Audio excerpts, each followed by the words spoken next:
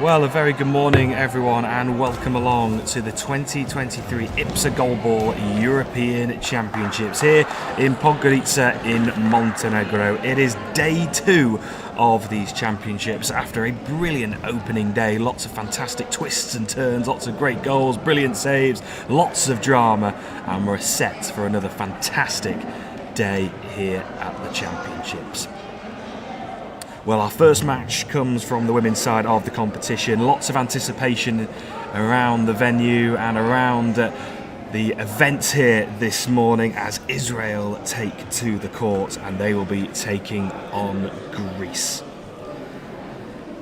Well, my name is Bradley Hope, and I'm delighted to say that I'm joined by Florim Serametti for this opening match of day 2. I think there's a lot of, as previously mentioned, a lot of anticipation for Israel's debut in this competition this week.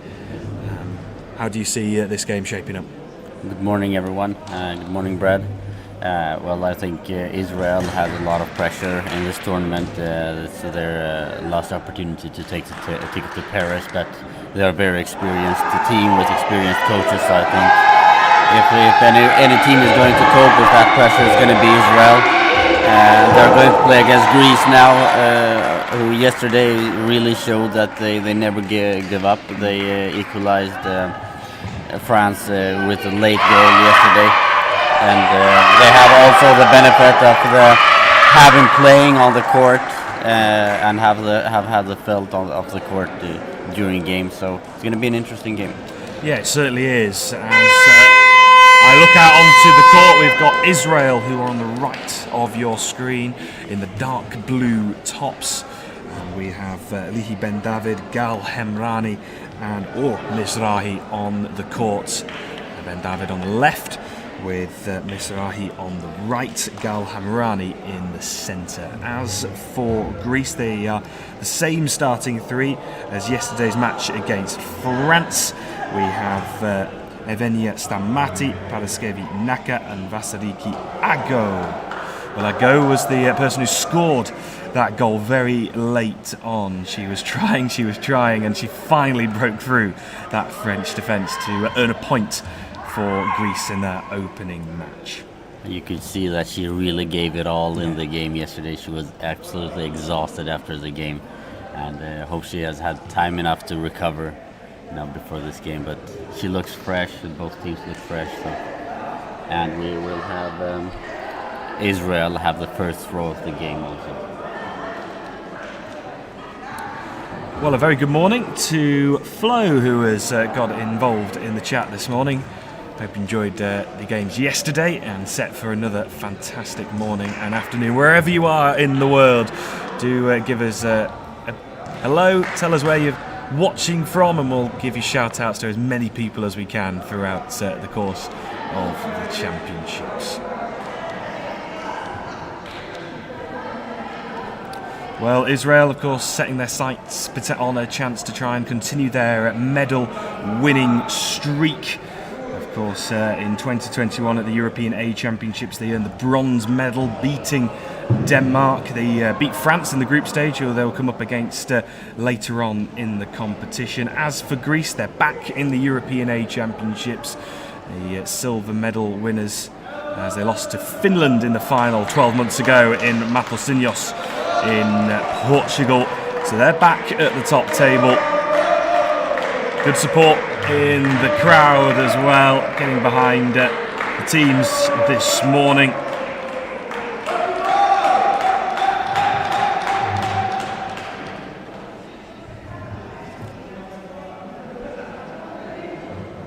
Well, both of these teams competed at the 2023 IBSA World Games.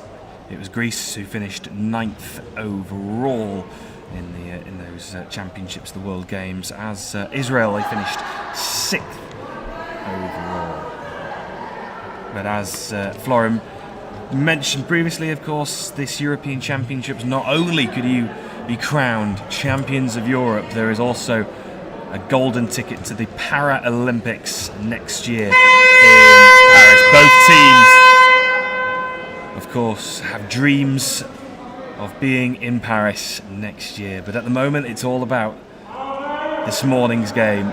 It's Israel's first game of these championships. Greece is second. Israel will be desperate to get off to a good start this morning. Greece aiming to try and secure their first win of the week. Our two referees, Eliana Guzman and Bas Spans, will get us up this morning. We see a small change in Greece. Yesterday Ago started on the left-hand side, and we had Stamati starting on the right-hand side. And now we have Stamati on center, actually, and Naka playing on the left-hand side.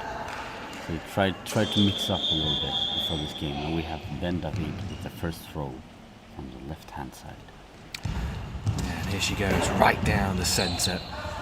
Bit of pace, bit of venom in her first throw, and she's off for the tournament. Here comes a throw from Vasiliki Ago from this right side, just skimming the post of the number 4, Mizrahi, playing on the right. Throwing from right to left over on that far side, throws diagonally towards Vasiliki Ago, who has to just come more centrally to claim. And Ago will have a second throw of the morning.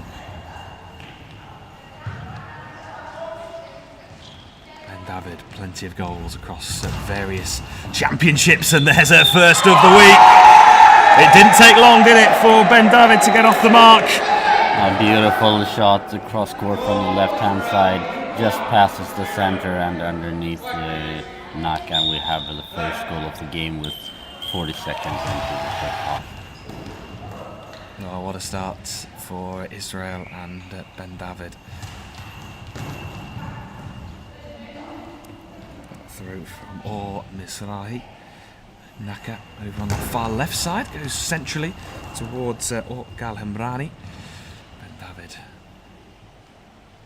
with her another throw here, going to go down this near side. Well, she seems very pumped up for the match this morning. There's Ben David. She's one of the best female throwers we have in Goalball, women's Goalball, so it's going to be very interesting to see how she can cope with the pressure she has on her shoulders to have a good tournament here. Yeah, 32 goals in the European A Championships in 2019, only just behind Sevda Altanudok from Turkey.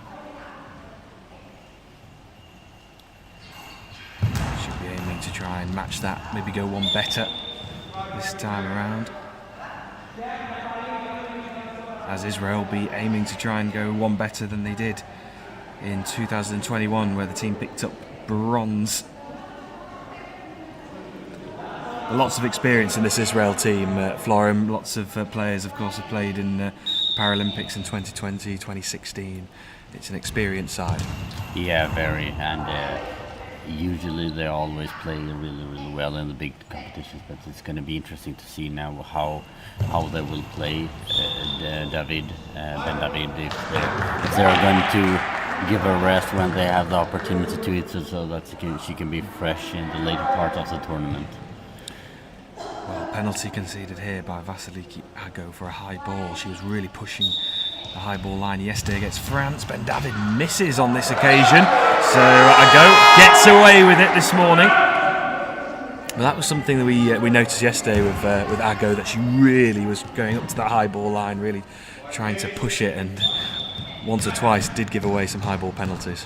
Yeah, she did, and against strong offensive teams, it's really costly to do that. But I think she also feels that she today even more needs to push the pressure and put the pressure on to be able to score against a strong team like Israel. Well, that one was pushed away by Gal Hamrani. Ben David's come to that far right side this time, throwing from right to left diagonally towards this near side. That one goes wide.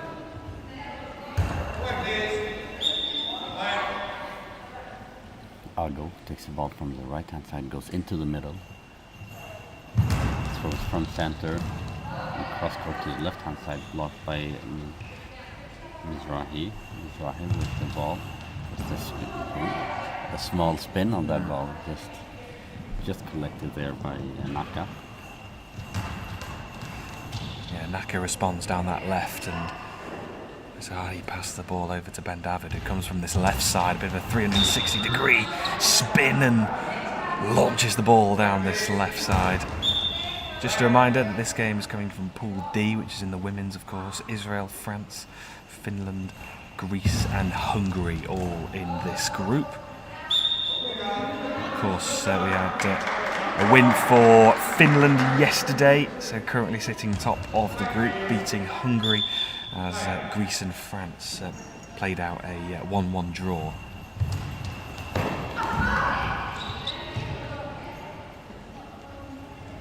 Naka with the ball on the left-hand side, aiming for the gap.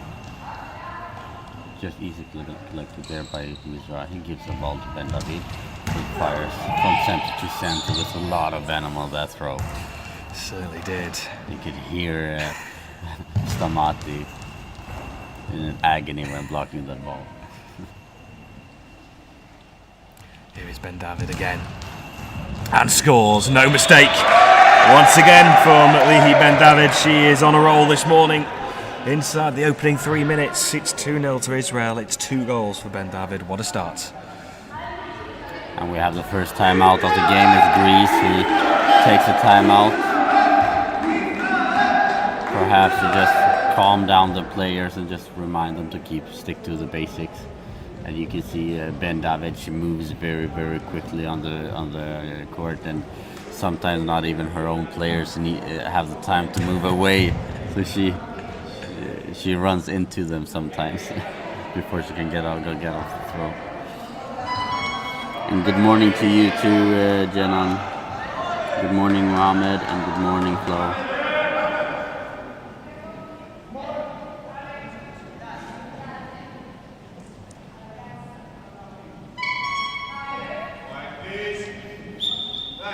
Here is Ago. Right into the path of Mizrahi, the number 4 Mizrahi. Right into the high ball line, powers it down the centre of the court. Stamati there to block, and now here comes Naka's throw from the left, going from left to right, trying to aim for that pocket. And Ben David again, too much power, too much bounce, and it breaks through that Greek defence. Yeah, he just bounced on the correct side of the long ball line, and it was a beautiful throw from Ben David. Greece is really aiming for the feet of the center, Hamrani. They have seen that she's a little bit technically incorrect on the feet, and they are really chasing that pocket there.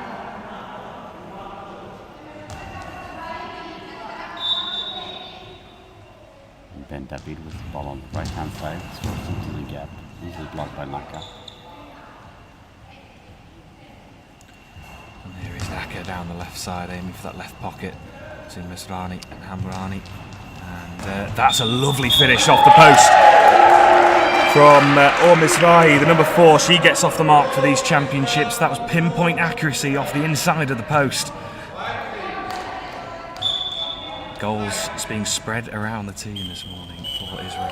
7 minutes and 10 seconds remaining in the first half. 4-0. You could see the defense in Greece yesterday was really, really strong, but it just shows how good of an offense.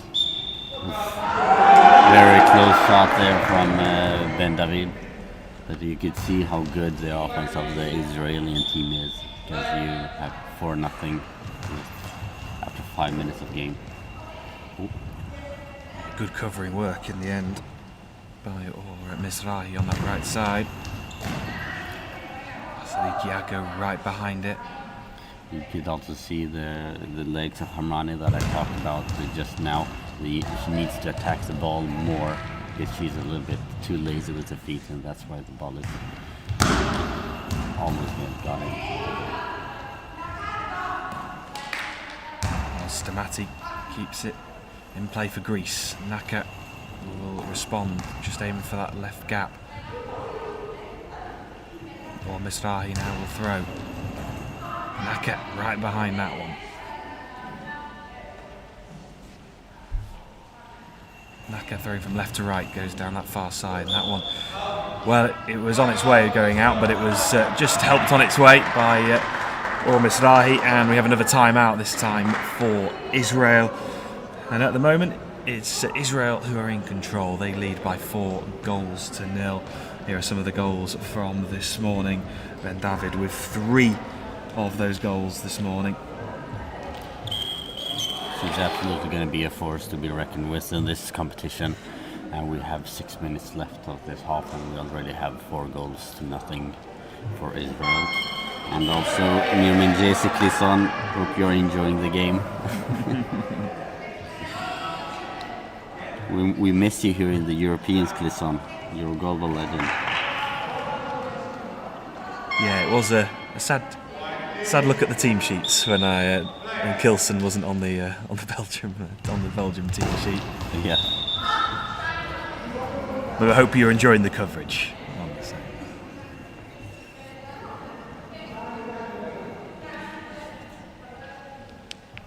We have had some changes in the Greek lineups here. We have Naka, who has gone up to the center. This is the same lineup that we had yesterday. Stomati now down on the right hand side, Naka center, and Ago has moved over to the left hand side.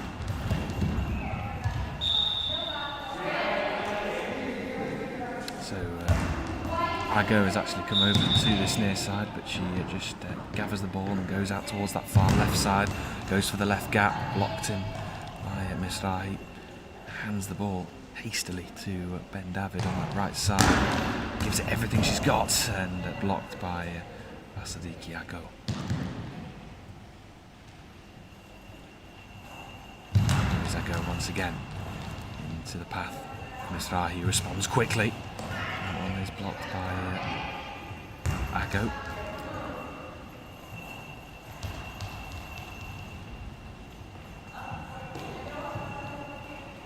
Ben David collects the ball in the center, goes down to the left hand side. So good bounce to the center and good block by Naka.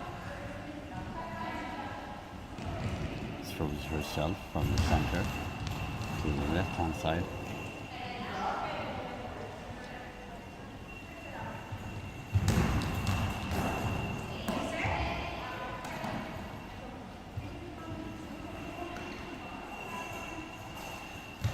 Here is Naka again down the centre, just aiming towards that right gap. Ben David just takes a moment to pause, releases the ball towards Naka, and that one was blocked. Well, these two sides met in 2017 in the European Championships, and it was Israel who beat Greece in the bronze medal match. And they meet here in the opening game of day 2 of the IBSA Goalball European Championships. Looks like Manny is preparing a substitution. It looks like number 9, Mavro Gianotti, is preparing to come in. Ben David, this ball on the left hand side with a good bounce into the gap, but easily blocked by Stomati.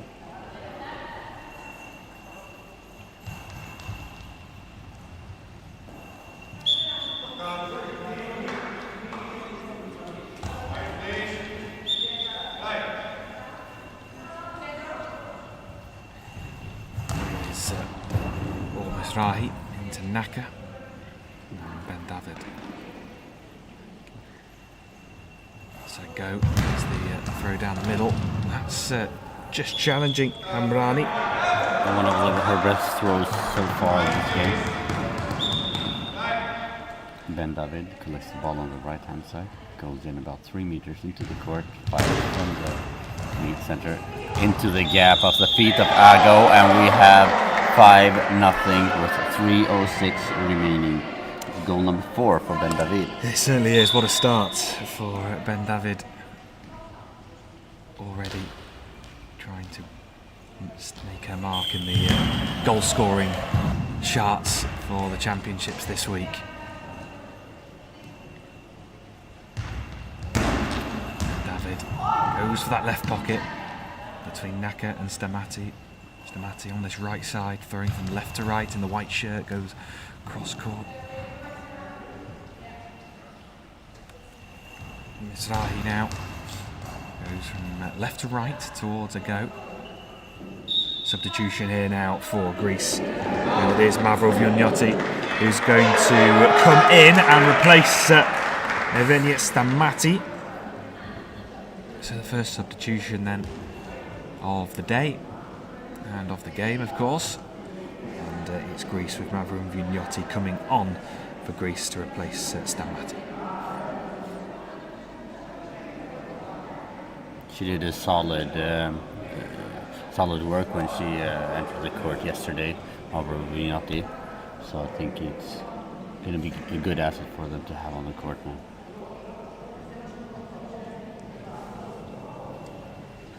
And Ben David has an interesting pose that's almost just like she's standing in the blocks to get up and run. It really is. 100-meter dash. Yeah. Oh, Mizrahi, the number 4, goes down the middle. Naka right behind it, and this is the first throw of the morning for Mavro Vioniotti, the number 9. The red eye shades on with a white band going around her head.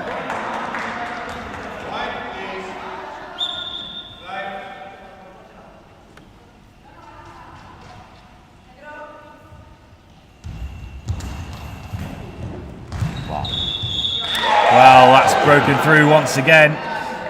And Ben David has another goal to her name. It is 5 for Ben David. It is 6 for Israel with 2 minutes left to play. She has a very special way of welcoming the opponents onto the court, and that was her first throw on Mavro Vioniotti. It's just said telling her, welcome to the court. Yeah, welcome to the game, Mavro Vioniotti. We have a question from Dejanan Ajnovic. Janan Ajdonovic. There you He's go. Actually one of my previous players. Amazing. Yeah. He's asking if this is a volleyball venue. Now, I'm not 100% sure, but what I can tell you is a handball venue. I think it's a multi-purpose. Yeah. But this floor is something we usually use in the main tournaments of the IBSA Goalball Championships.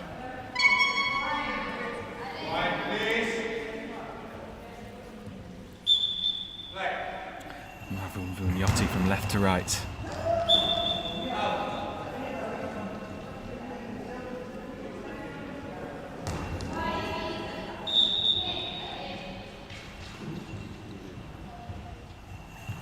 Mizrahi going down that right side. She scored brilliantly earlier on in the game. One just coming off the post on that far side. Accuracy spot on that occasion. That one's just flicked up into the air and gathered on the second occasion by Gal Hemrani. Substitution for Israel. So Orhan Mizrahi, that was last action of the first half. We'd think with Noah Malka going to come on for Israel.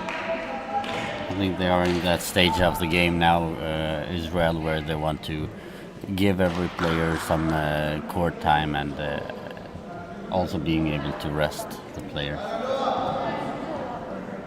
Ben David loves to score goals. I don't know if she agrees with that idea, but we'll see. 1:34 remaining of the first half.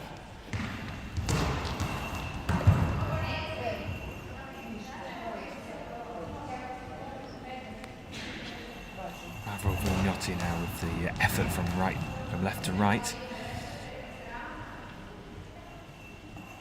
Here comes the first throw then from Malka into the path of Vasiliki Ako.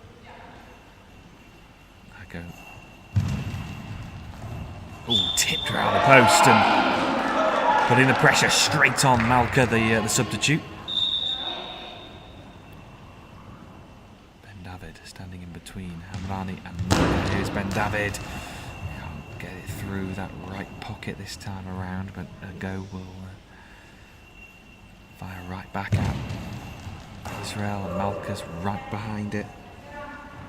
Malka just takes a couple of steps to her left from the post and goes down the middle. And Naka is right there to meet the ball and hands it over to Mavro Vugnotti on this right side. To the high ball line. Angle's just not quite right on this occasion as it goes wide. The tactic is really clear from Greece. Stay away from Ben David, but Ben David goes over to the right-hand side and collects the ball as often as she can. And very good effort down the line, just blocked by the feet of Mavro Vugnotti.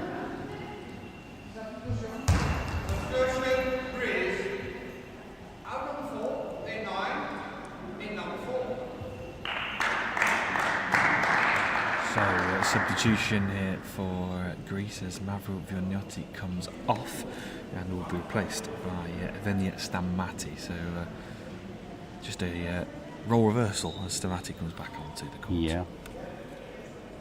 It's almost, I think I heard the referee says out number 4. And number 4 is coming in, so we'll see if there's going to be... There was a bit of a smile from Bass as I looked across the court. Yeah, we had a good catch up. It was good. We had a good catch up with all the referees. A lot of the referees last night. It was after the first day of the championships and ready to go for day 2.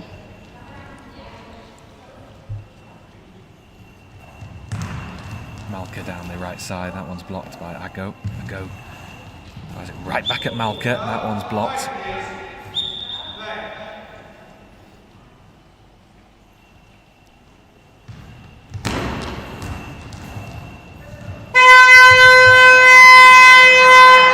Well, that is half-time then in our first match of the day, and it's been a comprehensive start from Israel. They lead by 6 goals to 0 this morning against Greece. What a start as well for Ben David. 5 goals this morning. Or Mizrahi also getting in on the act with a goal for herself. But at the moment, it's Israel who are in control. There was a sense of anticipation for how they would get on this morning in their opening match. But at the moment... they've hit the ground running, starting well, Florian. Yeah, definitely. They show that they're here for business there, and they are serious in this competition. And Ben David, it's really important for Israel that they get her going, because you could see Turkey yesterday. They won 10-0 against Germany, but you had Sevda Altınoluk, who only with her measurements scored 1 goal yesterday, and it's going to be really important to have the best throwers activated in the games. Yeah, absolutely. So at the break, at the moment, just a quick rundown of the fixtures for the rest of the day. Next up, after this one, we have France taking on Hungary. That will be from the women's side of the competition. We'll now then jump back to the men's, where we'll have Montenegro, the host, in their first match of these championships, taking on Ukraine. We'll then have Israel taking on Finland, Great Britain in their first match of these championships, taking on Lithuania, Germany against Belgium, and then 2 more matches from the women's competition to round up the day. It'll be the GB women's side making their first appearance at these championships, taking on Turkey, and then it will be Germany against Ukraine. That will round off the second day of the IBSA Goalball European Championships here in Podgorica. So we've got a brilliant day ahead of us, and it's been a great start for Israel. For all of you that are listening and watching at the games, are you looking forward to a specific game today, or just want to give a team or shout out? Just do that. We're here. High praise from Desnan as well. Florian, best coach I've ever had in my goalball career. Thank you, Janan. Well, it's easy to be a coach when you have dedicated players.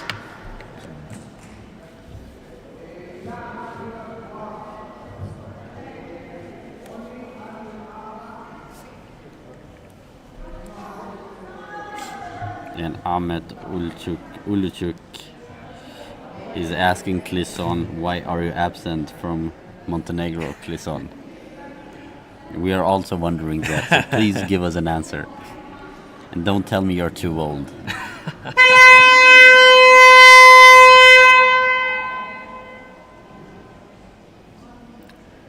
So we're nearly ready for the start of the second half. Of course, the two teams switching over, and Israel on your screen will throw from left to right, with Greece throwing from right to left.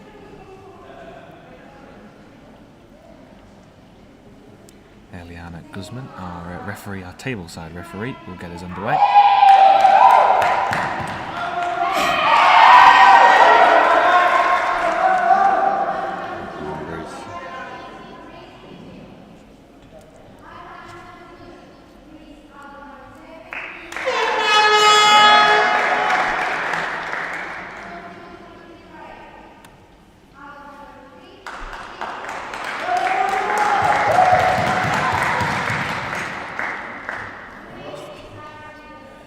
And we had a substitution in Israel.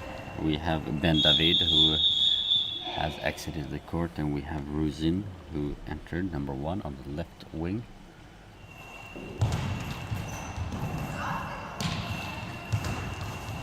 Noah Malka with the first throw for Israel in this second half.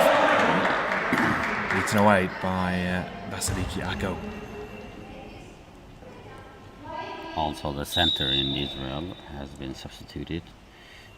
Hamrani goes out, and Ohayon comes in onto the center line. So we have a fresh new starting lineup for the Israeli team, leading 6-0. Here comes Elham Rusin on the left side, throwing down the center. Israel in the dark blue shirt, Greece in all white. Mavum Vignotti with the throw from that far side. Here comes the dummy run from Ohayon. Rusin will fire it down the left, and that one into the hands of Mavro Vignotti. So from Israel's perspective, giving minutes on the court to all the players. Noah Malka down the middle, blocked by Stamati, Vasiliki Ako, who remains on the court. The only player who started the match, who's played all the way through.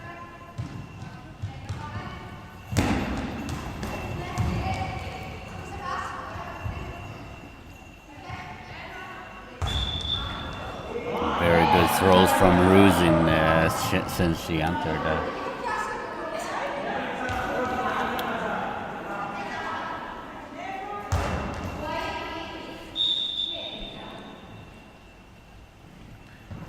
Rusin coming from this near side right into the path of Mavro Vignotti. Vignotti goes right back at Malka. Malka, quick response. Good block from Stamati, gives the ball back to Mavro Vignotti. Throws crosser. She really likes to throw cross court from right to left. With the cross-court bounce, a good effort. Here is Ago now, left side.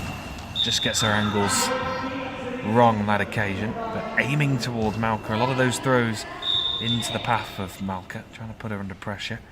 And here is Rusin on the left side. Just goes around her teammate down the centre, throws in towards Stamati. Blocks out. Going to cover a lot of work. Stamati left and right. Mavro Vignotti. Interesting to see where she goes this time. Goes cross court back at Malka again. And here is Malka. Goes at Ago, who'd come more centrally positioning on that occasion. It was right behind it. We have Amanda Dennis here trying to start some rumors. She says it's because Clisson, Bruno and Michael are planning to move to Luxembourg to make a team there. You'll see them in a group soon. You heard it here first. Live and exclusive. The IBSA Goalball World Championships. It's all going on in the group chat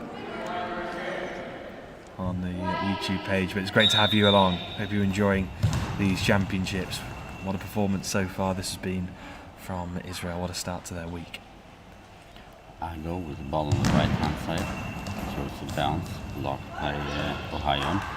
Gives the ball to Ruzin, goes into the center, throws to the center, blocked by Stamati.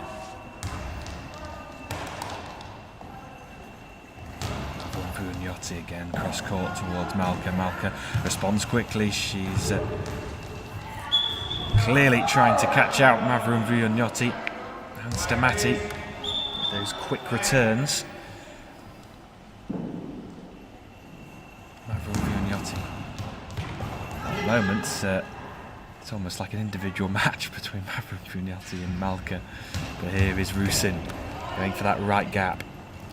Pockets and blocked by Stamati. Mavroum Vugnotti would really benefit of her changing the angle a little bit. She almost every single shot she throws goes cross court to the left hand side. It's becoming really predictable for the team to defend against. Malka down the centre.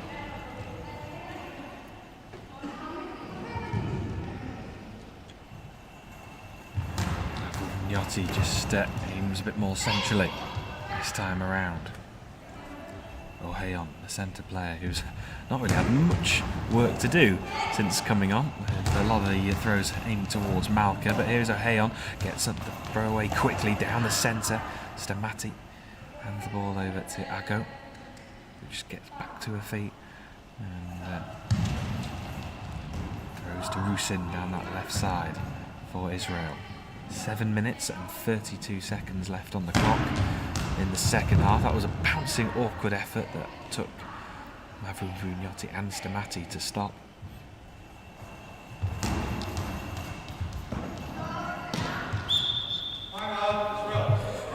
Before the timeout, you could see the assistant coach in Israel, Mohammad Abu Ayar, pointing at the Greek defense and talking with his coach Raz. And straightly after that, they took a timeout. So we're going to see what the mastermind have planned out for this time. Clisson finally replies. He says, "Too old for this sport." I don't buy it, Clisson. When you have players like Genrik, he's like 60 plus playing. That's not an excuse.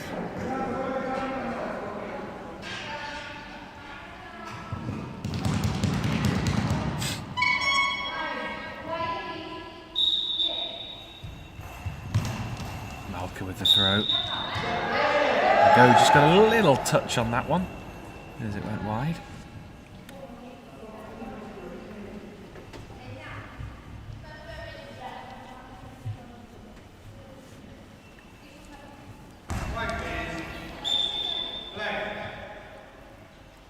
I go with the ball on the left hand side. And about 2 meters. Throws into the gap, blocked by O'Hayon. Who gives the ball to Ruzin. Comes from the right hand side into the gap. Quick return by Ago. And a block by O'Hayon. Well, the idea was right, with Rusin scrambling to get back into position. Execution maybe not quite there.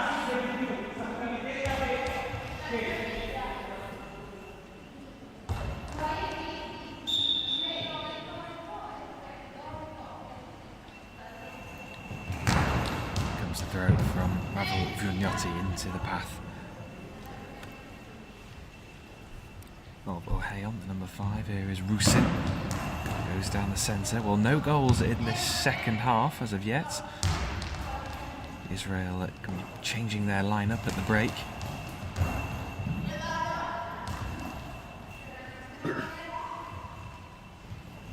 Malka with the ball on the right hand side. Throws into the gap and a beautiful shot by Malka, and they were really building up for this goal because Malka has thrown 2 shots before this one. She threw straight down the line to the post and then finished it off with a third throw into the gap instead. Beautiful build-up. Well, there is that first goal of the second period. And it's 7-0 to Israel with 6 minutes left on the clock.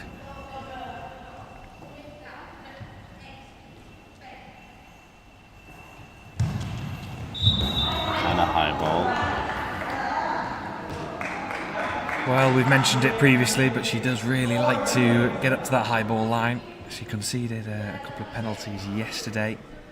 Did a go in their game against France, and she's conceded one here.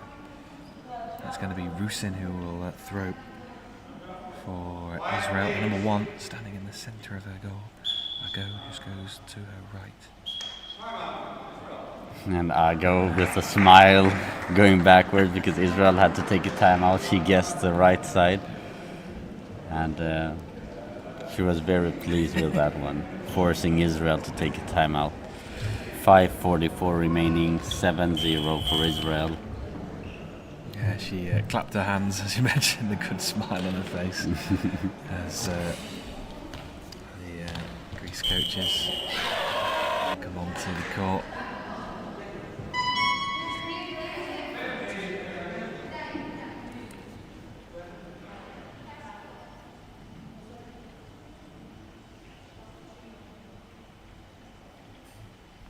Have Ago standing on the 3-meter line, taking a couple of steps forward to the right again, and a blocked by Ago. I think she's very pleased with that one. Yeah, that's well making up for that mistake in the high ball, and it remains 7-0 to Israel. Under 6 minutes left to go in the second half, and Ago goes down the right side, trying to get past Rusin. Rusin now comes switching out towards his near side, a bouncing effort into the midriff of Mavro Viognoti. She crouches underneath the crossbar, gives it everything she's got, and scores for Greece. Gets the first of the morning for Greece. It's met by some loud cheers in the crowd. Mavro Viognoti. Just ricocheted from the feet of the center of Ohio. Just sneaks it away past Rusin on the left-hand side.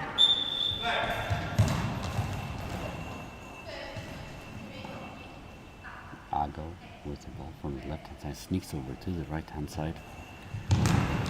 Throws the bounce to the center. Just blocked there by the body of Ohio. Rusin. Quick return by Ago. Well, the game just feels like it's just turned up a notch since that Greece goal. Just like the penalty that Ago defended gave a little bit of energy to the Greek team.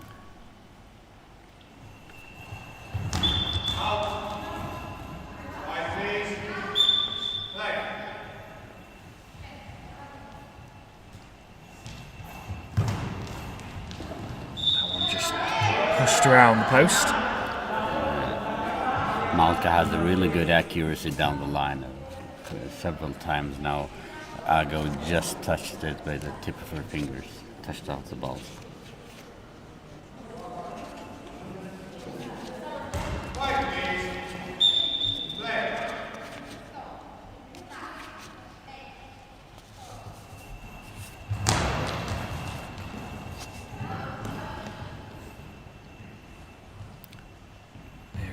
Rusin again going down the centre, and it just had to be sandwiched in between the feet of Stamati. And Ago just tiptoes away towards that far right side, goes towards the right pocket. And here comes a response from Malka, goes more centrally, aiming for that right pocket. And Ago goes down to the middle of the goal, goes down the centre.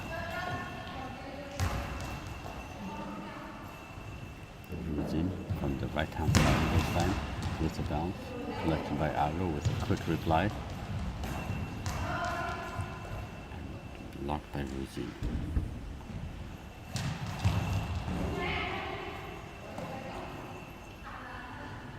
Mavro Viognoti on the right hand side.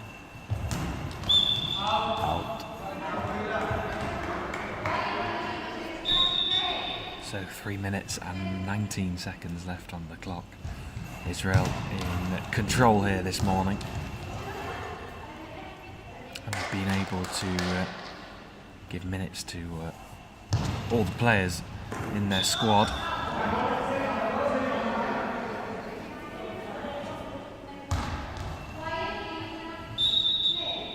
Rusin collects the ball on the right hand side, sneaks over to the left hand side, throws it bounce into the gap, and a good block by Mavrovinotti. Mavrovinotti now with the ball on the right hand side, goes out towards the sideline and fires it to the gap, just blocked by the feet of Ohio. Well, Mavrovinotti in particular has stood up to the challenge and put pressure on the defence for this Israel side. Here is Ago, who has played all the way throughout this match, started the game. The Greek team has really good defense in the throws when the throws comes diagonally. So they had good coverage behind the center. I think Israel would benefit a lot from more angles from the sidelines towards the gaps.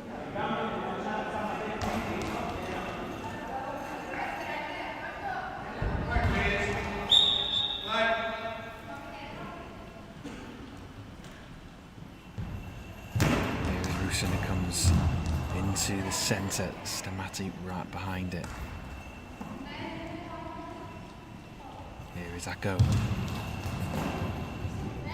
Into that right gap. Ohayon hands the ball over to Malka. Into Akko. She returns quickly back at Malka. Rusin with the ball from the right hand side with a long ball.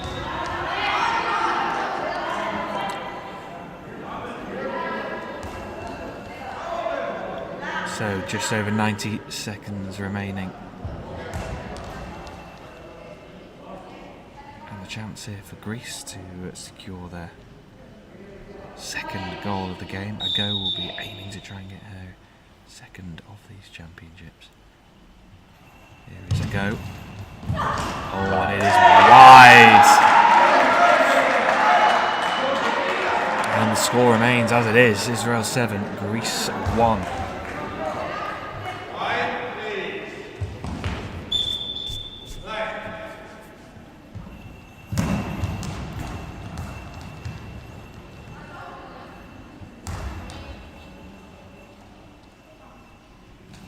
Go from the left hand side, goes into the center, throws to the center. Ohayon gives the ball to Malka. Malka on the right hand side. Fires down the line, a little bit of curve.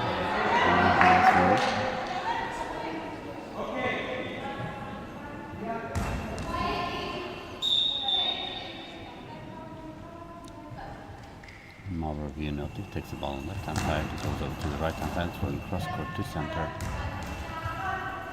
Passes the ball to Rusin from center. And we have a beautiful goal there from Rusin. Just touches the feet of Stamati. Ricochets off the feet of Ago up on the crossbar, and we have a goal. Yeah, kicking off the surface. It was a lovely touch. And here comes Saliki Ago, concedes the high ball once again, and 46 seconds are left on the clock. Chance here for Israel to score 2 in 2 throws, and Michael Rusin to try and get her second goal, but that one denied by Vasiliki Ago. She's made up for the 2 penalties she's conceded. She's been really good in defending the penalties in both occasions now. Mavrovinotti. The tape flies off into the court.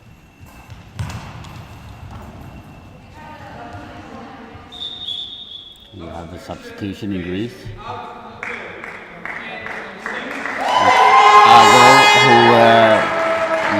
who goes out of the court, and we have Gritzali who comes in. And we have a little bit of comments in the comment sections, and we have Amanda Dennis that tells us that she wants to be a storyteller when she grows up. And we have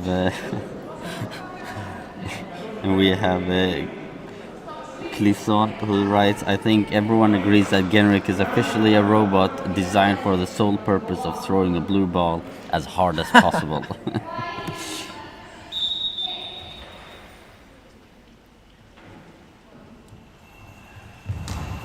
Vignati with the throw from the right side. Rusin from center throws into the gap, and then the ball slowly rolls backwards and just collected by Mavro Vignati. And we've got another timeout from Greece with 11.9 seconds remaining. 8-1 for Israel. And the second half here is only 2-1 for Israel. They were leading 6-0 at halftime. So very good second half here by Israel. Yeah, it's a lot tighter in this second half, although the damage done, of course, in the first, with Ben David scoring 5 goals in that first half.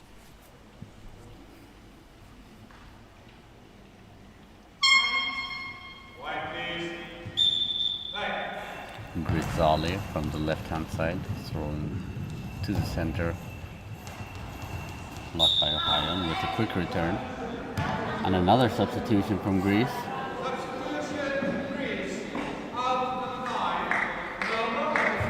Number 9, Mavro Vignati goes out, and we have number 3, Shalkiad Faki. Or did I hear that there wasn't supposed to be an F? No F. No F. Kalkiadaki.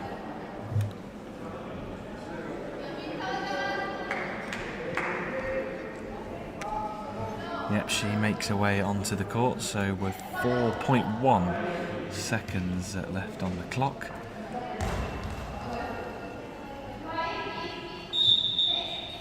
We'll see the throw down this left side. That one is blocked. And that is full time in our opening match of day 2 here at the IBSA Goalball European Championships here in Podgorica. It was a convincing victory then for Israel. They get their championships off to a flyer.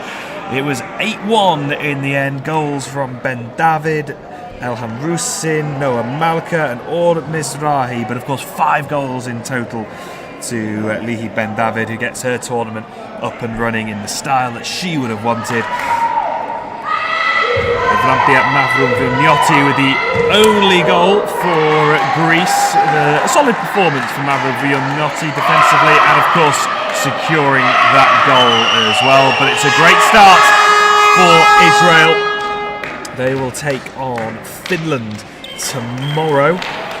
As for Greece, they will be up against Hungary in their third match of these championships. But it's a great start for Israel, Florin. Yeah, for sure. They really showed their strength in the first half, and the second half they could just really cruise through the game and give a well-deserved rest for the top players, so there can be a lot of energy left for the upcoming games. So from us here, thank you very much for watching. Thank you for the comments, and I hope you will stay tuned for the next one. Yeah, absolutely. It's going to be France taking on Hungary. That will get underway at 10:15 local time. We'll be back with you with a few minutes just before the start of that one. Thank you very much. For now, we'll be back with you in 25 minutes.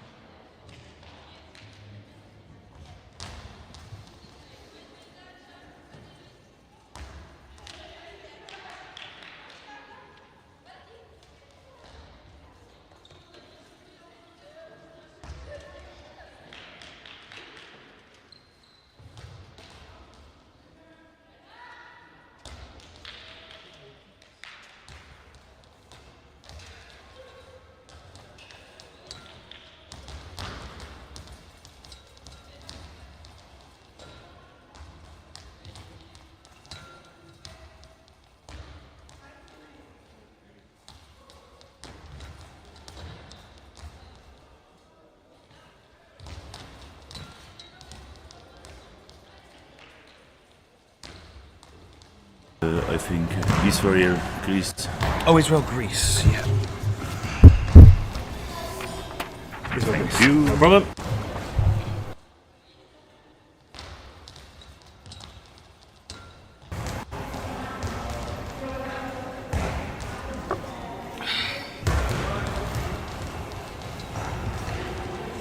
No.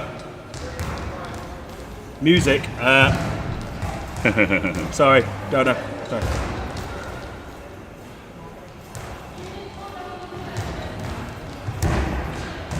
No music. No. Bradley must singing. The national hymn by Bradley Howe. Oh, I don't think anybody wants to hear that. First the national hymn from France, then the national. Oh, no, that's the. I'm trying to think of the French national anthem.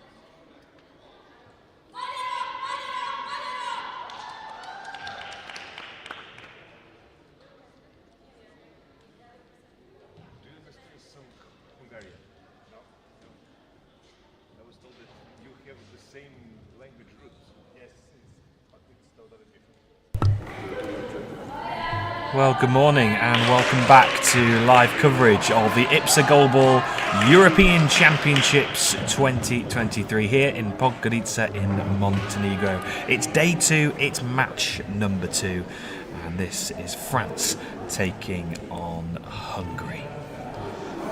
Now this game comes from Pool D of the women's side of the competition.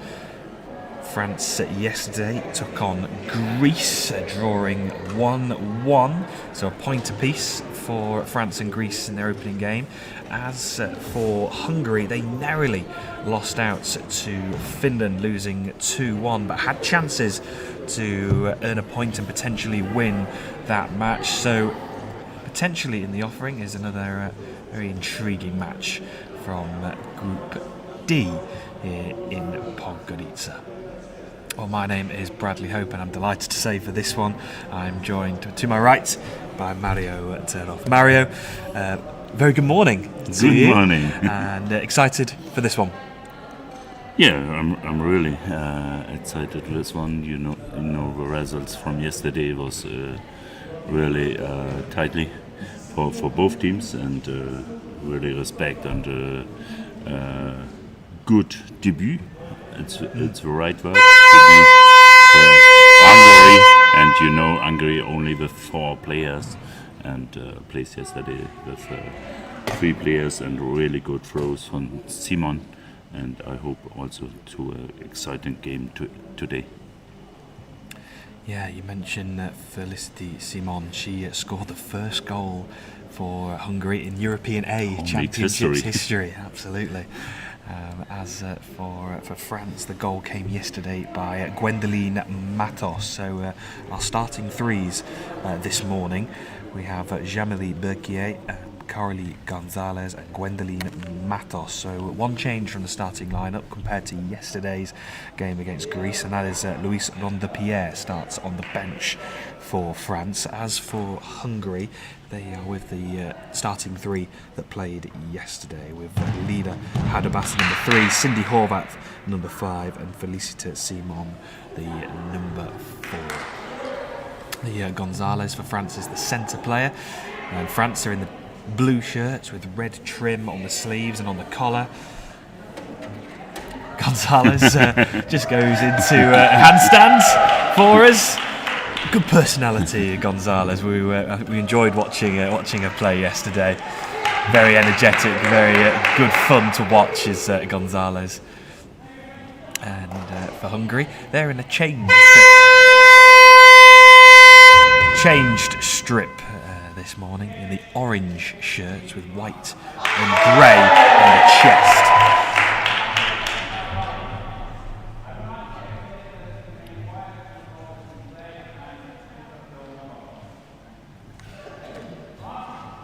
So on your screen, France will be throwing from left to right, with Hungary from right to left.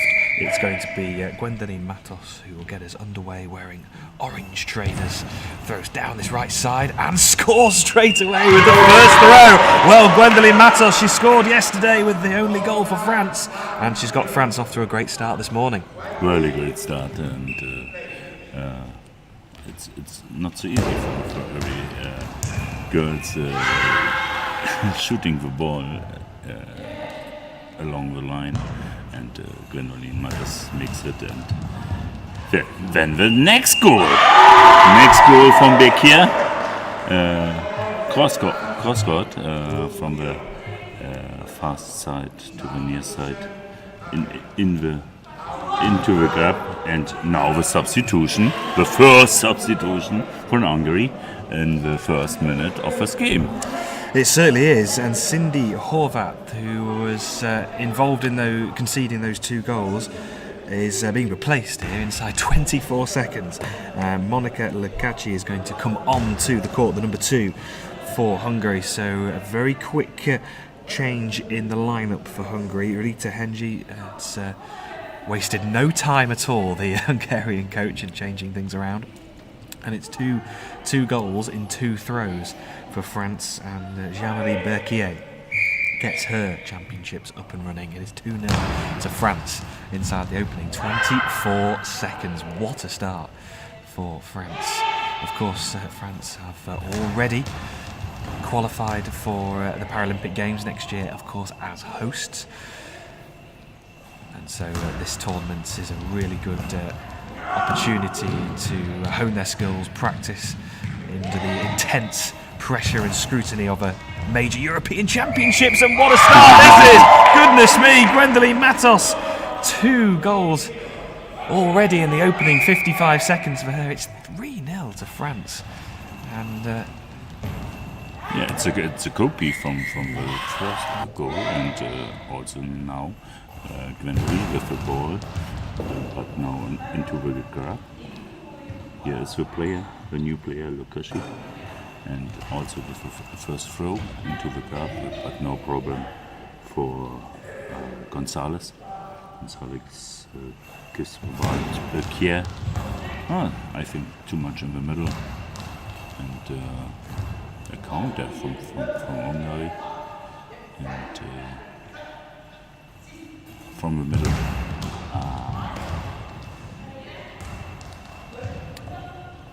Matos with the throw. So, and yeah, but it's looked really safe from the team of France, and it's absolutely normal after this start, 3-0.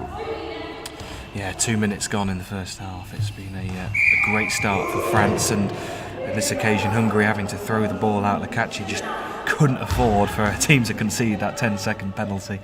And now here is Gwendoline Matos, the number 7, who's actually going to come into the centre as Gonzalez moves to her left. Matos down the centre, goes to the left pocket, into the path on that far side to Félicité Simon, the number 4. History made for her and her team yesterday, scoring that first goal in the European A Championships.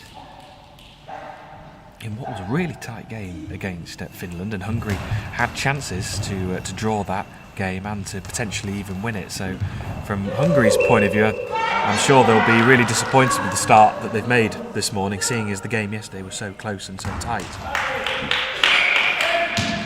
Really, today you see the coach from Hungary very consequent after the first 2 goals, the substitution on the left side, and now we will see Lukashi the first time at the European Championship A.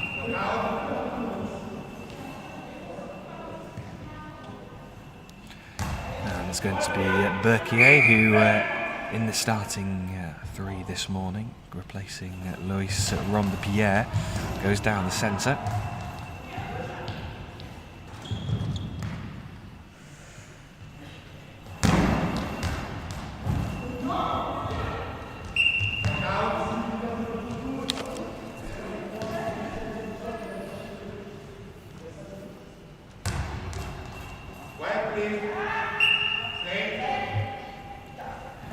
Matos gets a good run up and goes down this right side, hits the post and stays out. That's the second time she's been firing that ball down this right touchline, sideline, and Gonzalez fires straight back down the middle into the hands of Hatherbas, and she heads back towards the crossbar and throws down this left side.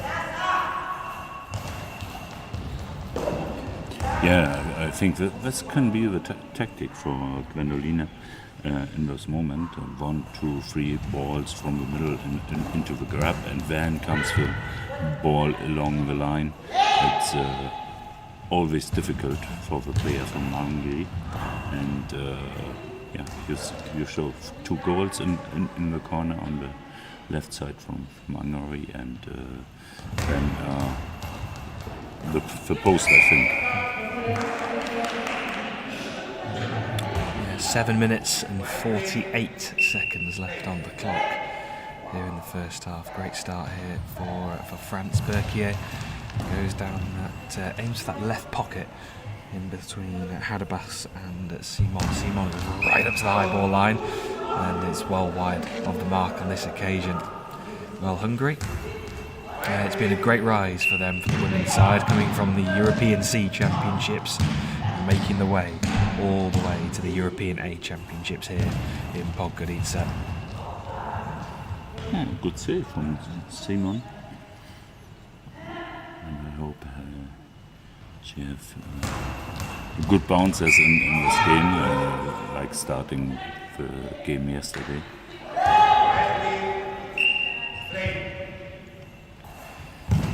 Here is Matos, goes down the middle, saved by Hadabas. She replies very quickly, going right into that left corner. Berkier decides to take over and come towards this right side. Right up to the high ball line, gets a lot of power behind that one. Into the legs of the substitutes, Lukaci.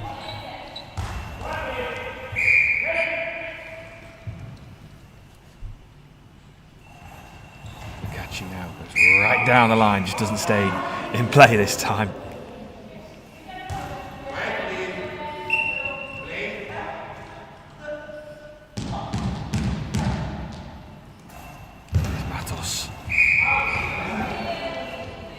Scoring with her first throw off the game. It was a great start for Gwendoline Matos. 3 goals now at these championships in the 2 games.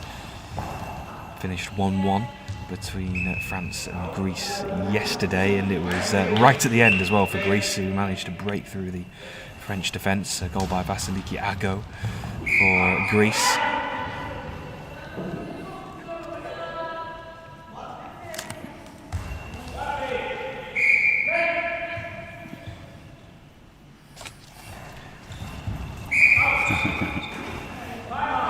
Timeout from France, and I think in this moment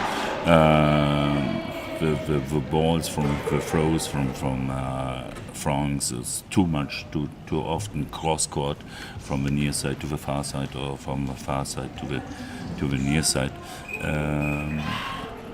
I think she can more play into the gap, and then across the line, and this was the tactic to being 3 goals was really good, and I think the timeout needs the coach to save this to the girls, and we will see. Gwendoline now with the next throw along the line and the next goal for France. Yeah, Gwendoline, she's right. She's actually outside of the court. And in fact, rushes over, goes around the centre and goes right for that left gap again. Well, she caught us all out there. I thought she was going to go right down the line. She makes another thing. I didn't see in the game like before with a throw, with a running around the centre. Good idea. But the centre was yesterday, I think, one of the best players from Hungary. Ball in the near from the high ball. And Simon. And here is Matos now. She goes down this near side. Out 6 meters before the goal.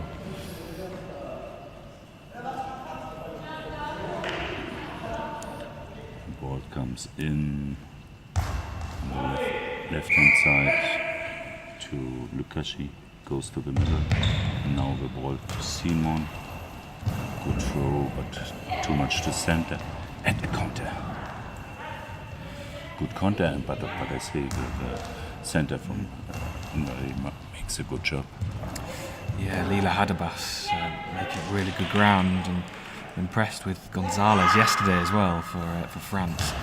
Very solid in her performance yesterday was Gonzalez.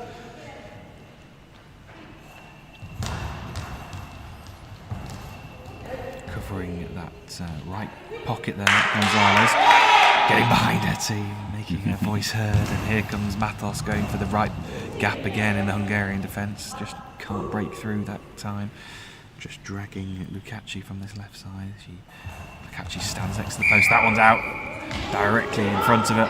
So after a fast-paced start from France, 3 goals inside the opening 55 seconds, Hungary have managed just to get themselves into this game and starting to build some momentum. As a coach, Mario, when a situation like that happens with Hungary 3-0 down inside a minute, it seems a bit chaotic. How as a coach, what's the advice? How do you go about it? Yeah, The start was not so good. It was not so easy, but you cannot change it as a coach. But the Hungary coach, respect, really consequent with the first substitution, and after this, was 1 goal more, and stand is 3-0. But you see, 4 minutes in the first half, and the defense is better from Hungary.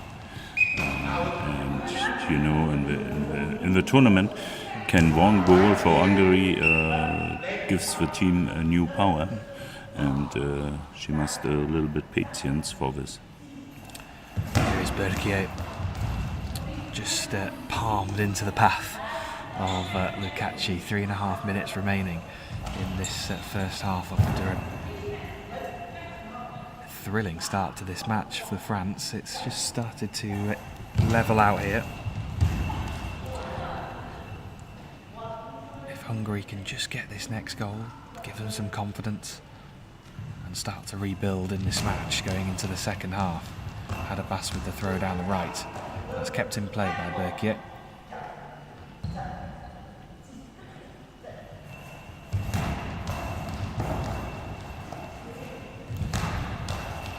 Adabas responds towards Gonzalez.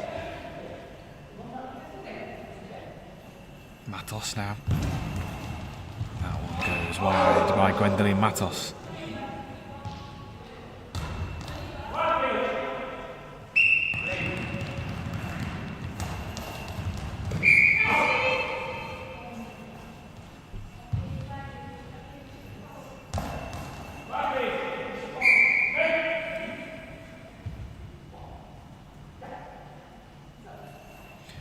Matos down the centre,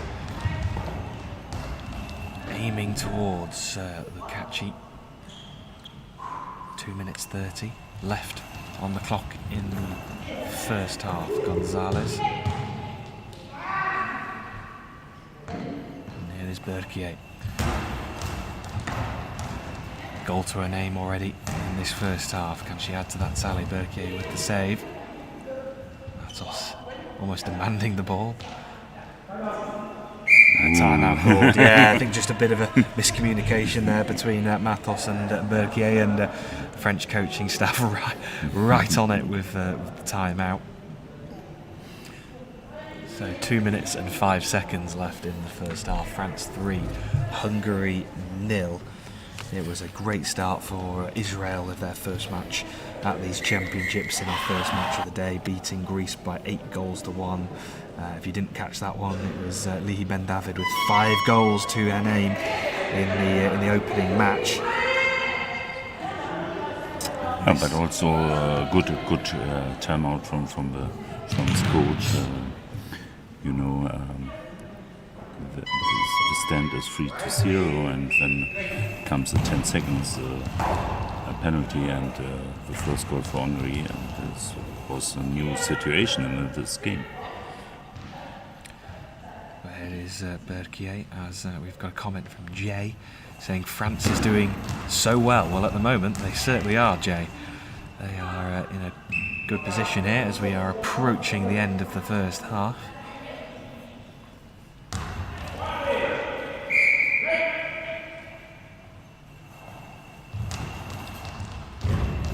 Kicked away by Gonzalez. She's covers a lot of work in that central position, sweeping from left to right.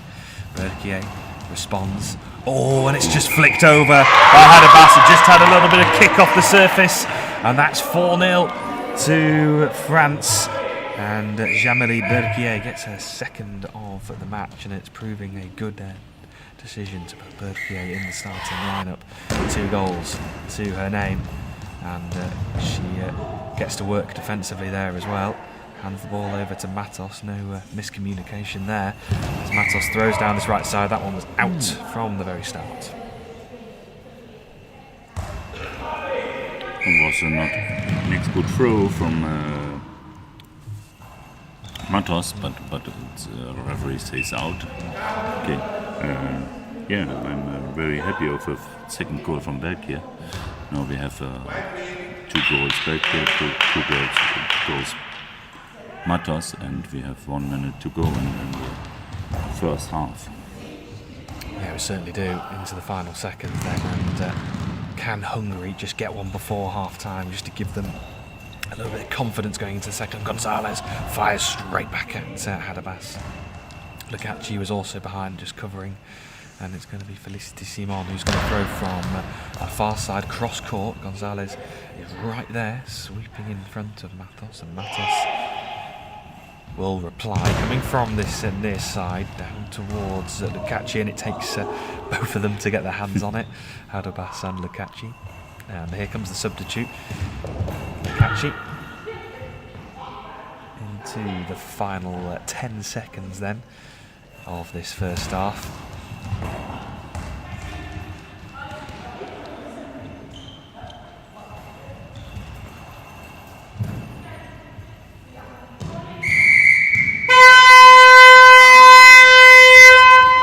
Well, we just had to have the whistle from Juha just to get the confirmation that it is half-time then in our second match of the day here in Podgorica at the IBSA Goalball European Championships. It is France who lead by 4 goals to 0. What a great start this is for France. They're on course for their first win at these championships. Hungary with work to do in this second half. Hungary narrowly beaten yesterday against Finland, while France came straight out the traps this morning with 3 goals inside the opening 55 seconds that actually pushed Hungary into making a very quick substitution inside the opening 24 seconds of the match. But at half-time, it is France in control, and in particular, impressive work from Jamily Berkier. In particular, that second goal that she scored, the 4th goal for France. You were particularly impressed with that 4th goal. Yeah, really. And I'm also give a lot of respect to both bench for the timeout from Kuat, and also the substitution on Hini. Really good, and I think in the second half comes Horvath back, and Lukaci makes a good job on the left side, and yeah, we will see.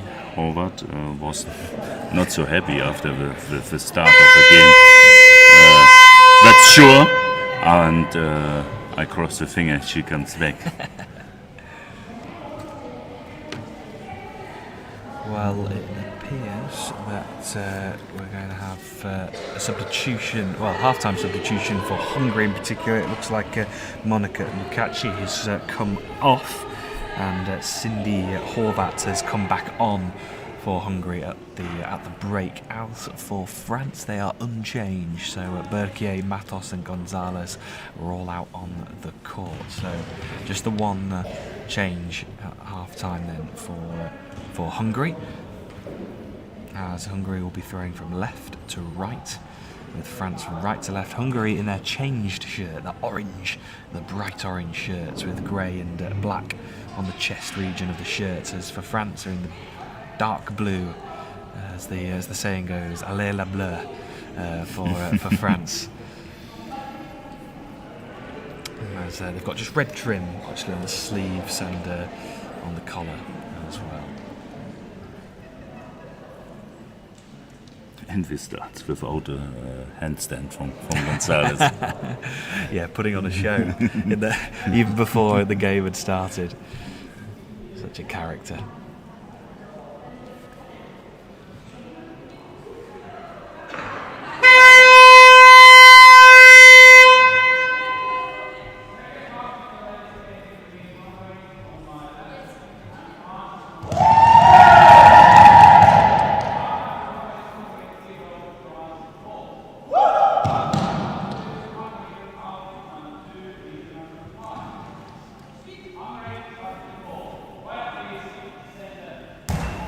So it will be Hungary who will get us underway for this second half. And it's going to be Felicity Simon throwing from that far side of the court on your screen. towards the near side. And Bergier with 2 goals, her first 2 goals at these championships in the first half. Trying to add to her tally with the first throw for France in the second half. Well, they scored with their first throw in the first half, but not this time in the second, as Mr. Simon replies. Gonzalez right behind it. She's got a pink Under Armour underneath, the pink sleeves showing over the top of her elbow, and that one goes through by Matos from the far side, and it's a great start for France, as they did in the first. They have a goal in the first minute of the half. And it is Matos with her 3rd goal, her 4th of these championships, and it's France who lead by 5-0. Yeah, you change. You see Horvath and Simon change the sides, and Simon was extremely in the corner, and the goal was into the gap from Gwendoline Matos. Really good throw, and now the next throw from Gwendoline from the right hand side, and a counter from Hadubas, and also takes a little bit time, Gwendoline, but the ball is out. Yeah, 10 minutes and 35 seconds remaining in the second half.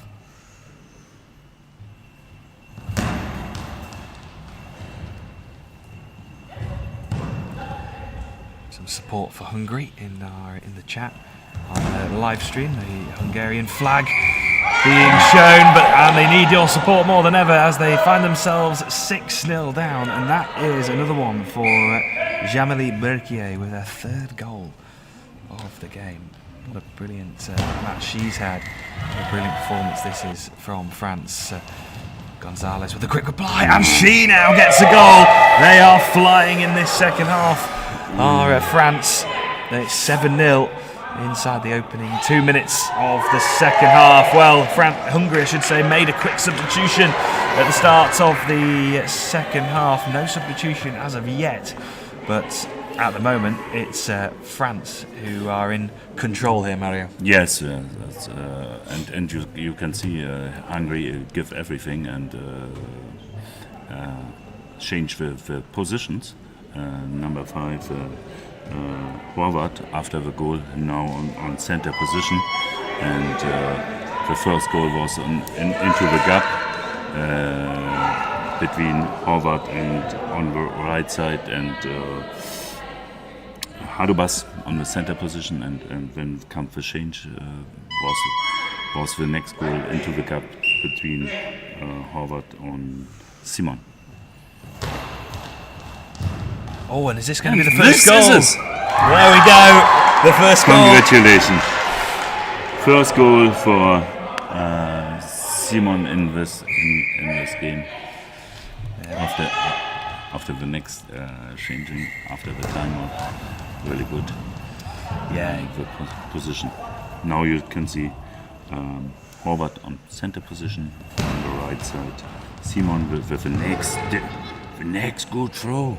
All 3 players from France must perform with defense, but then she comes back, and the center from the starting 3,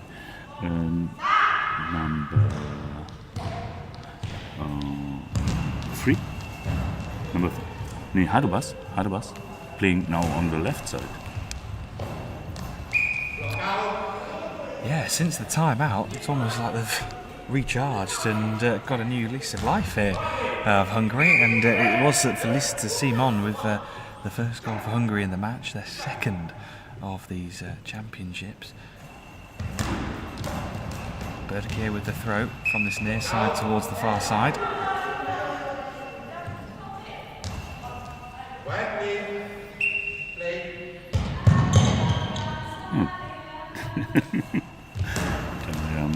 Simon and Hadubas sings a little bit. Trying everything. Then comes the free. Well, substitution on the side from France.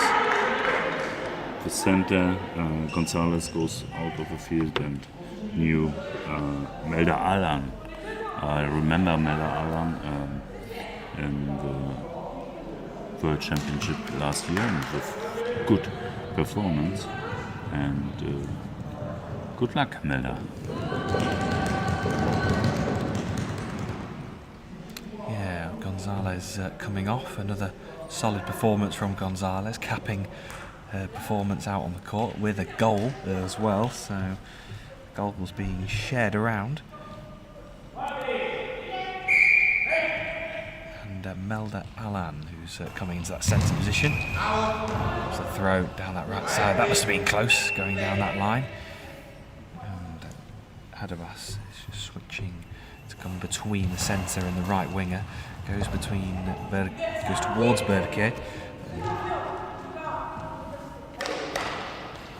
Berke now with cross-court effort and scores as Hadabas was drawn out from that left post and was left exposed, and it's another goal for Jamali Berke. 4 goals for her. This is to Simon. Melda Alan with the block there in the centre. Matos now with the throw into the midriff of Hadabas, blocked out. So 8 minutes and 10 seconds remaining in the second half. It is France 8, Hungary 1.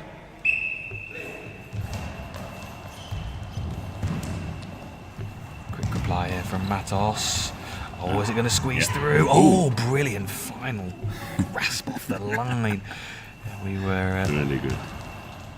waiting for that ball just to roll into the goal, but out came the outstretched arm from Hadabas, and Berkier goes down the centre, blocked in middle by Horvat, the number 5, who's moved into that central position. Oh, and kicked away by Melda Alhan, taking no chances. Yeah, really good. I like the fight of the ball from Hadabas. Don't give up the ball and take the ball. Now the next throw from the left-hand side from Berkier. Berkier with a really good performance in offense and defense in this game. Now the next throw, Simon, but I think too much in the middle. No problem for Melda Alan. And Gwendoline with the next throw. Hadabas returns right back at Matos, and that one is blocked. 7 minutes remaining in the second half. Oh, and that one bounces over the top of Hadabas, and that one does go into the back of the net. Nothing she could do about that. And Hadabas is actually signalling for a substitution here. She comes over to this right side, Hadabas, but she wants the substitution as that throw comes in from Felicity Simon, who switches over to the left side now. Berkier now throwing from this near side. Ooh. Well, she managed to grab hold of the ball. I think she might be in a little bit of discomfort here, is Hadabas.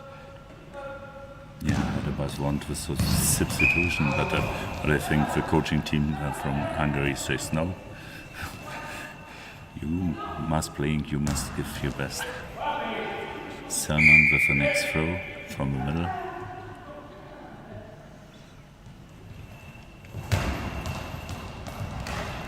And, yeah, too much in the middle, but I think the next substitution of the side. No, all over. All over. Franz want a substitution, but the ball is over. And now comes the substitution. Gwendoline Matos from the field and Adelia Ayami. Yeah, Matos, 3 goals in the match for Gwendoline. Good performance from the number 7. Ajami comes on to the court, the number 5. So France able to switch up their lineup and bring some players onto the court. And Ayami goes also to the right-hand side. the goal. Alan with a next throw from the middle. Good throw to the left corner from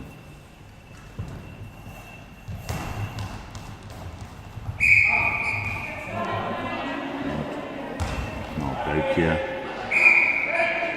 goes from the left hand side to the middle, gives the ball to Ayami, and Ayami now with the first throw in this tournament.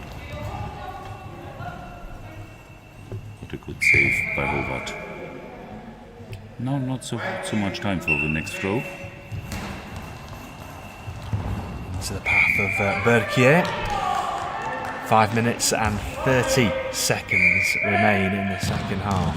France 2 goals away without a reply from Hungary from securing the win. And you never know, goal difference could play a crucial part in the overall standings. With the games being tight in this group yesterday.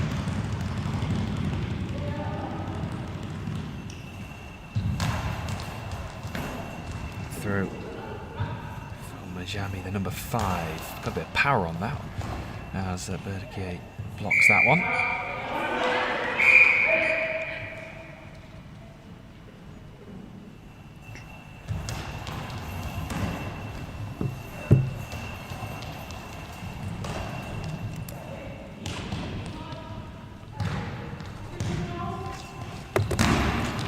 Jami now the number 5. Does it just sneak through? No, it doesn't.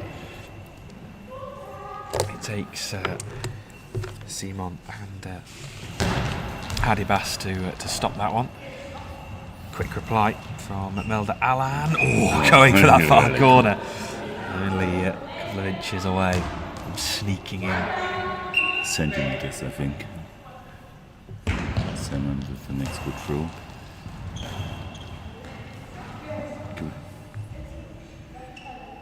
Ayami with the ball to Belgium. It's a really good game and also a really good throw.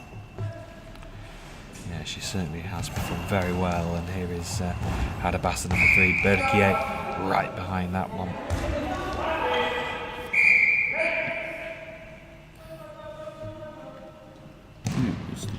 Ayami now with the ball to the right side. Good throw to Simon.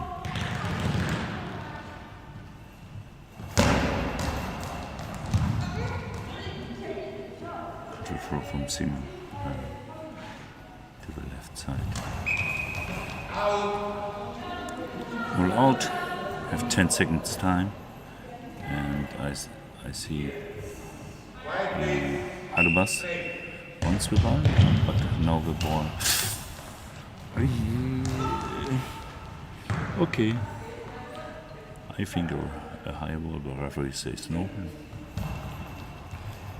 That one down the centre, this time gently rolled into the path of Horvat, who has moved into that central position earlier on in the game.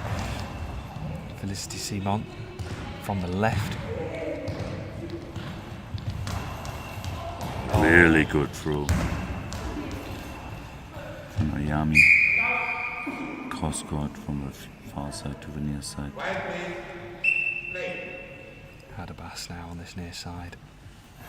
Puts the ball into the air, throws it down this right side. Berkier gets the initial touch, but Alan is there to cover, and a timeout has been called here by France. With 2 minutes and 45 seconds remaining in this second half. And, well, Mario, at the moment it's obviously France in control. They've performed very well. Goals have come across the side. Matos, Berkier. But how impressed, but particularly I feel that Berkier has been very, very good. How impressed have you been with Berkier? Really. I played against Belgium in the Champions League with Lyon, and it's a really good player, and in this performance for this game, really good from Belgium.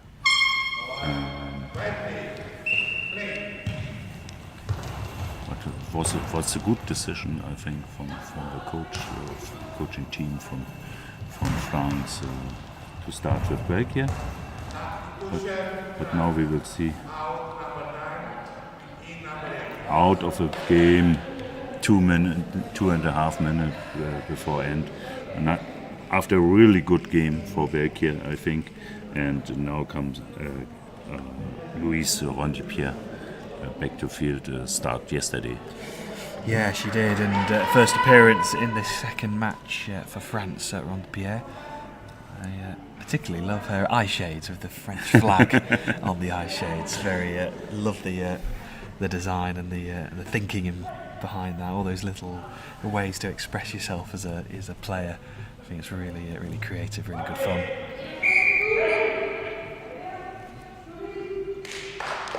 Jamy now, the number 5, right up the high ball line. Well, she was pushing it, but she scored. And really interesting throwing style, almost sort of sideways throw, Jamy. It's very sort of rare you sort of see that, and it feels like you don't have that control in that throw. Yeah. It's her throw. You see it 1 or 2 throws before. Really good throws, and now it's a goal in the corner from Hungary. But I also think near from it's a little bit dangerous in the near from the high ball line. But it's a goal. Congratulations for Alan. Ayami, sorry. So France 1 goal away without a reply from Hungary of confirming the result here.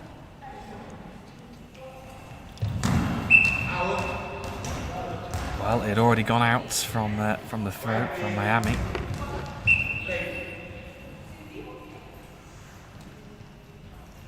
Here's Felicity Simon. Miami right behind it.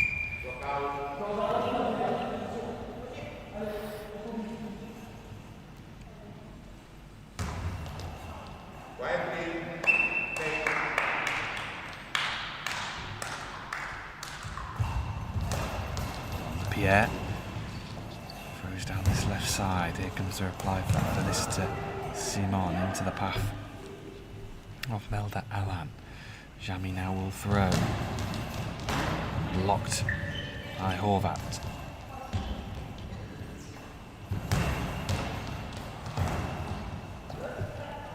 Yeah, I hope a little bit. Is this Rondepierre with a deciding goal? No. Really good defense performance. Hungary, 1 minute to go in this game. Yeah, into that final minute we go. And it's been a dominant performance from France. They, I'm sure, were gutted of conceding that late goal yesterday to Greece and to Vasiliki Argo. They got the point, and they were, I'm sure, desperate to try and get to their first victory of these championships, and it's been an impressive performance. They came flying out the traps in the first 55 seconds. They were 3-0 up, forcing Hungary into a substitution early on. And France have carried on that great form going into the second half. Goal scorers coming across the pitch. Jamy, Bergier, Gonzalez, Matos, all getting on the score sheet.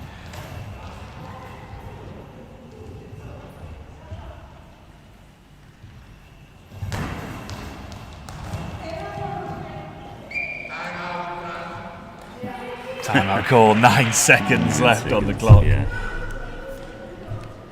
Yeah, I hope a little bit the next throw, and I'm sure the last throw from the game goes to Louise Rondepierre on the left side, and we will see.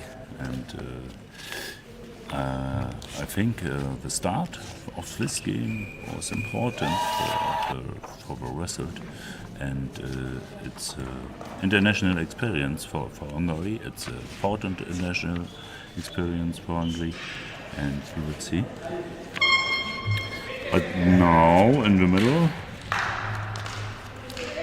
Ayami with the ball for the last throw of the game. Yeah, 9 seconds left on the clock. She's just going to take her time. And here comes the throw. Final throw then of the match. Oh, and only centimetres away from nestling into that bottom corner.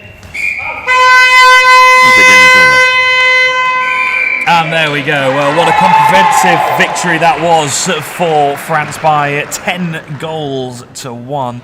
It all started with a brilliant, thrilling start for France in that first 55 seconds. 3 goals. Matos and Berkier getting France off to a flying start. That change in the starting lineup with Jean-Marie Berkier coming in for Luis Rondepierre, working for France so well. And France, well, they would have been disappointed in the end with that point that they got yesterday after leading that match for so long. They've now got their first victory, and it's a great start to the championships for France. Yeah, really congratulations for France, but also respect and for Hungary. It's an important experience, international experience for the young team, and I see the team, the coaching team, the bench, the girls gives everything. Change it the positions and change it the persons on the field, and gives everything after the really good start from France. But now it's 10-0, 10-1. But it's no problem. It's a long tournament, I'm sure. Hungary was better and better in the tournament. Yep, so defeat, of course, for Hungary. That is 2 defeats in 2. A narrow loss yesterday to Finland, but been beaten heavily by France in their second game. So both teams, of course, that is their only game of the day. And it will be Hungary who will be back in action tomorrow. They'll be taking on Greece. For France, it is a day off tomorrow. They'll be back in action on Tuesday as they take on Israel, which will be a tough test after Israel's victory this morning, beating Greece by 8 goals to 1. Well, thank you very much for joining us for our second match of the day. We'll be turning our attention to the men's side of the competition as the host. They have waited so long for this in their host tournament. Montenegro will be taking on Ukraine. Stick around with us, you don't want to miss it. There will be an action in roughly half an hour's time.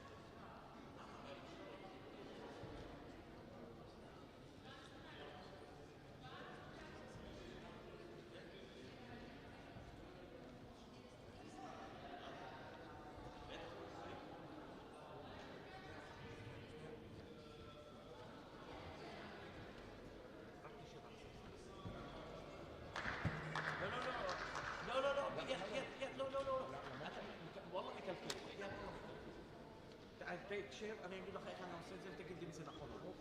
שב. שב. גם אם זה אתה מוריד אותו, אני לא יכול להגיע. אישי.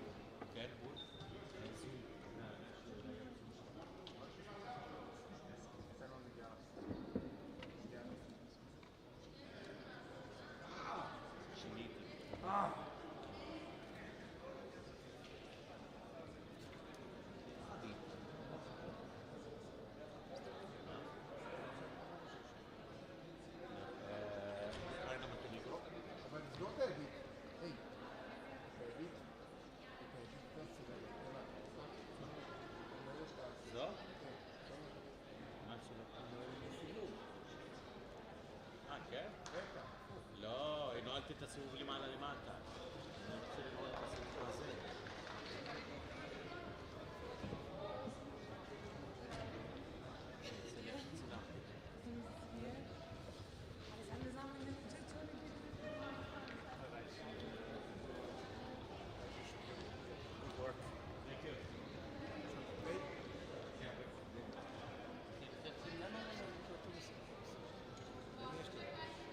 האמת כן.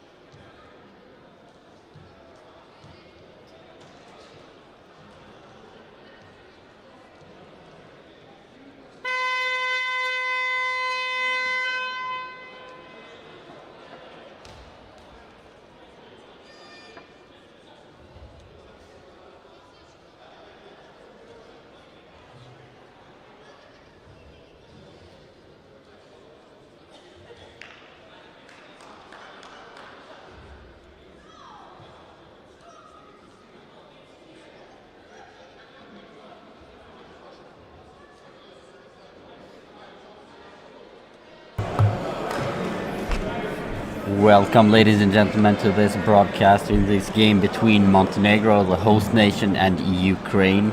This is going to be a very exciting game. This is the first game for the host nation Montenegro and the second game for Ukraine. Ukraine, who beat Israel yesterday by 12 goals to 5. My name is Florence Sermet, and with me I have the pleasure to have Mario. Welcome, Mario, to this game.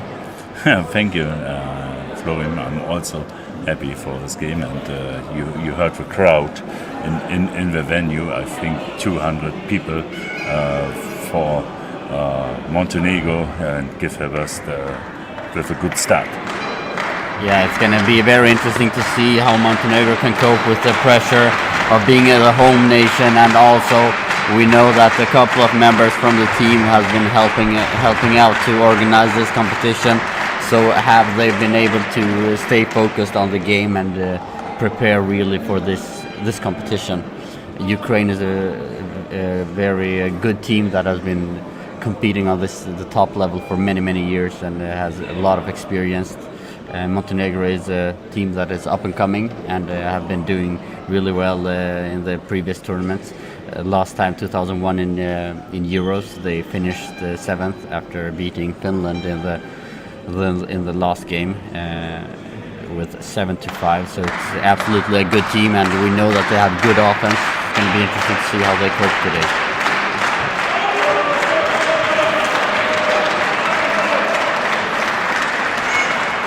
What kind of game do you think we will see today, Mario? Yeah, we see on the field, on the side from Montenegro, on the right side, Nikola Nikolic, and center Marko Nikolic, and also Milos Vanitovic on the left side. And I know the host of this tournament makes a good work, makes a hard work to organize this tournament, and we will see with this atmosphere and with this motivation for this game, the Montenegro gives them an exciting game against Ukraine. Yeah, it's going to be very interesting to see how they deal with the floor and with the arena. Now Ukraine has already had a game on this floor, so it's you know when it comes to Goalball, it's a huge benefit that you have played on this court before, and so Ukraine has a small benefit, and they actually start with a little bit of different lineup than yesterday. They have number 2 Anton Strelchik on the left-hand side instead of Rodion Johalin that they usually start with on the left-hand side. So a little bit of a twist, and I really hope they do not underestimate Montenegro, because Montenegro can absolutely beat them. We are less than 1 minute before we start the game, and we will have Ukraine have the first throw.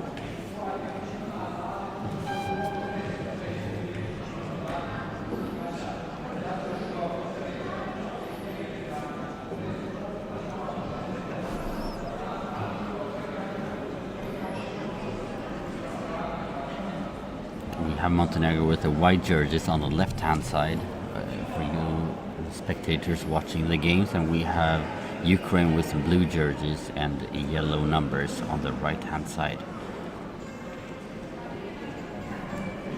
As you can see on the screen, we are looking at the eye shades before the game. We have Steven Newey, who is doing his debut. Yeah. This is his first major tournament this year.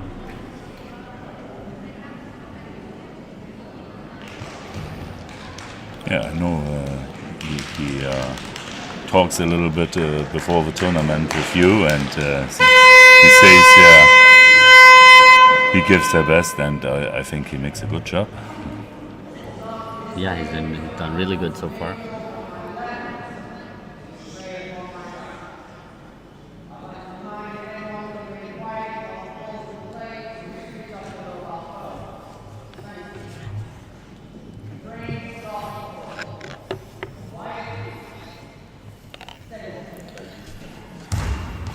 Ukraine would start with the first throw. Anton Strelchuk has the ball on center.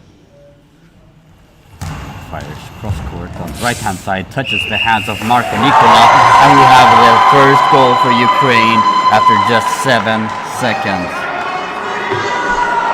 A good skip ball that just touches, flicks across the hands of the center in Montenegro, Marko Nikola. Nikola Nikolic now on the right hand side for Montenegro. And we have a noise call, so it's no goal there. It doesn't count.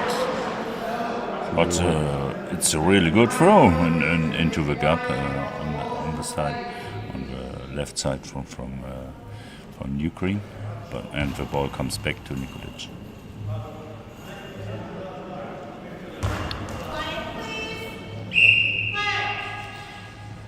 Nikolic goes from the right hand side to the left hand side, fires onto the left hand side, blocked by Olenik.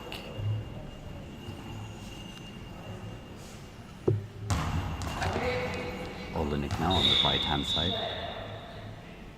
moves over quietly to the left hand side, goes into the center, fires back to the gap, blocked by the legs of Ranitovic. Passes the ball to Nikolic. Nikolic now has a very good angle into the gap, blocked by the legs of Strelchuk. Strelchuk now from center fires it out to the line, and just a good block there by Nikolic.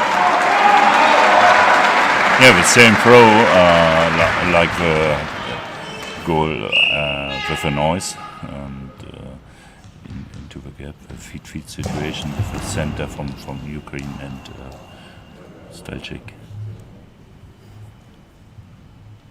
Olenek now from the left hand side, this time it's from cross court, blocked by Ranitovic.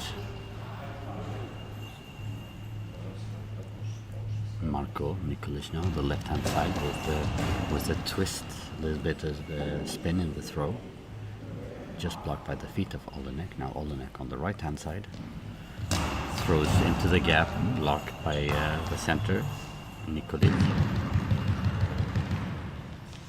Nikolic on the right hand side, throws into the gap, blocked by the legs of Strelchuk. Strelchuk goes out to the post. Throws cross court and wide, about 1.5 to 2 meters.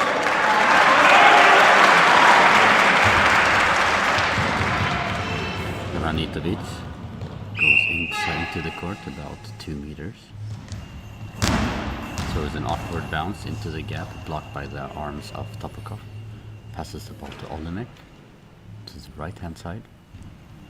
Throws cross court and a good block by Nikola Nikolic.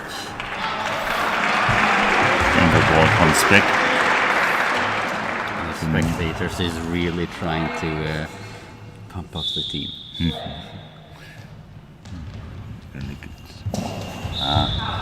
Ball with a throw, him out. And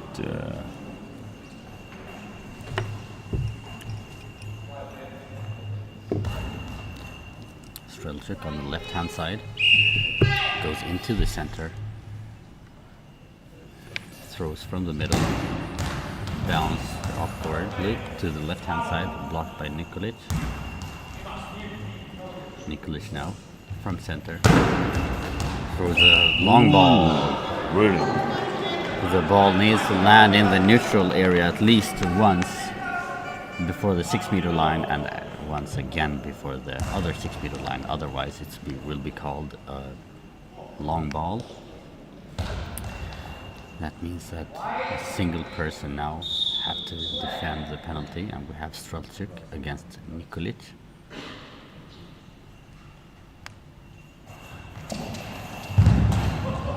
And a very beautiful shot.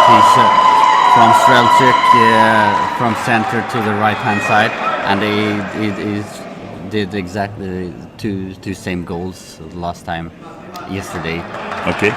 From the center to the right hand side. From Strelchuk. Yeah, Yes. 3 penalties, identically the same. Ranitovic on the left hand side now.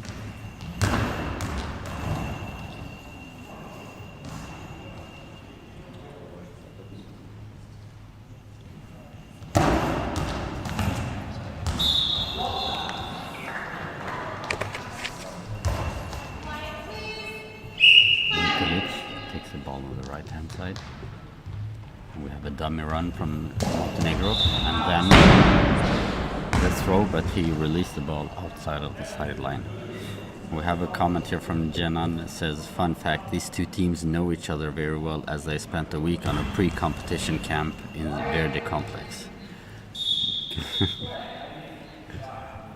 Olenek now on the right hand side. Throws to the long ball, and the Montenegrin bench is protesting a lot because they said it was a long ball. Nikolic cross court, blocked by Olenek.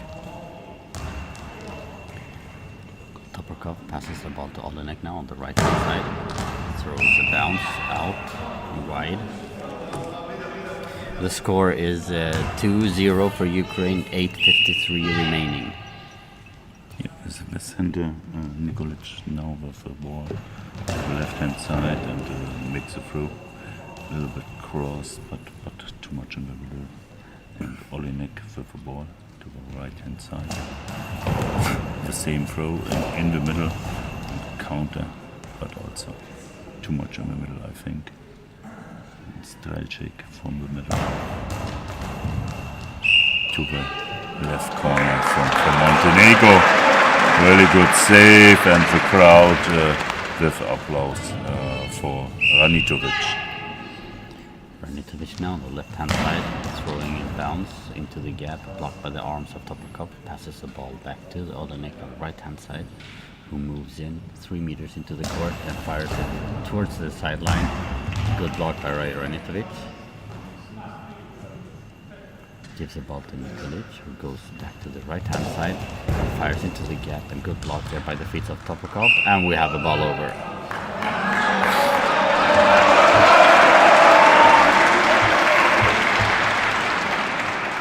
The crowd is very excited. Every good thing Montenegro does, they cheer. Yeah, after the start with the first goal. Now Nikolic from the left hand side, really good throw to the corner from Olenek, but also a really good save from Olenek. Strelczyk with the ball from the right hand side, goes to the left hand side. Ooh! Very feet. Yeah, very powerful throw there from Strelczyk. From the left hand side, straight to the gap, blocked by the foot of Marko Nikolic, and just on the post and out. Now Marko Nikolic from the right hand side throws a slower bounce to the center, blocked by Toporkov, gives the ball to Olenek. Olenek now on the left hand side this time, throws straight into the belly of Nikolic.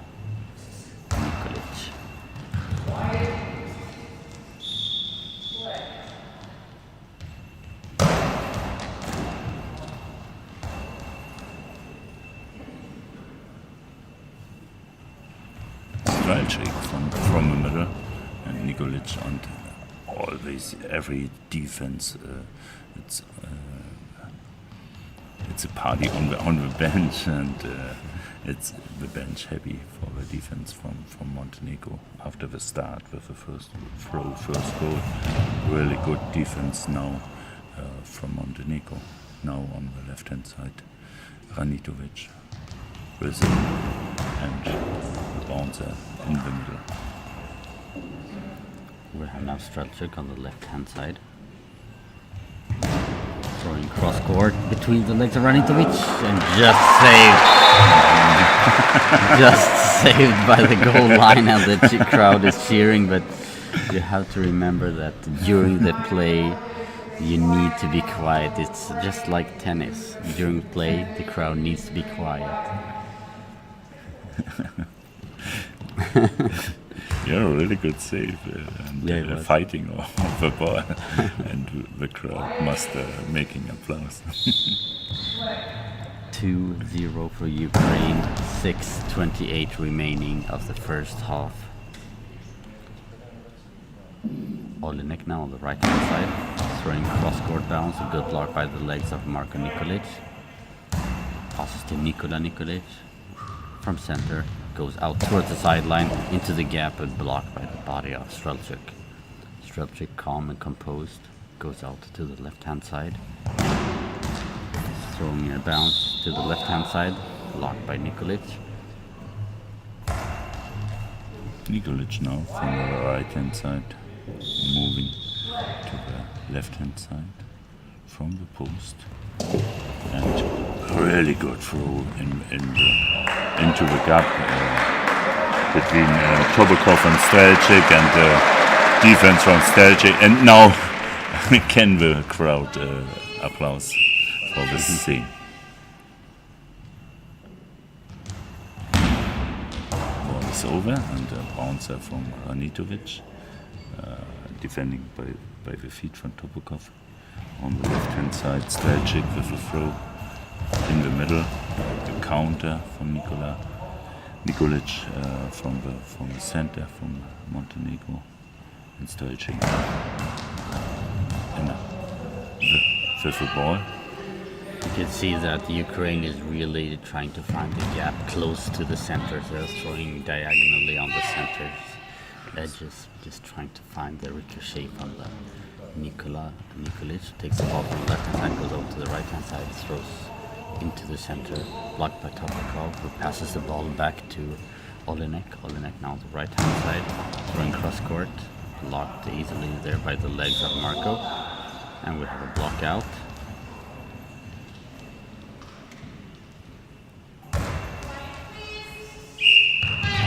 Nikolic from his right hand side.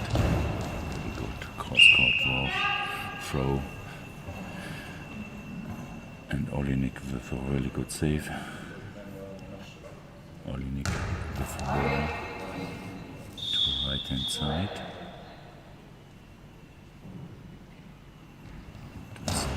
And the ball is over and comes back to Ukraine. Strelczyk now on the left-hand side, goes into the center. Toprakov moves away. Strelczyk from center now, throws out towards the post on the right-hand side, blocked by the upper body of Ranitovic. Ranitovic now goes into the post about 2 meters. Throws a bounce to the center. Olenek now on the right-hand side. Throws cross-court, blocked by the hands of Nikola Nikolic.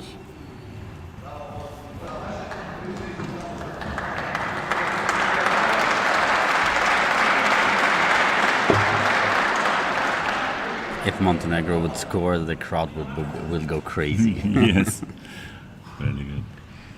I hope so. but the defense from Ukraine is so safe. Yeah, but also I believe that Montenegro would benefit a lot from throwing more from center like he does now, and towards the posts a little bit more.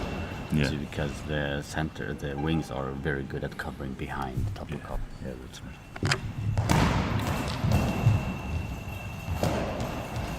Just like that. Just went outside. Yeah, Nikolic heard the words from Florin. Olenek takes the ball from left-hand side, goes over back to the right-hand side, fires from right-hand side towards the post, just less than a half meter outside of the post.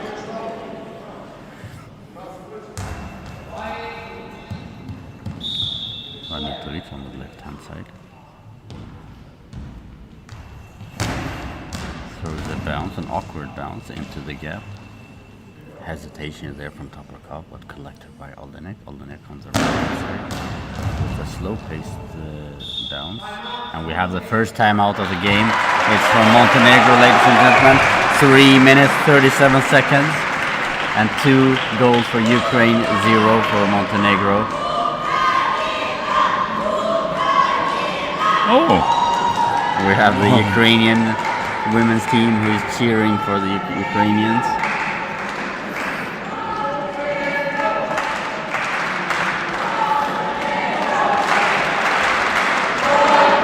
And now the crowd from Montenegro wakes up and cheer their own.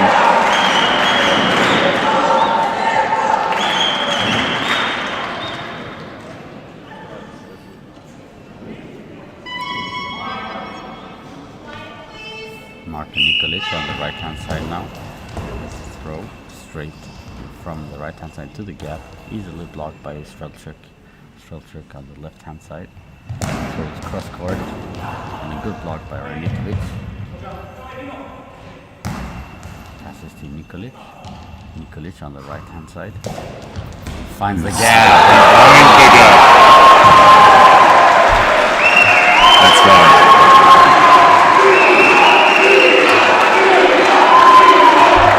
A beautiful shot from Nikola Nikolic from the right hand side. Finds the gap in between Anton Strelchuk and Topokov. And we have 1 goal for Montenegro, 2 for Ukraine, 3:10 left. Yes. And the crowd says, Nico, Nico. Really good into the gap between Topokov and Strelchuk. Now the Ranitovic from the left hand side. Then around for Nikolic. And the throw to the right side. No problem for Strelchuk. Strelchuk from the middle. Good bounce in the near from the long ball. Or long It ball! was called a long ball. And a very good opportunity for Montenegro to equalize this game now. With 2 minutes and 52 seconds remaining, Anton Strelchuk alone against Marko Nikolic. Nikolic sneaks out to the left-hand side of the goal.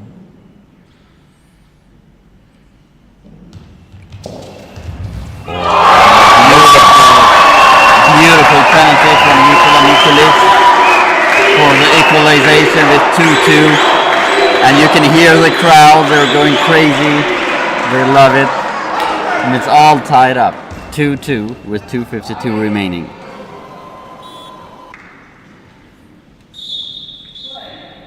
Olenek on the right hand side with the ball. Throws towards the side. One hand from Ranitovic. It was important, I think, in this moment. And After the goal. Yeah, you can see the coach reminds him, hey, use both hands. Yes. Ranitovic on the left hand side.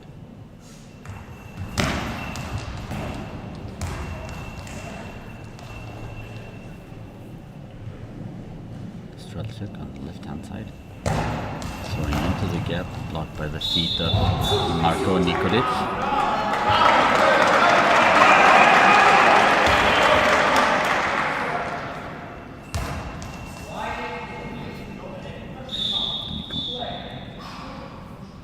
Goes to the left hand side. With the ball. But safe with the body from Strelchuk. Olenek. Now the ball on the left hand side goes to the right hand side. Makes good throw.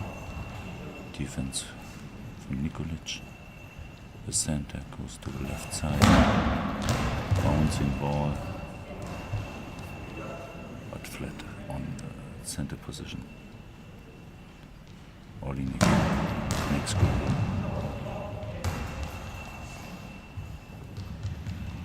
Nikolic now on the center. Throws the bounce to the gap, blocked by the feet of Topokov. Topokov passes the ball back to Strelchuk. Strelchuk who goes into the center. Throws from center outward to the right hand side, blocked by Ranitovic. Ranitovic now on the left hand side. With a bounce to the center. Olenek from the right hand side sneaks over to the left hand side. Fires to the gap, blocked by the legs of Nikola Nikolic. Yeah, 1 minute, 11 seconds in the first half, and Montenegro is back. The host of this European Championship, Nikolic. On the right side, good bounce. Und ist this it! 3, goal number 3 for Montenegro and 2 for Ukraine. but Strelczyk want noise with the ball. Must first the two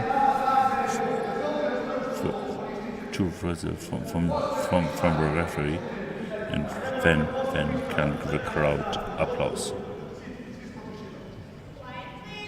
The goal is counted, and we have 3 goals for Montenegro and 2 for Ukraine with 1 minute remaining.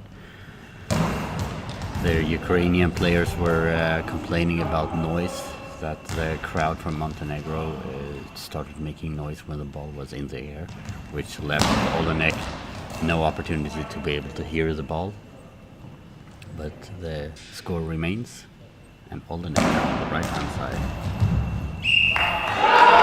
It's good save from Nikolic as a center, and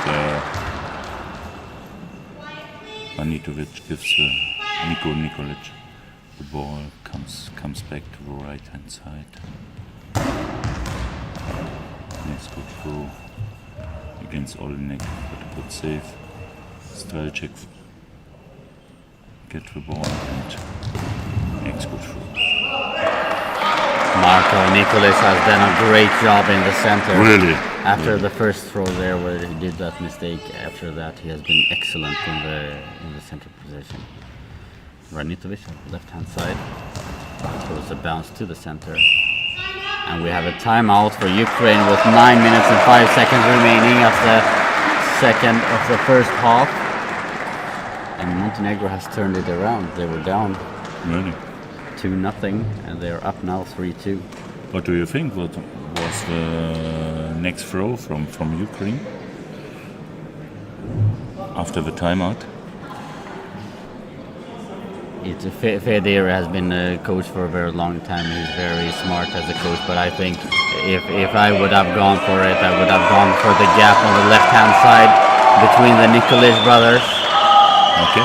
From the sideline, because Anton Strelczyk has a very good curve in his throw, so a curve from the sideline into the 2 pocket, I think would have been a good idea. Strelczyk with the ball from the middle. And goes a little bit in the near from the corner from Nikolic. 2 seconds for a throw for Nikolic. I think they're just going to hold the ball and go into the second half here with a 1-goal lead. And that's exactly what they did. Very good, very exciting game. With a lot of crowd here in the venue. Yeah, most definitely. And I think now that Anton Strelczyk will be substituted out for Radion Jahalin, number 5. We don't know if that's the case, but I believe that will happen now. For them to crawl back into the game. And you just have to love the support the Montenegrin team is getting from the crowd.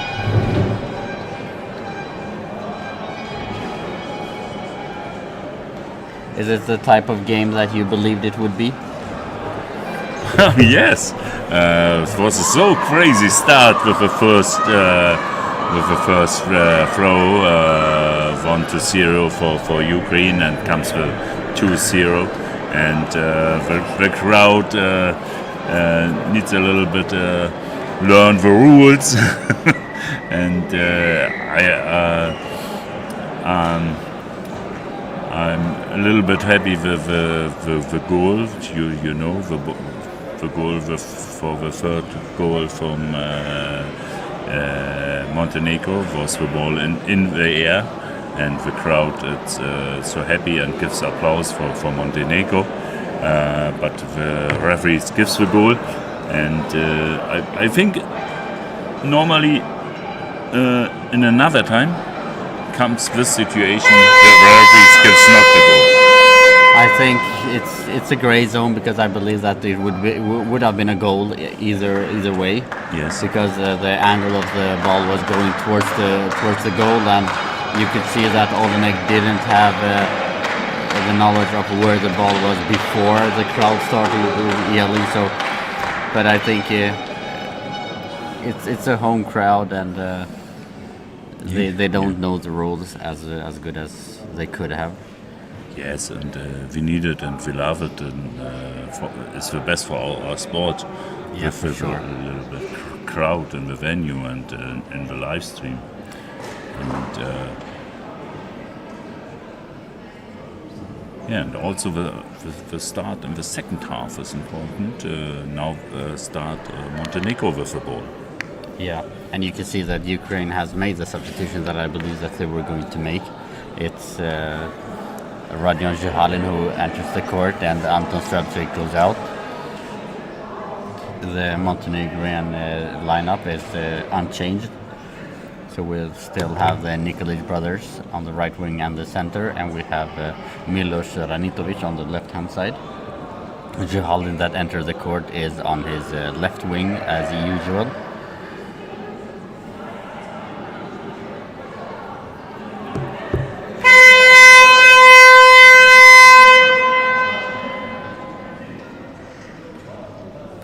Time to kick off the second half of this game.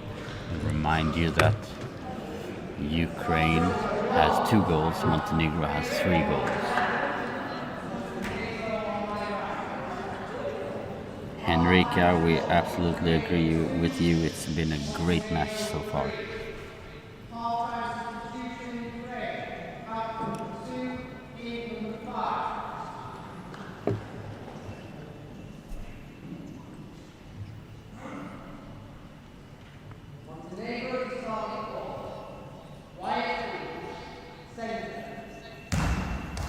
Don't hesitate to comment in the comment section and give us your thoughts about the game. Nikola Nikolic from the right hand side sneaks over to the left hand side and wide, a couple of meters out on the left hand side.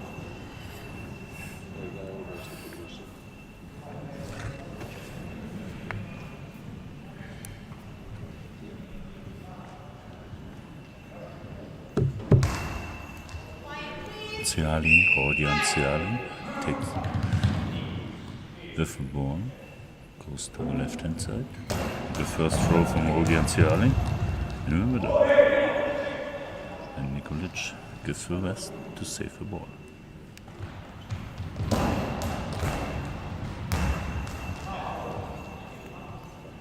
Rodion Zihalin now from the left hand side throws into the gap, blocked by the feet of Marko Nikolic. Nikolic passes the ball to Nikola Nikolic on the right hand side, throws down the line, and a good block there by Zihalin with a quick return and a good block by Marko. Marko passes the ball to Ranitovic. Ranitovic on the left hand side throws an awkward bounce to the gap, blocked by Olenek, who has the ball on the right hand side. Goes for the gap, blocked by the center Marko Nikolic, passes the ball to Nikola Nikolic on the right hand side, goes cross court, passes Topokov, but blocked by the feet of Olenek on the right hand side, throws into the gap, just blocked, and a quick return by Marko. And Ukraine just calms down the game. Zhihalin on the left hand side. Yeah, Marko Nikolic enjoyed the game, was better and better in center position. Ranitovic, good throw into the gap. And now Olenek. And Marko Nikolic with a good save. Yeah. So you can see that Ukraine is coming closer and closer to the goal now, because there have been a couple of throws now that Marko just touched with the edge of his body. Really? And now you can see Zhihalin from center is running cross court. And Ranatovic is really good in the defense. Throughout this game, I think he has been excellent in the defense on the left-hand side.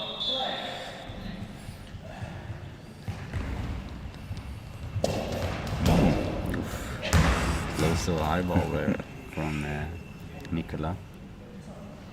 Olenek on the right-hand side, so cross court, blocked by the feet of Marko Nikolic. Marko Nikolic on the right-hand side. throws into the gap, blocked by the feet of Topokov. Passes the ball back to Zhalin on the left hand side.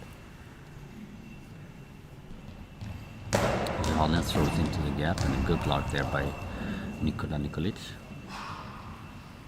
Nikolic on the left hand side, right hand side. So in cross court, passes the hands of Topokov, and a good block there by Olenek on the right hand side. No, Olenek from the middle. And with a throw to the left hand side from Montenegro. Now Ranitovic with the ball. Makes good bounce into the gap, but no problems for Olenek. And Zhalin. That's good. Next good save from Marko Nikolic.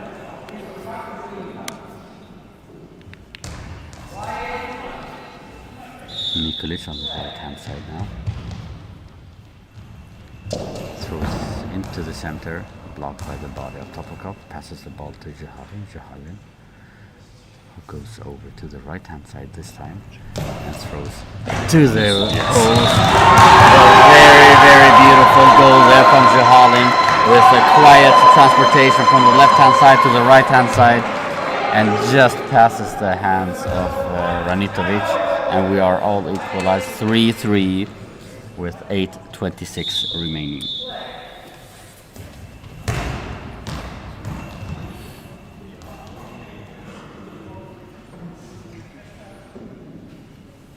And now Olenek from the middle. The next attempt to the side from Ranitovic. And Marko Nikolic on the left hand side. With a throw.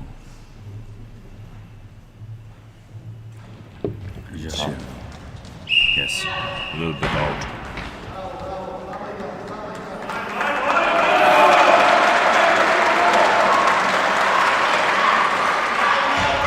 Free. 7 minutes. And we have a timeout for Montenegro. Seconds. With 7:53 remaining, 3-3 is the score. Second half, a very close and tight game between two very strong defensive teams. And you can see the coach from Montenegro, Nikola Čurović, who gives the instructions to Ranitovic on how to use his both arms to close the gap to the post.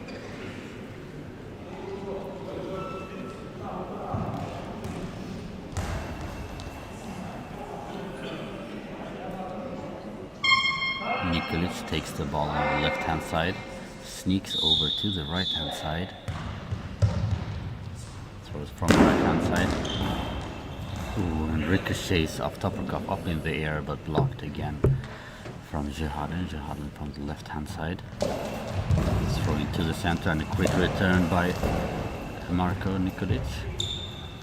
Very good defensive work from Topokov. Zhalin again from the left hand side with a long ball. With a long ball from the referee Stephen Newey. Yeah, now the next good chance. The first penalty for Nikolic was so good. You will see.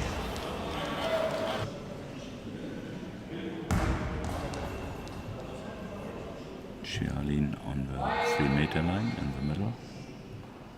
And Nikolic on the left hand side. With the flow to the left hand side. And the next good penalty. Really good. It's a copy-paste from the first penalty. Exactly the same. He stands on the left-hand side, points to the left-hand side to tell his coaches where he's going to throw it, and executes perfectly. And we have 4-3 for Montenegro against Ukraine.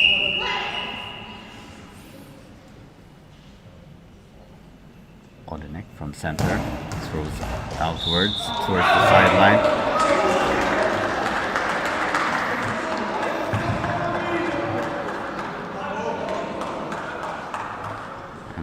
Montenegrin coach is very angry with Ranitovic, telling him you need to cover the post.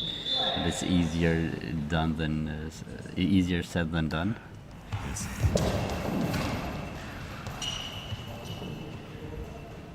Olenek on the right hand side.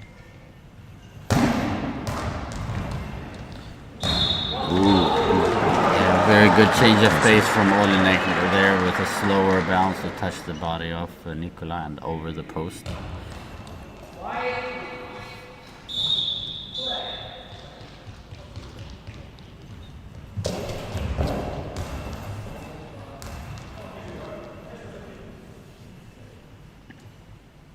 Charlie, left hand side, in the middle.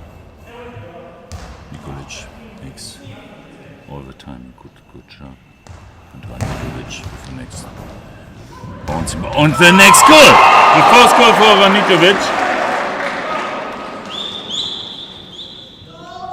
Yes.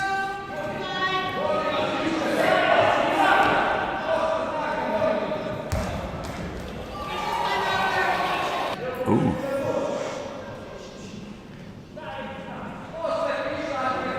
We have yet another goal where the Montenegrin crowd cheers before the ball has crossed the goal line.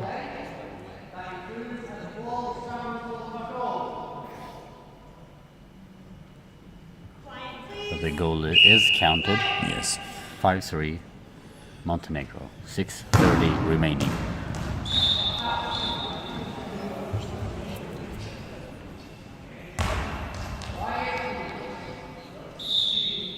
Ranitovic on the left hand side. Throws to the gap. Just saved in the center by Toporkov. Gives the ball to Jehalin. Jehalin from center. Goes to the left hand side, blocked by Nikolic. Marko Nikolic on the right hand side. Yeah, too much in the middle. And now the Olenek. With the ball, goes to the left hand side, good throw. From the right hand side. Nikolic with the next throw, cross court. And Ciali. A good bouncer, but too much in the middle, I think.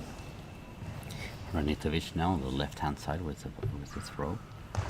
Left hand side, an awkward bounce to the center, to the gap, and blocked by Olenek. And we have now the second timeout from Ukraine with 5:26 remaining.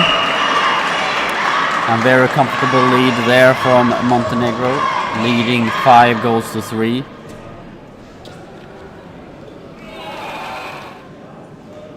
It's almost like Ukraine is a little bit stuck in the offense. They don't really have a plan B when they don't get the scores, the goals. But I think the wings need to work more together to open up the gaps more. Yeah. As it seems from now, they are just throwing from their own sides and just not really working as a team in the offense. That's right. You see? No, Olenek from the right hand side. Next throw. But enough. Save from Nikolic on the center position. The ball is over. And the next chance for Ukraine. Olenek with the ball. Guess 1, 2, Ciali.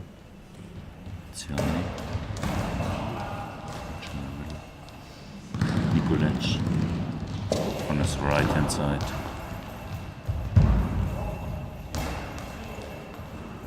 In 5 minutes. Olenek now on the right hand side, throwing cross court, blocked by Nikola Nikolic. Passes the ball over to Ranitovic on the left hand side. Ranitovic with a bounce into the gap, blocked by Olenek. Olenek now sneaks over from the right hand side to the left hand side. Throws to the center, and a good block by Marko Nikolic, who passes the ball back to Nikola Nikolic. Nikolic cross court, and a good block there by Olenek. goes into the center. Throws from center. A little bit of angle outwards and a good block by Ranitovic. Nikolic on the right hand side.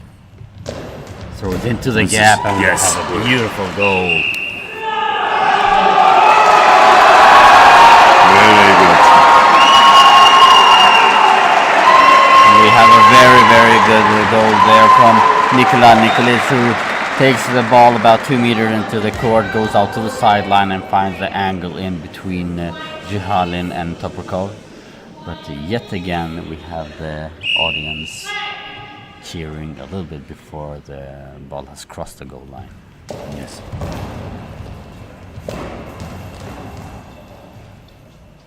Four minutes this game. Now from the center position, Topokov. Next one, bounce the ball. We got Nikolic's a good save.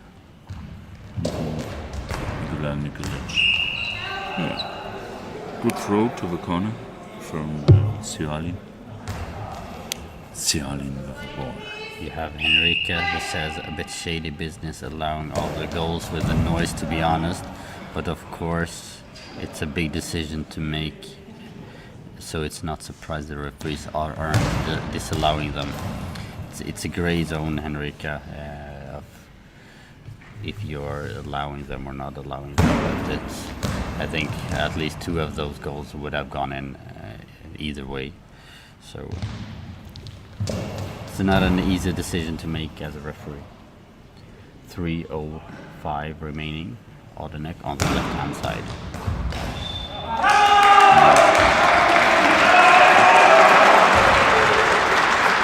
Ranitovic from the left-hand side with the ball. Twizzle and bouncer in the middle. And also comes Chialin with the next goal. Good saves.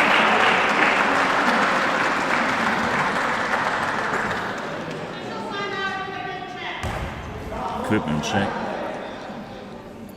Yeah, 2 minutes, 46 seconds to go. I think it's a long time in goalball. Everything is possible, but the next goal is important.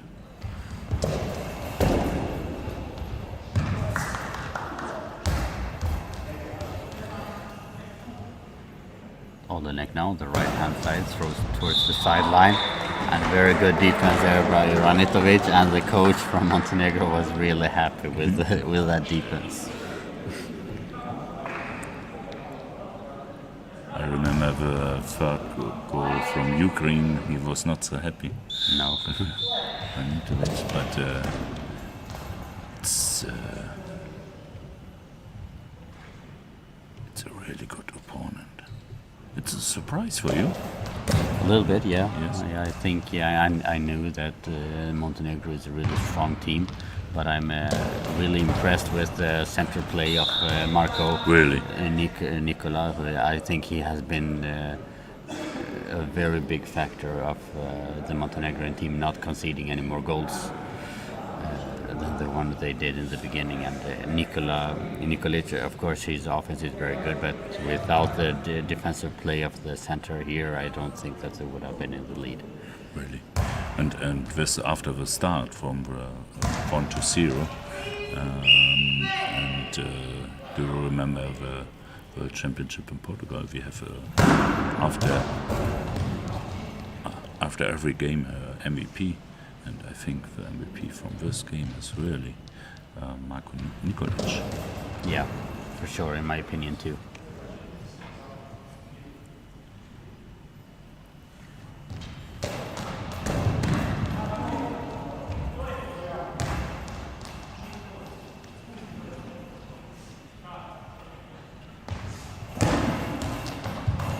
Oh, good idea.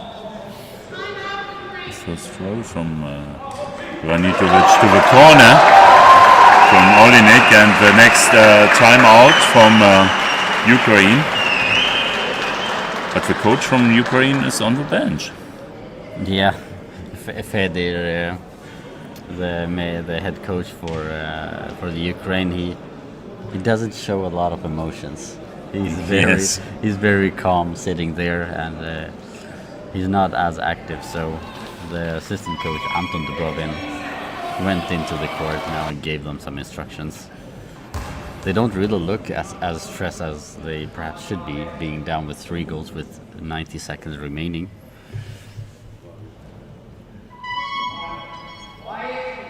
Olenek now on the right hand side with the ball. Throws into the gap, but good block there by Ranitovic. Nikola from the right hand side throws into the gap, blocked by Jehalin, and we have a substitution. We have Jehalin goes out, and we have Anton Strelchik enters the court again with 1 minute and 16 seconds remaining. Some last efforts here from Ukraine to try to change the outcome of this game. The score is 6 goals for Montenegro, 3 for Ukraine, with 1 minute and 16 seconds remaining. Yeah, and you know, the start was 2-0 for Ukraine.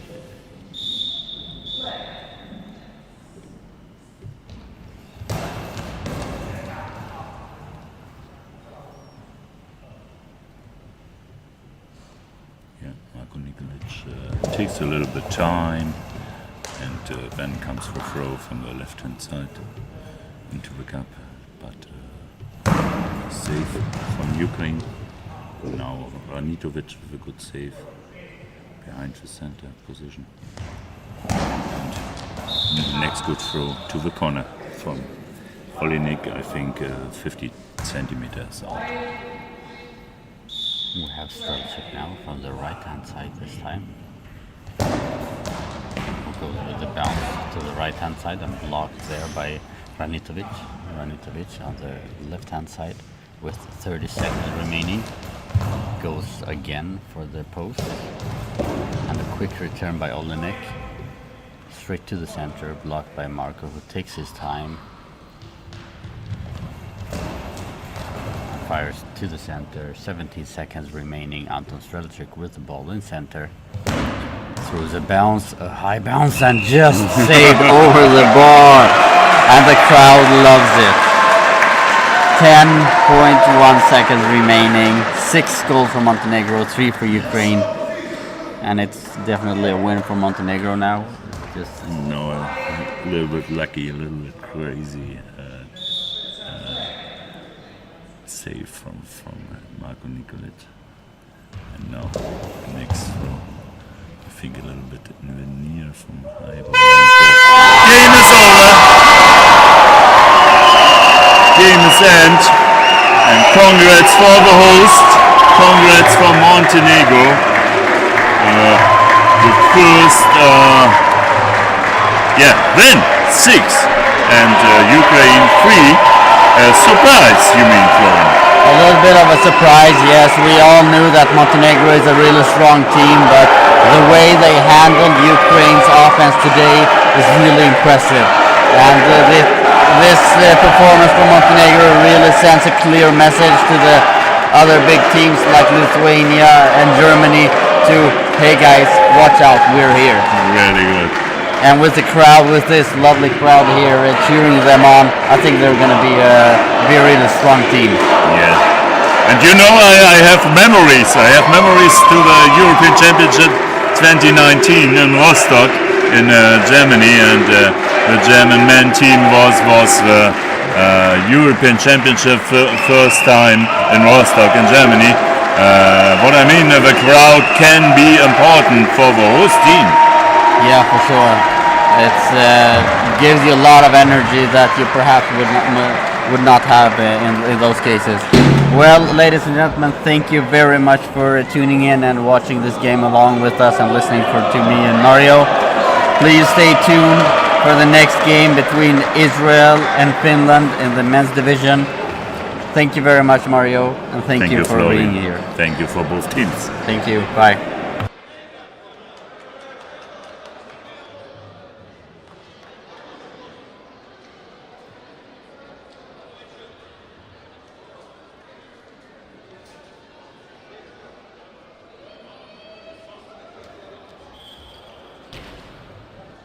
Ukraine lot were getting a bit frustrated with the crowd because I was sat right in the middle of them. They don't understand that they need to be quiet. When it was every time when I think it was 2 goals that went popped up into the air and dropped in, and they were going like yeah, and I was like like, According to the rules, they should have been disallowed. well, I was wondering that. Yeah, because there's a noise, and Yeah, when there's a noise, you have to call Well, it was Anton who was going like that, wasn't it? Like immediately. Yeah. And it was funny actually. I was sort of.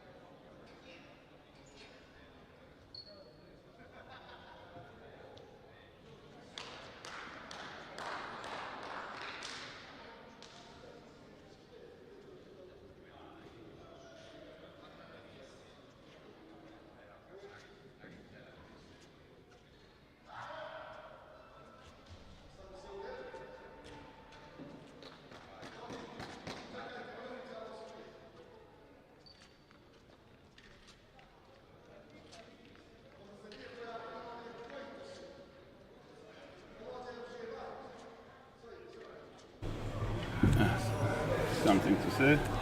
Test 1, 2, yeah. Yeah.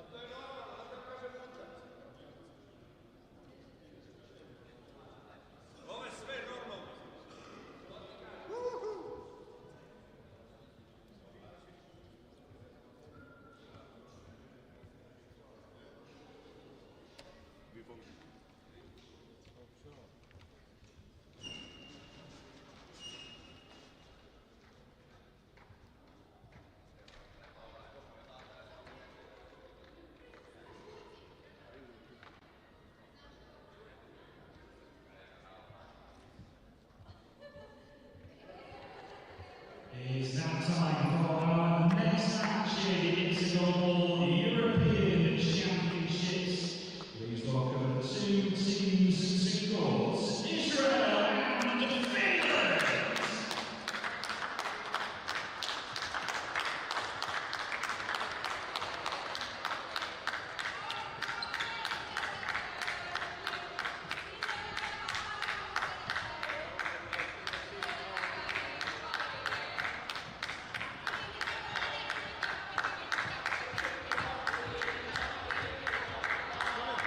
Again, you can drink. You and Tamar.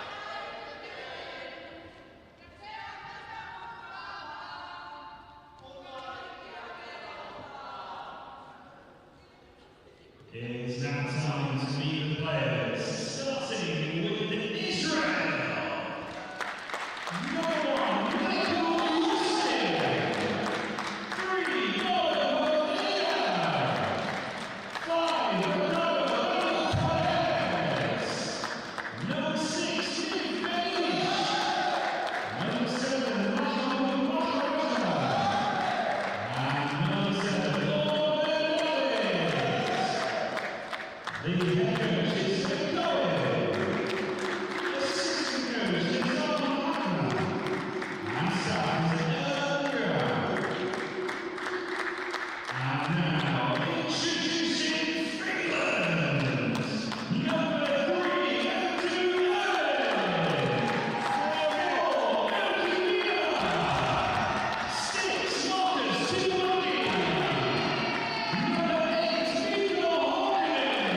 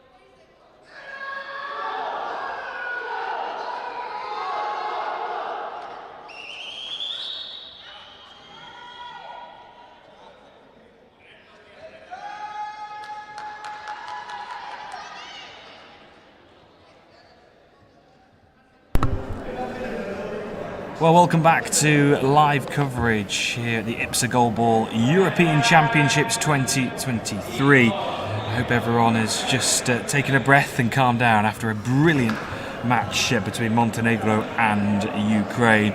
And we've got another belting match for you coming from the men's competition. It is Israel taking on Finland. Both of these teams back in the European A Championships, facing one another once again, and we're set for another intriguing matchup. So my name is Bradley Hope, and joining me for this one I've got Florian Serametti. Now both of these teams obviously lots of quality, lots of players that have been around for a while. What's your expectations going into this one? I think there's two teams that need a win today because both of them lost yesterday. Israel lost 12-5 against Ukraine yesterday, and Finland lost 5-10 against Turkey. So I think they're in need of points now, and they are very equally matched. They have different strengths. I think Israel's best strength is their offensive play, and Finland has their defensive play and also their experience. And of course, you can never forget that they have the one and only Erkki Minala on court that can do magic with that blue ball on there. So it's going to be an exciting game, and I think that Finland, with great experience, can have something hidden outside their sleeve, but Israel is going to fight for it for sure. Yeah, absolutely. We've got the starting threes as well for both teams. Starting with Israel, we have Ben David, Hodeda, and Mahajina, and as for Finland, we've got Honkanen, Minala, and Erlinin as the threes who are out there. So just a couple of changes from the starting threes from yesterday's matches for both sides, but no surprises. The main men are out there. Erkki Minala ready and waiting to go. So both of these sides, they met 12 months ago in the European B Championships. They met in the semi-final stage, and it was Israel who came out on top on that occasion in really tight match. It finished at 6-5 in the semi-finals, and of course Israel then went on to win the gold medal, beating Greece in the final 5-4. But it was that win over Finland at the time that secured their passage into the European A Championships, and they're back facing one another once again. But it's Finland now with Erkki, which they lacked in the last game. So I think it's going to be a really tight and good game between these two. And we have Finland with the first throw.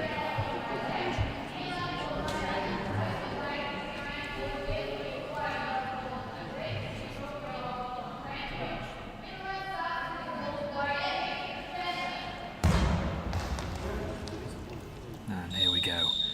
Erkki Minala will get us underway, standing in the centre of his goal. Goes towards this near corner, palmed away by Hodeda.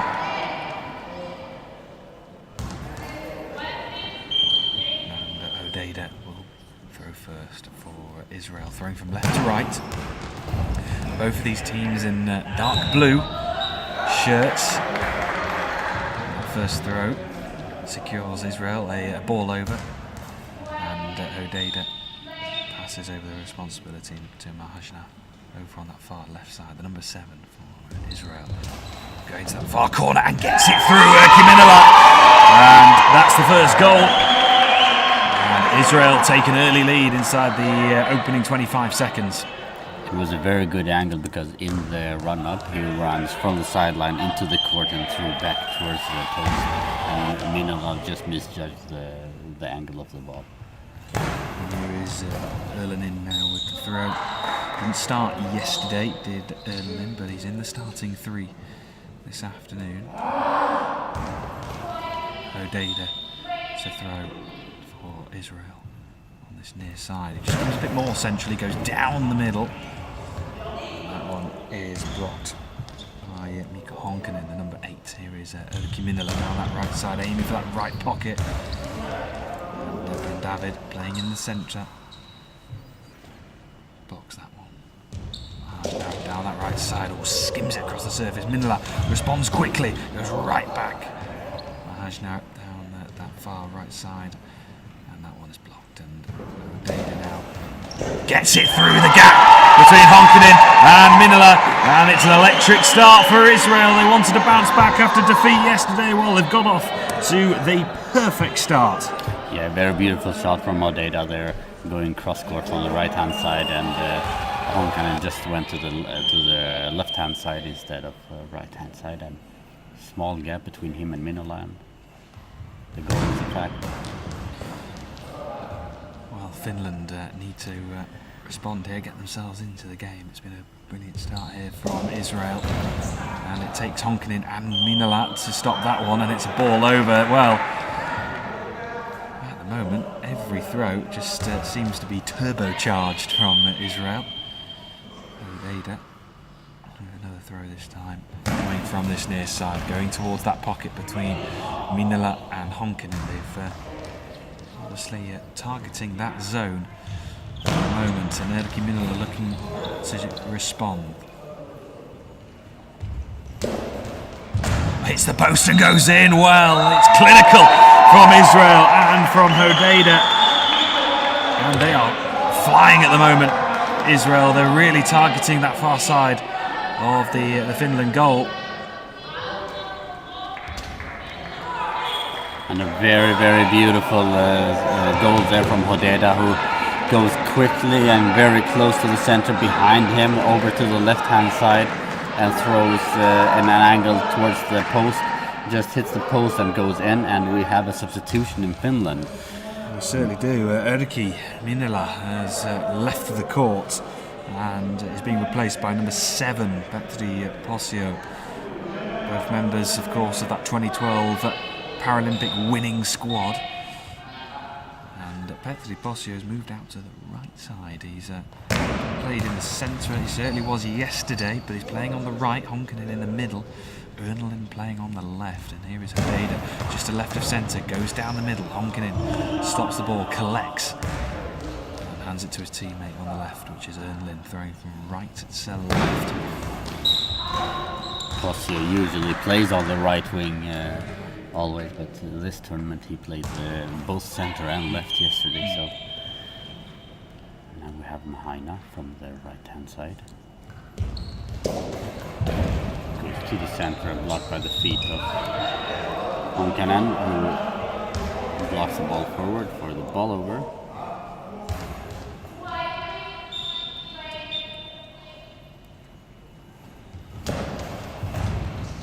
Oh, it squeezes through Ernlin, but thankfully for Ernlin, it just goes the right side of the post and goes out. Here is Petri Posio now, so to the right of Honkanen, goes to that far corner, and it loops wide. Mahaina on the left hand side goes in about 2 meters into the court, fires outwards towards the post and out wide. Well, 9 minutes and 11 seconds remaining in the first half. It's Israel 3, Finland 0. What a start this is for Israel. Petri Posio deflected into the path of Mahaina. Number 7 on that left side for Israel. And here he is, the number 7. Already a goal to his name this afternoon. Going towards that far corner. Posio has it covered though.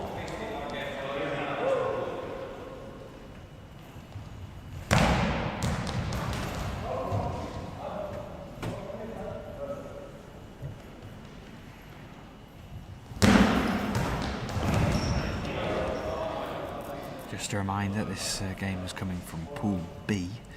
Ukraine, Turkey, Montenegro, Israel and Finland, of course, all in this group. Montenegro getting their tournament up and running with a win over Ukraine,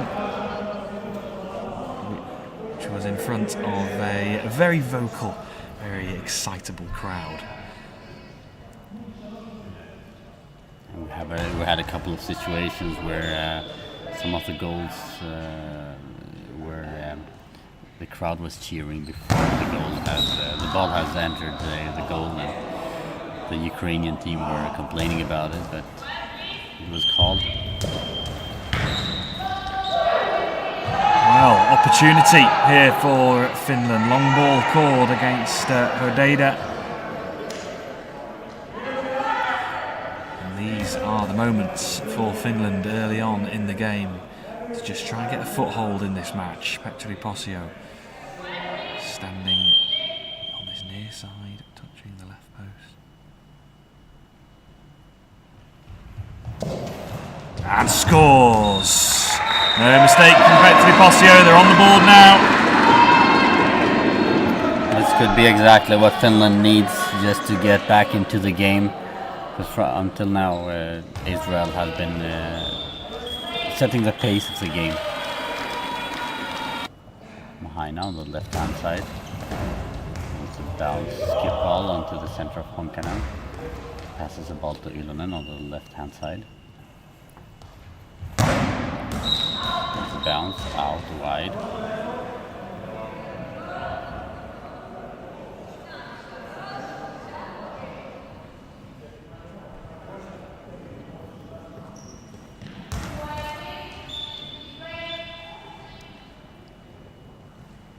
Data from the right hand side goes to the left hand side, cross court, and we have a goal. Very beautiful movement again from Hodeda. Goes from the right hand side to the left hand side, throws cross court back to the right hand side, just touches the hand of Ilonen and by the post and in.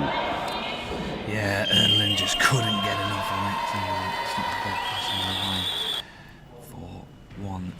for 7 minutes and 40 seconds left in the first half.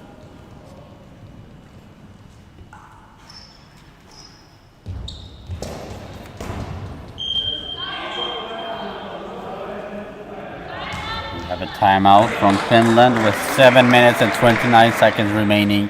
4-1 for Israel against Finland. And the offense of Israel is just as good as we thought it would be. And it almost feels like Finland wasn't really ready for the offense that Israel had. Yeah, felt like they were just caught cold a little bit in that opening couple of minutes, which found them 3-0 down in the opening stages of the match. But Israel in control as it stands. A lot of work to do here for Finland. The Finnish women's side in good voice, waving the Finland flags. The white flag with the blue cross.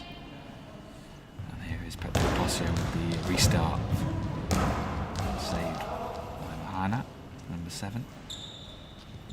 And he will respond. Goes down that far side and only a couple of millimetres away from that far post. Not too far at all, but Petteri Posio has covered that side well since coming on. Closed that gap in that far corner.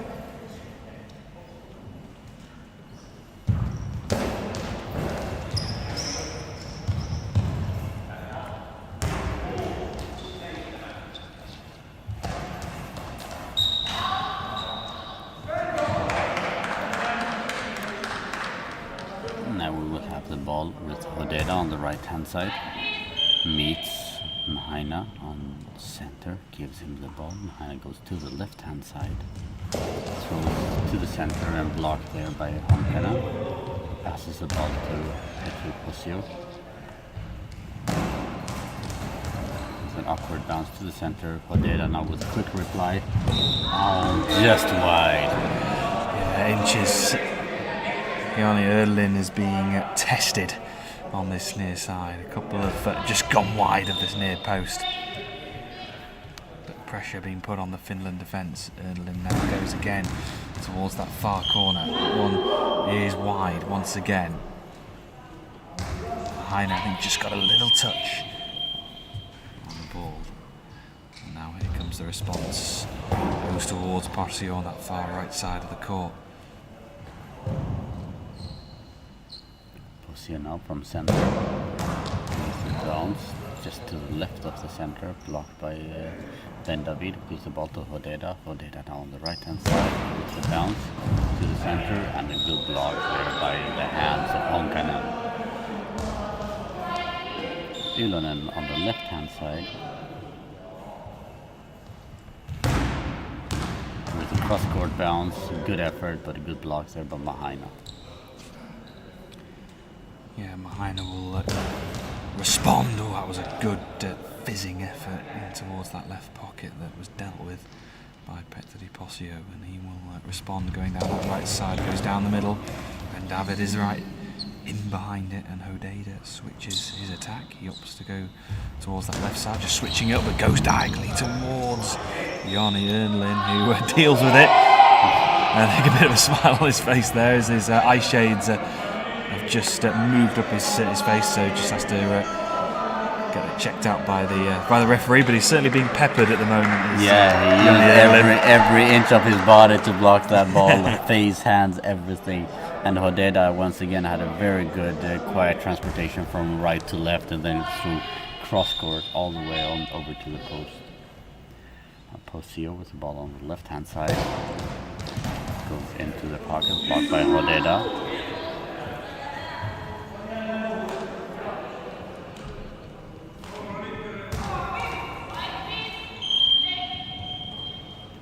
Takes the ball from the right hand side, gives the ball to Mahaina on the center, goes to the left hand side, tries to find the gap in between, but too much to the center, passes the ball back to Ylonen.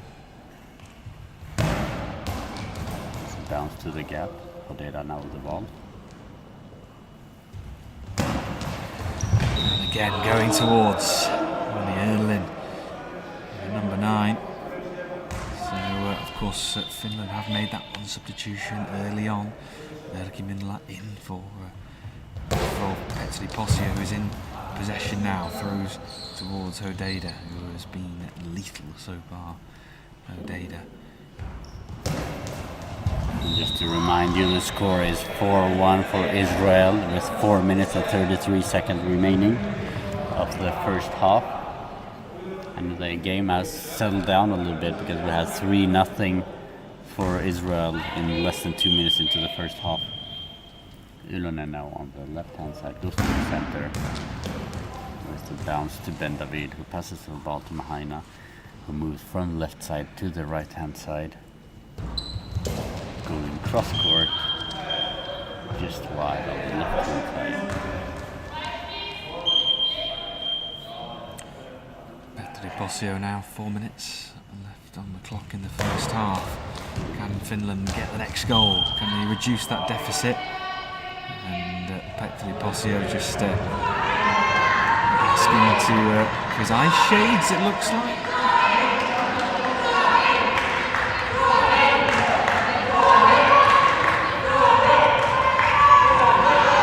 And the Finnish ladies is really trying to cheer up the Finnish team.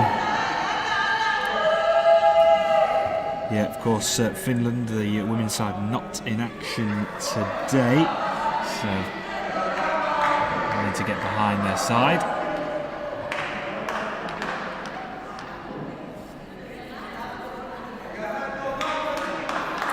Svetlana Marots, our referee from Ukraine, just going through all the final checks.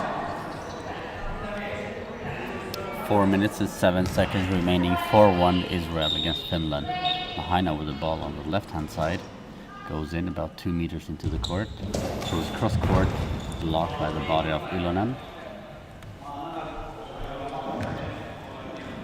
Honkanen now with the response right into the path of Hodeda, who applies really quickly, goes for that left gap. But Honkanen just spread his body well, got the block in. Here's a ball over though. The power of Hodeda's shots and accuracy just causing problems for Finland. And now will take over though, goes to the left. Ben David tries to break through that left pocket between Honkanen and Petri Posio. Posio will respond, just comes off the crossbar, goes cross court towards this near side, and Hodeda safely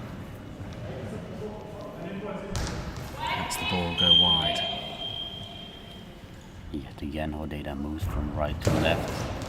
Tries to find the gap between Posio and Honkanen. Blocked by Posio. Time is running. Ilonen from center. To Ben David, who quickly gives the ball to Mahaina, who goes around. Trying to find the gap between Honkanen and Ilonen. Blocked by Honkanen. And we have the next time out from Finland with 3:05 remaining.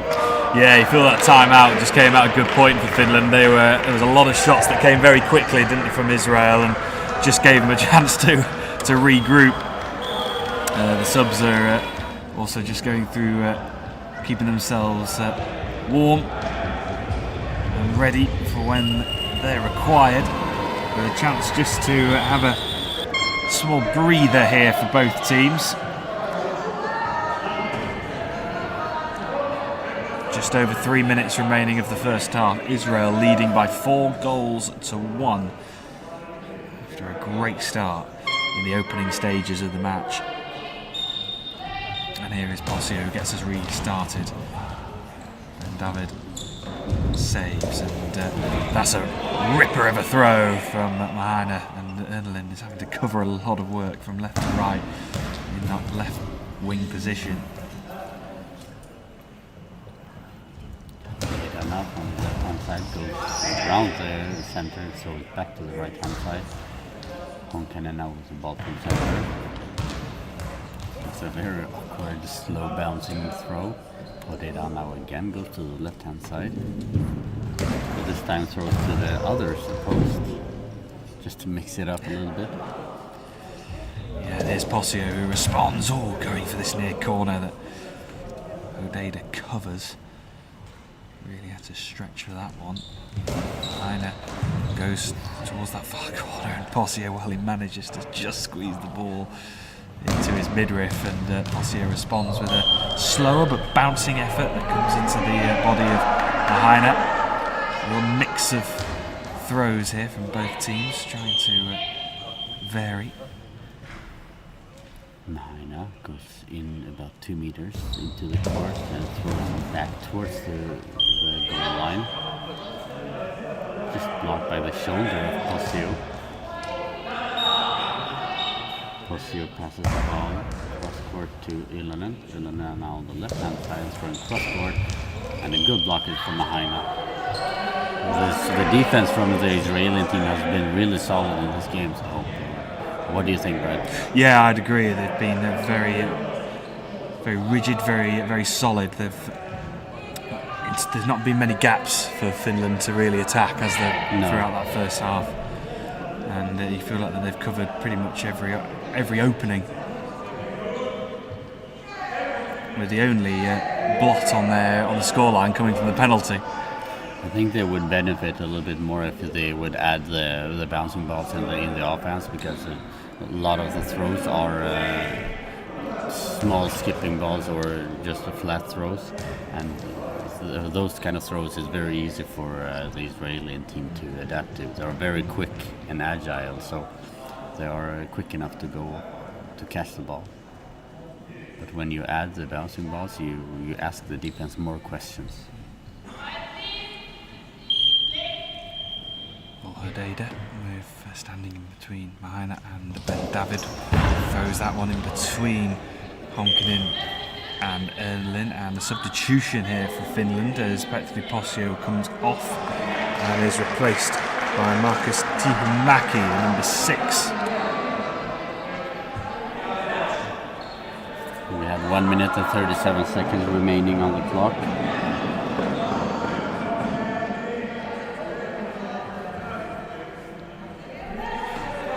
It feels a lot of the defensive work from Israel's point of view, from my perspective, it seems to be coming a lot from Mahaina and Hodeda. Ben David, I know, in the centre, but doesn't seem to be as required as much as.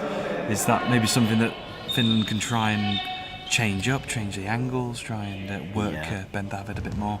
Yeah, of course, just to try to find his edges, because at the moment every time he needs to work, the ball is coming almost straight at him in the center. He doesn't really need to stretch out his body. Ilonen from the center Goes to the gap between Ben David and Hodeda. Hodeda now on the right hand side.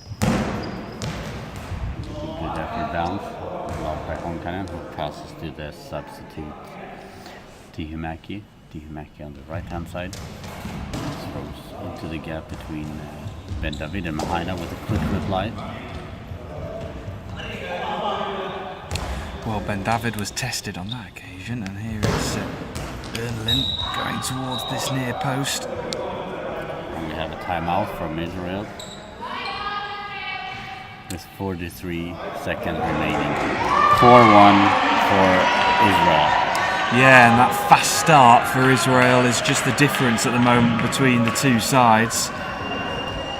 Those 3 goals coming inside the opening 2 minutes put Israel in a commanding lead, and something that we don't often see is Erkki Minala getting substituted inside the opening minute or so. But I think you mentioned it previously for him that it just felt like Finland were caught cold a little bit in that opening couple of passages of play.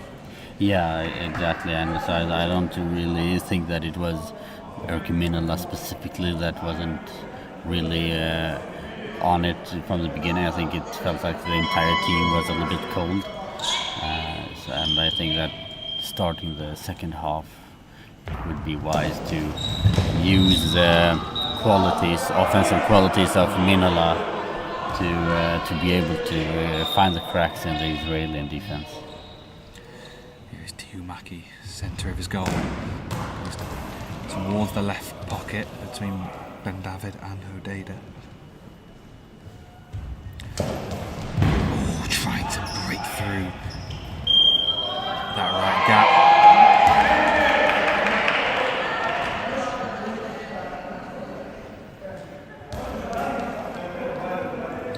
20 seconds remaining in the first half.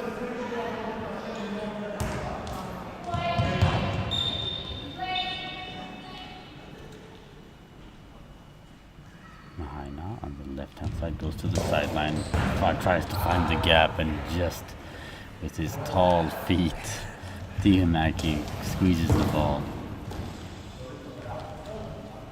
Hodeda now with 2 seconds left. And we have a half-time. 4-1 for Israel in half-time against Finland. And it's like you said earlier, Brad, it's the two minutes that is the difference between these two teams. Yeah, fast start from Israel, 3-0 inside the opening 2 minutes, and when any team goes 3-0 down that quickly, you almost feel like you're on the back foot straight away, and lots of work to do. The game plan, I guess, goes a little bit out the window from the very start. From Finland's perspective, would you be thinking about potentially bringing Erkki back on because of the trying to obviously push for goals and get themselves back into the game? Yeah, I would absolutely do that, because I know that Erkki Minala and also Petri Posio has extremely good offensive abilities, so I would actually try to have them perhaps on the wings, Erkki Minala on the left wing, Posio on the right wing, because they are good enough in the defense to keep it tight, and they have qualities in the offense to really threaten the Israeli defense. But as it stands now, it looks like Minala is coming back on instead of Tihumaki. He goes out again, and we will have Minala on the right wing again. Yeah, Minala, Honkanen and Erlinen all out on the court for Finland. As for Israel, Michael Rusin is out on the court alongside Ben David and Hodeda. Mahana has come off. We'll obviously get that confirmation from our referees. Well, it's certainly a very interesting group, this one, with Ukraine, Turkey, Montenegro, Israel and Finland. That result in the previous match for Montenegro against Ukraine is really, it feels like it's opened up the group even more. Yeah, definitely. It's going to be really interesting to see, because a lot of the teams who probably expected that Ukraine would beat Montenegro, but now everything is up for grabs. Every game is so important to the Europeans. The teams are so equal. They can beat each other from game to game. The results can change very dramatically. So it's going to be very interesting to see the upcoming games. Yeah, it certainly is. It's set up for a fascinating next couple of days in Pool B. And at the moment, Israel, well, they're on course to bounce back from their defeat yesterday against Ukraine. And it's another big half.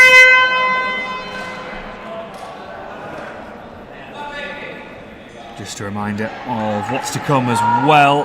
Whilst we wait for the restart of this one, we've got Great Britain, Lithuania coming up next. Great Britain's first match at this European Championships against a Lithuania side who beat Germany in a very good contest yesterday in our opening match of the Championships. That should be a very intriguing match. Sure, I know there'll be plenty of viewers from Great Britain who'll be tuning in for that one. Feels like they've been here an age since Wednesday in their first game. They arrived on Wednesday already and had the first game on Sunday. It's usually not that long of a waiting, and but I bet that they are really excited to get going. Well, as we turn our attention back to the court for the second half, it will be Israel who will be throwing from right to left. Here comes the dummy run from Hodeda. Michael Vusin will throw the first in this second half, and that one is blocked by Honkanen. Erlin throwing from left to right, both teams in dark blue. Finland throwing from left to right, Israel from right to left on your screen. And we have Hodeda, who has moved over from the right wing to the left wing now after the substitution where Mahina was substituted out. Hodeda takes the ball on the right hand side, goes back to the left hand side, throws from left hand side, cross court. Ooh, just outside, just inches outside of the sideline. Well, they were targeting, weren't they, Erlin in that first half, and get the sense that there could be more of that to come in the second. Erkki Minila back into the action at the start of this second half, and straight away targeting the substitute Michael Rusing. Erkki Minila almost got a sense that he was desperate to get that throw off quickly, but he recharges and goes again down the centre in towards Ben David, who has sort of quietly gone around about his work throughout this match. Ben David, he hasn't really been tested throughout this game. We talked about it a little bit in the first half, and that's and the pass out. You could just see a little bit of a miscommunication, a little bit of stress in the Finnish team, and it's very unusual to see them like that. Yeah, a team with some experienced players in there is very interesting. Here is Erkki Minila responds straight away. You know, you mentioned it earlier, Florin, but I think Erkki and Finland need a bit of Erkki magic to get themselves back into this one. I think so too, and it's a very good effort there from Mahada, and a quick return from Minala. In the midst of the chaos, he thinks about quick returning. Calm, clear, knows what he needs to do as the ball trickles towards the midway point of the court, and it's kept in play. Now will throw towards Ben David, kicks it away.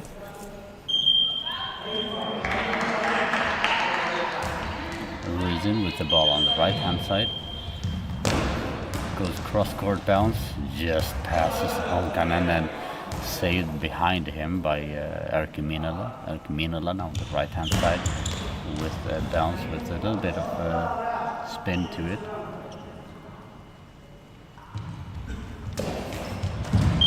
And again, well. But I really like what Israel is doing now in the offense. They're really changing the pace in the throws, some slower throws, and then come the Hodeda with the really fast-paced throw. Well, they've been knocking on the door on that far post which Erlin is covering. They've skimmed that post not once but twice now. Can they be third time lucky? That one goes wide as Hodeda switches it up and goes towards this near side. 9 minutes and 33 seconds left in the second half. Israel 4, Finland 1.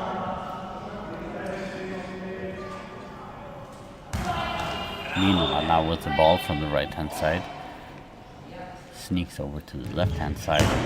Throws a bounce underneath Ben David. And we have the second goal from Finland. Well, you felt that the next goal would be crucial, and Finland have got it. And now the gap is just 2 now at the scoreline. Israel hit back straight away. Well, importantly for Finland, they've kept that one out just to gather some momentum. Can Erkki get on a roll here for Finland? Blocked by Hodeda, and he replies really quickly, puts a lot of power behind that one. You can see here Erkki now growling and he's getting to get his groove on. Yeah, they just needed that, Finland. They've got a bit of momentum here. That's kicked wide, and well, Finland are just starting to turn the screw a little bit here. Yeah, just adding up some bouncing throws also now. That's what I was asking for in the first half, because then you ask the defense more questions. Ruzin on the right hand side, throwing cross court. Easy block by Minala. He gets the ball back by Honkanen and goes around the center, throwing backwards. And the block by Hodeda.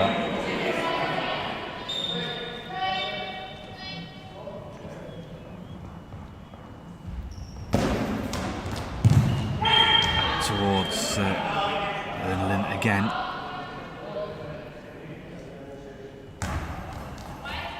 And now he will respond.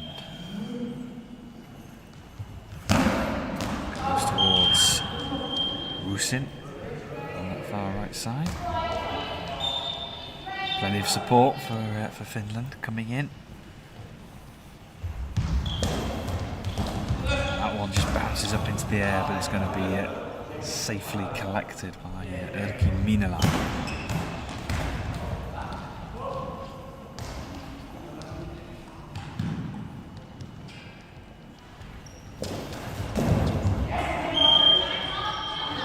And timeout has been called by Finland, and a chance just to regroup here. They're certainly in this match now. After that last goal for Finland just puts them 2 behind with just under 8 minutes remaining. Important moments in the game. 7:57 remaining here in the second half, and it feels like Finland is slowly coming back into the game, and I would like to start Posio warming up a little bit, getting ready to enter the court again.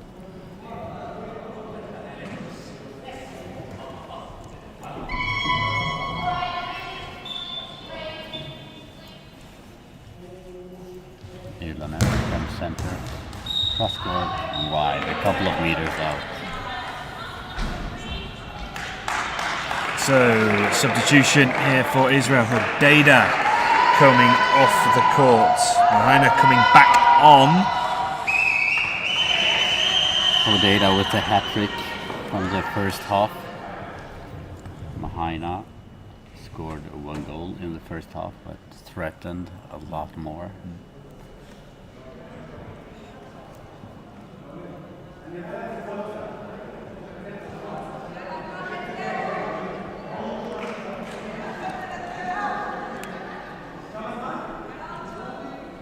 In the commentaries we have a little bit of support for Finland. Vielä aika on. I don't know what that means, but I guess that's something cheerful for Finland. Big block from Erlin.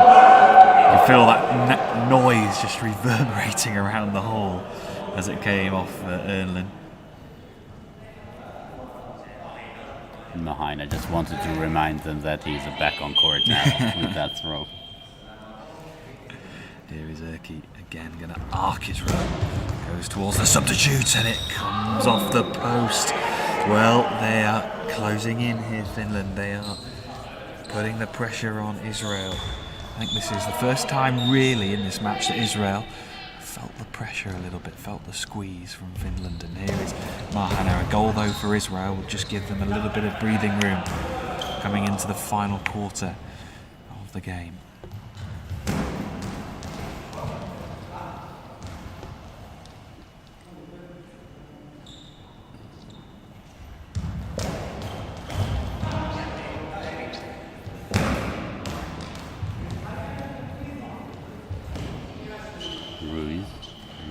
From the right hand side with a good bounce effort, blocked by Honkanen, who passes to Arki Minala on the right hand side. With a good effort cross court, blocked by Ruzin, who takes the ball and gives the ball to Mahina in center, who follows him back to the right hand side. Mahina on the right hand side towards the gap, blocked by Ilonen. Passes the ball back to Honkanen. Just a slow-paced bounce to the center. Michael Rusin with that effort from the far right side. That one is blocked. Oh, and tipped over from Mahina. Again, it's one of those ones that's so close, but yet so far for Finland. They are knocking on the door, but they just can't seem to get this next goal, which is so pivotal. And next goal is going to be very, very crucial for both teams. One goal for Finland, and they're in it, and one goal for Israel, and they have the cushion to calm down a little bit. Yeah, delicately poised, coming into the final quarter of the match. And here is Rusin going back at Minala just goes right down the centre, and Ben David. Almost forgetting the ball, Mahina. Such is the speed of this game, it just feels like it's just gone up to fifth gear.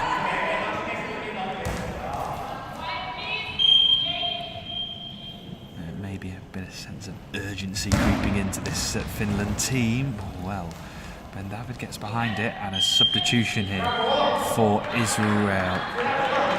And Michael Rusin is going to come off and is going to be replaced by Hodeda. Do you think that is a substitution for Israel in the perspective they'd like to try and finish this game, get Hodeda and Mahana, get our two strongest throwers out onto the court and finish this? I think it's a response from the pressure that Finland is putting on the Israeli team now. So now they put up the starting three again with two strong offensive players on the wings to try to push Finland back, but they need to be smart to not push the 6 meter line. Erki Minala diving to his right. Minala responds quickly down the centre. Mahina on the left hand side, trying to look for the gap between Honkanen and Minala. Minala now on the right hand side. Cross court bounce. Good collection there by Hodeda. Hodeda on the right hand side. Nearly sneaking through, and Lin just covering Honkanen on that far left side. And Lin hits the post, it rolls across the goal line and stays out as Hodeda slides in to save Israel off the goal line. It's just danced on the goal line there. Good effort from Ilonen. Well, you can't say that Finland haven't been close. They have really knocked on the door since getting that goal. And a timeout for Israel, and I'm not surprised there. Just a moment just to calmness and to just get a bit of words of wisdom out to the players. And but also a way for the Israeli team to try to break the momentum that Finland is building up now. So just to have them start over again and 4:28 remaining, 4 goals for Israel, 2 for Finland, a very close and tight game. Yeah, it certainly is. It's another one of those games that we've had over the course of these 2 days that have given us absolutely everything.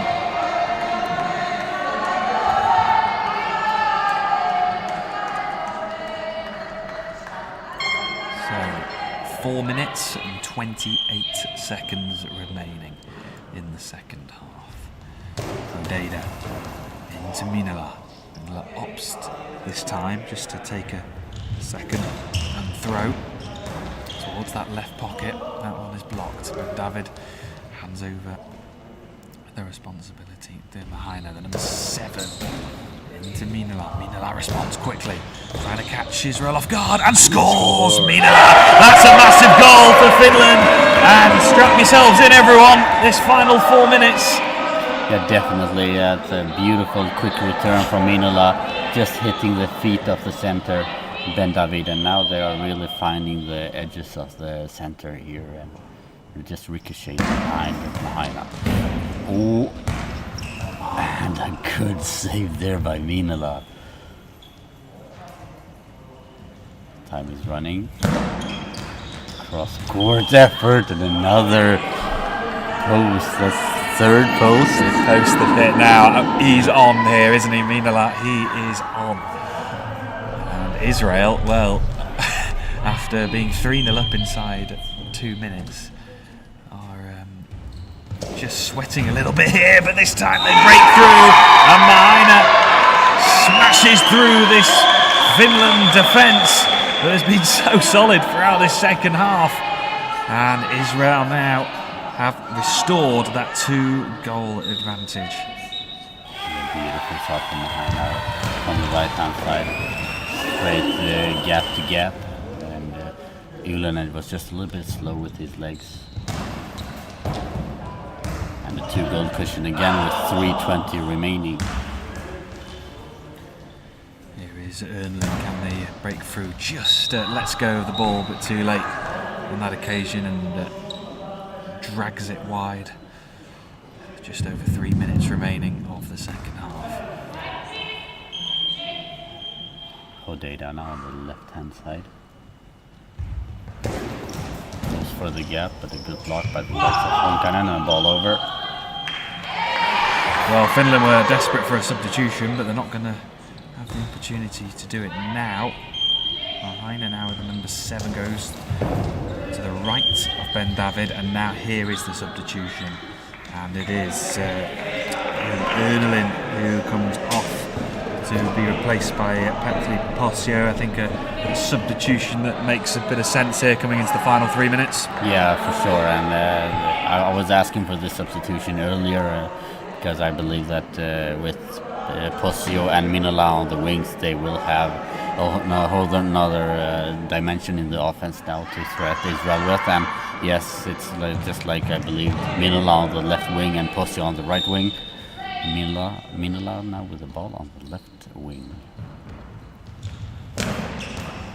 Going down the line. That must have been tight as it went down that left sideline. It stayed in though, and Hodeda responds down the middle. Just over 2 minutes left on the clock. Petli Posio responds down the middle. Ben David is there to meet Mahaina now. Goes for it, slides one along the surface. Powerful throw there from Mahaina, who just were saved by the legs of Honkanen. Hodeda takes the ball from the left-hand side, goes in about 3 meters into the court, so it's cross-court and wide, a couple of meters out. 2:14 remaining, 5-3 for Israel.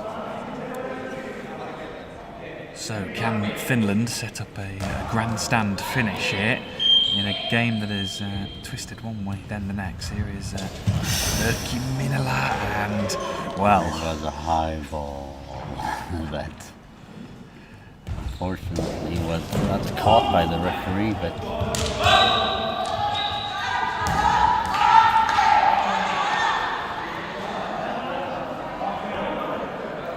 long cannon, missed. Took the ball with him back to his own team, and there have been occasions where that have been called an unsportsmanlike conduct. Yeah. We have Podgorica on the right hand side.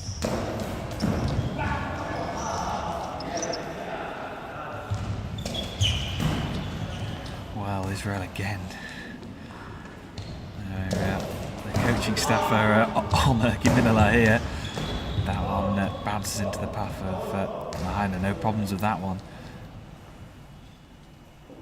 1:30 remaining.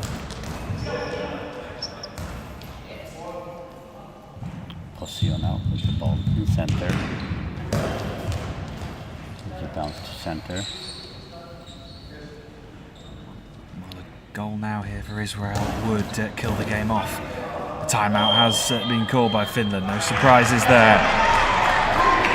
1:11 remaining. See now what Finland has up their sleeves to try to crawl back, because they need a fairly quick goal now to be able to maximize the points they can bring out of this game. They're down with 2 goals with 1:11 remaining.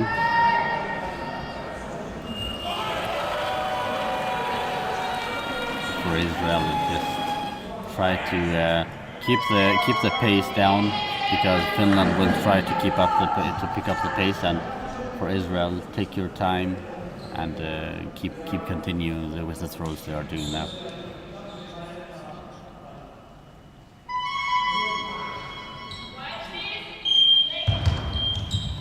Giminala now with the throw. Every throw so crucial here for Finland. If they can get a goal with some time left on the clock, anything is possible.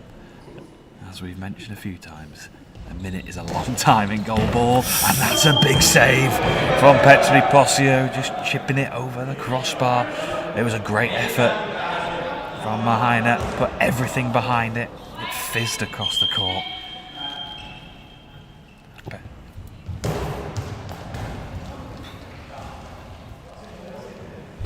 Podgorica from right to left, throwing cross court again. Minala with it. Oh, he was eager to throw that one. Yeah. Now they're going to try to do everything they can to have a lot of time with the throws, and they're going to substitute Posio again for Tihimäki, probably to give some instructions to Minala.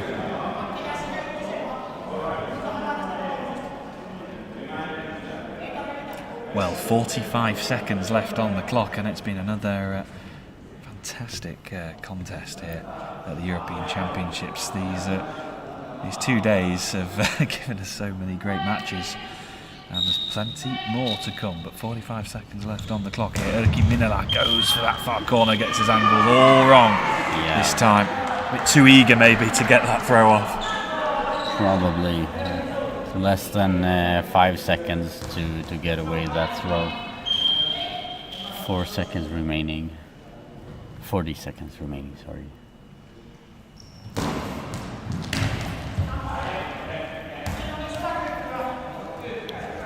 Tihimäki on the right hand side. Throws into the gap, and a timeout from Israel. Well, they're nearly there. They are nearly there, Israel, in a game after the opening 2 minutes. They may have thought it would have been a bit more comfortable than this at this stage of the match, but they are nearly home, and they are on course to secure their first win at these championships. Only by the margin of 2 goals, though, after being 3-0 up inside the opening 2 minutes. But Israel with... I think we've talked about it, of course, at half time, but it was that opening 2 minutes that set up this match for Israel, really. Yeah, for sure.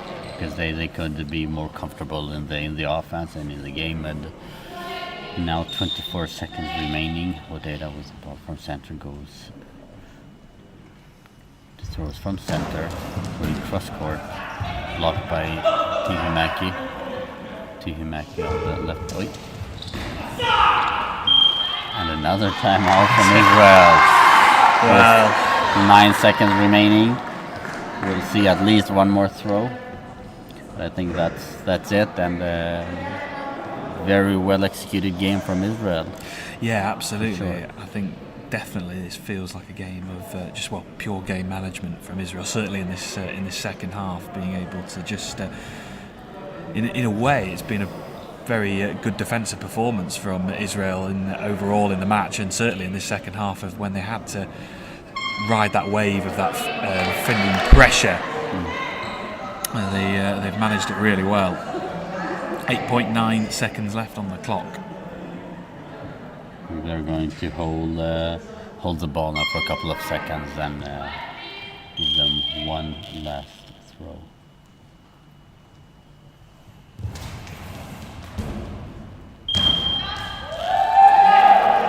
1.4 seconds remaining, so wait for a quick throw from Erkki high ball.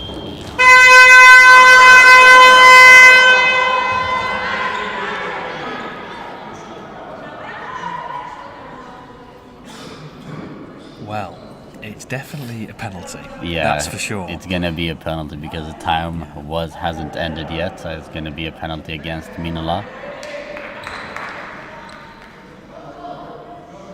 It's a long ball called for Erkki Minala. Well, it could matter, this goal. Honestly, the goal difference in this group, in terms of the placings, and I'm almost certain that is why the Israel coaches were so adamant to have this opportunity. Yeah, for sure, because even if they miss this throw, the Finnish team will not have enough time to throw another. But the Israeli player could actually throw a high ball in this one. Absolutely. And that could be one goal closer. Mahaina on the left-hand side against Minala from center.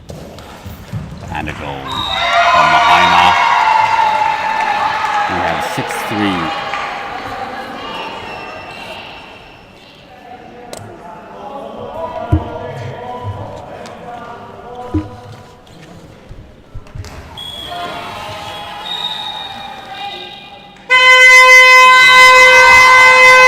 There we go, there is full time after a pretty dramatic end to that one. It's Israel, though, that win by 6-3, but to be honest, I don't think that 3-goal margin actually tells the full story of the game. It was a game that was really ebbed and flowed. It was that 3-0 advantage after the opening 2 minutes, but Finland, well, they tried their best to try and push Israel all the way, but I think, well, we've said it multiple times, that opening for Israel is just the difference maker in the match.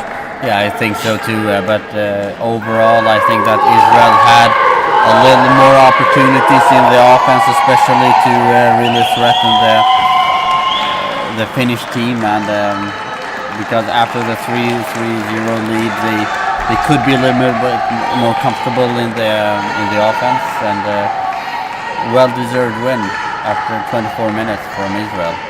Yeah, it certainly is. So Israel are up and running here at the IBSA Goalball European Championships, their first victory of the week. Finland's still searching for their first win, their first points, but there is still plenty more matches left to play. And our next match here at the European Championships will have Great Britain in their first match in the men's, taking on the might of Lithuania. Don't go anywhere, the next match will be coming up in just under 20 minutes' time.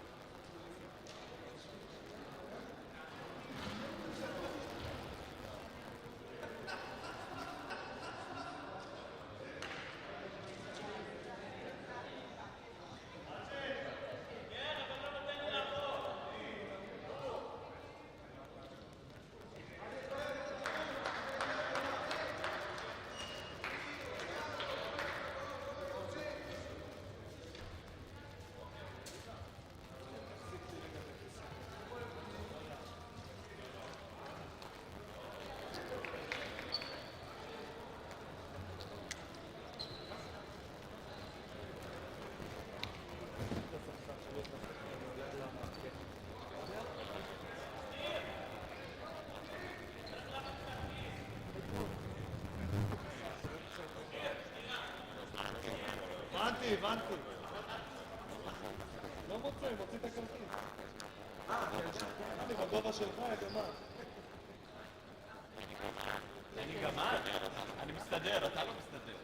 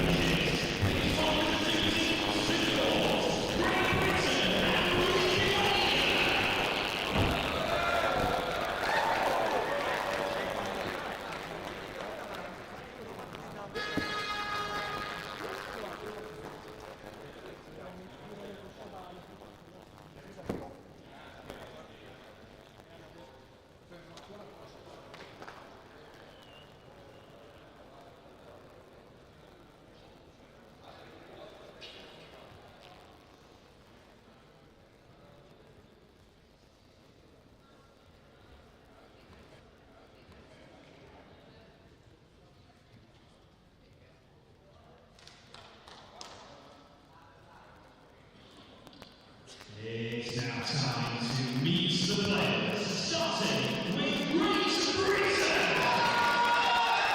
Number 2, Max Loftus. 3, Josh Murray. 5, Peter Camille. 6, Chris Miller. 7, Dan Rupert. And number 8, Joe Rupert.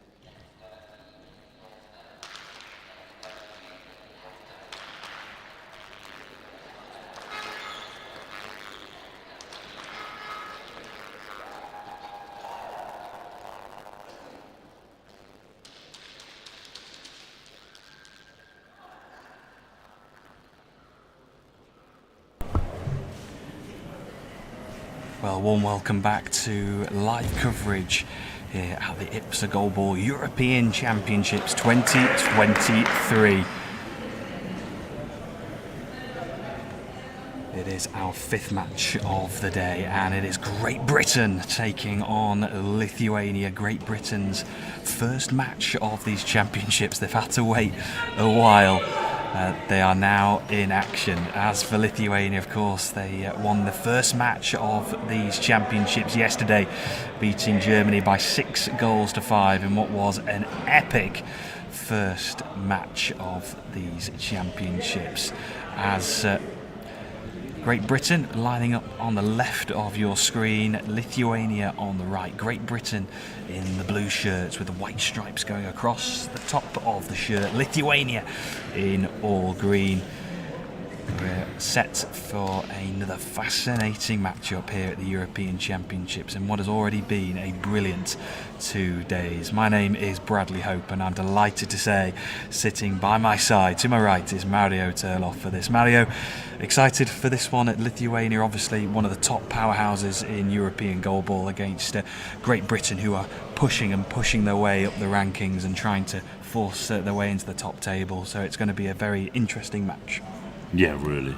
It's really an interesting match, and I think so. Brad is a little bit for the underdog for the UK in this game for Great Britain, and we will see. And see Lithuania start with a successfully team like yesterday, with a successfully start 3, number 3.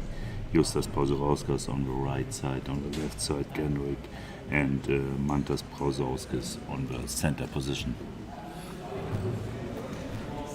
So lots of support coming in from Great Britain. Support coming from Fen Tigers, Emma and Nigel from Fen Tigers. Goalball UK also cheering on their team. And hello to Emma. Hello, Emma, also for me. Well, here we go, and I'm sure there'll be support out for Lithuania as well. We are set for another fantastic match, and the starting 3s are as follows for Great Britain. We've got Dan Roper playing on the right, Joe Roper is in the middle, and then we've got Matt Loftus, who is out there. He'll be starting on the left of the 3. As for Lithuania, Mantas Blazauskis is out on the court, the number 5, Justas Pazarauskis, the number 3, and it looks like Genrik as well, the number 7 here. Pavlikanic is out on the court for Lithuania. Genrik rolling back the years, the number 7 for Lithuania, with a brilliant performance yesterday in the opening match against Germany. Well, Dan Roper just going through the final checks. A brilliant, fantastic recovery to even be here at these championships after the injury he picked up at the IBSA World Games in June. He has been working incredibly hard to make it possible that he is here. I know he'll have all the support, as will the rest of the GB team, the GB women's side, in attendance in the crowd. They'll be in action later on in the day. But for now, it is Great Britain taking on Lithuania. Great Britain, well, they've been here in Podgorica what must feel like years. And they are now finally, they are eager, they are ready to go. Lithuania, of course. What a side they are. So much experience, so much talent in that squad. It's all set up to be another mouth-watering match. And here we go. It's going to be Loftus who gets us underway on that far side. Goes for that left pocket between Pazarauskis and Blazauskis, and Joe Roper into the thick of the action. Known as a Duracell Bunny is Little Joe, as he's known to the Roper family. Pavlikanic with that first throw from this near side to the far side. And Matt Loftus goes down the left. That one is blocked by Pazarauskas. That one goes wide of the mark.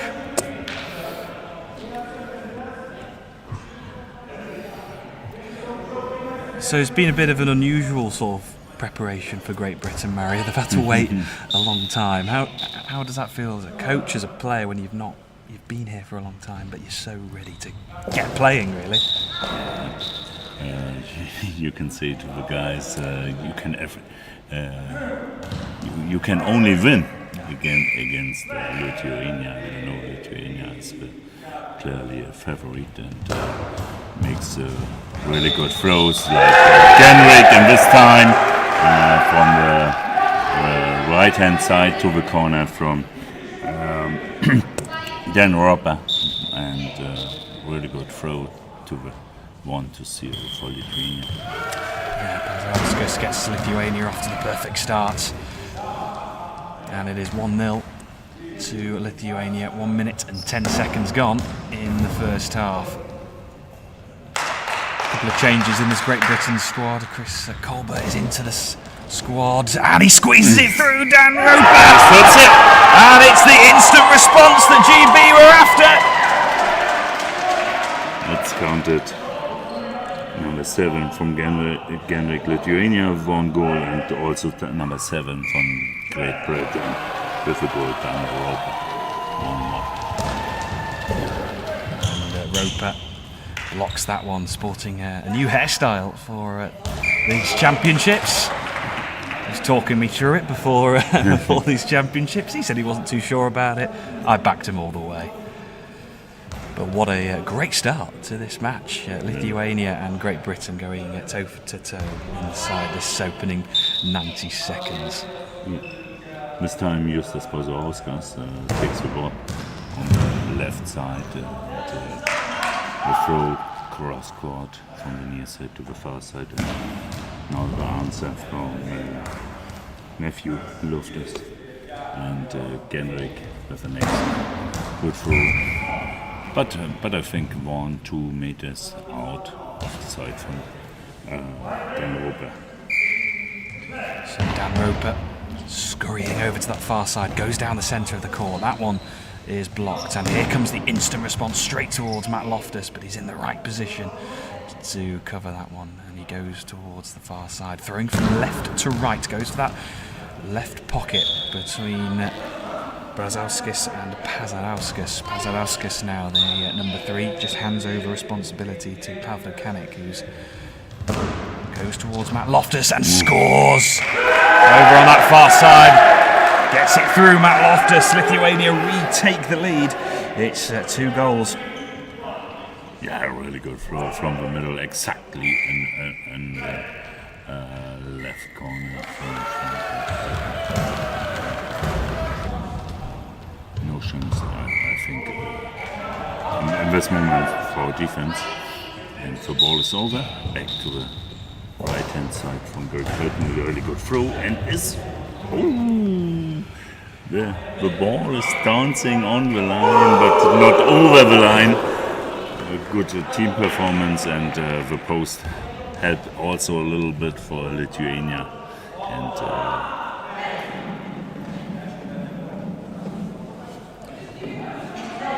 the stand is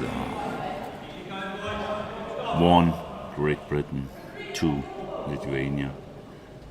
Ball comes now on the right side, left side, sorry, for Lithuania. Genrik with the ball. So we've just got a pause in play here, just going through the volunteer, just all the regulations. Okay. And now we are ready to get this game back underway. Pavlo Kanik now on this near side will get the match back underway. Goes down this near side. That one is wide. Dan Roper was covering that one. Well, Great Britain back in the European A Championships after finishing in 4th spot at the European B Championships in Matosinhos last year in Portugal. They lost out to Finland in a very tight, tense match, but they're back at the top table. Lithuania, well, goodness me, they are stalwarts in the European goalball world, and that throw from Dan Roper is just palmed away from one of those stalwarts, which of course is Justas Pazarauskas. The Lithuania team is littered with the bronze and gold medal winners from Paralympic Games gone by. Dan Roper kicks it into the path of Dan Roper. Matt Loftus will throw from that far side. Throwing from left to right, goes down that far side, can't get it past Pazarauskas. Pazarauskas now on the right post with Kosgård a little bit in the middle, and Roper is on the center position. Good Dan Roper with the next good throw, and the coach from Lithuania thinks high ball, but I don't think so, and also says for it's a regular one. On the left hand side, Genrik with the next throw, really good into the gap between Roper and Roper. Yeah, Matt Loftus goes right up to the high ball line, tries to get as much power as he can behind that one. And Pazarauskas comes towards this near side. Joe Roper initially gets the touch on it, but it bounces over Joe and Matt Loftus into the back of the net. And Lithuania have a bit of breathing space now, that 2-goal lead. And the timeout has been called by the head coach, Faye Dale. And just a moment just to pause and reflect. Yeah, and the bench from Lithuania enjoy this goal from Justas Pazarauskas. It's a really good bounce. It's a special from Justas Pazarauskas, and I think it's the first goal in the tournament from Justas. And congratulations, and both players, Justas and Genrik, on the field now in the scorer list, and I think both players make more goals against UK, but after the timeout, the answer from Great Britain. Dan Roper will get us back underway. Oh, just couldn't get it through Pazarauskas. That was close, challenging Pazarauskas. Genrik now will respond for Lithuania. Oh, Matt Loftus, he gets it the first time, but not at the second, and it goes into the back of the net. He just couldn't claw it onto the goal line and into the back of the net. And it's Lithuania who lead by 4 goals to 1. Matt Loftus now will respond here for Great Britain.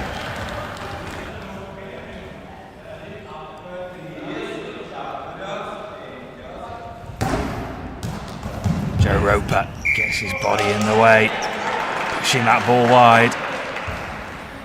Oh, the frustration for Matt Loftus, so evident as he slams the floor as that ball just trickled into the back of the net. Dan Roper, well, and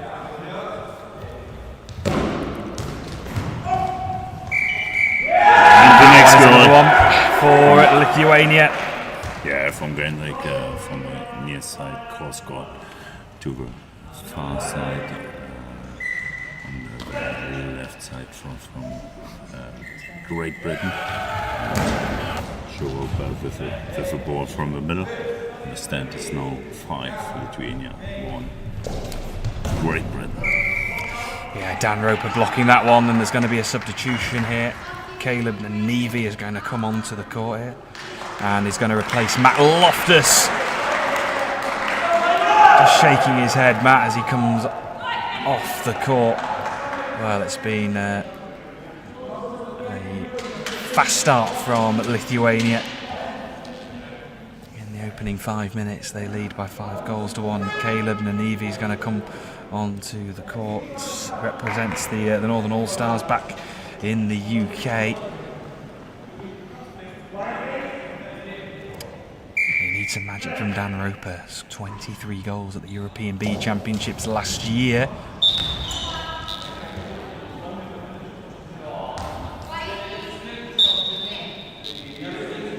Can he produce some magic? Dan Roper, as Pazarauskas throws, can't get it past Joe Roper. smothers the ball and hands it to his brother Dan. On his right side, goes cross court. Quick reply, and it goes through Joe Roper and into the back of the net. What a great idea from Justus Podgorica, the first counter into the gap. It was really difficult for the new man on the place from Great Britain. And Justus Podgorica said, welcome, here's Lithuania, we have 6 goals. Great Britain, 1-0.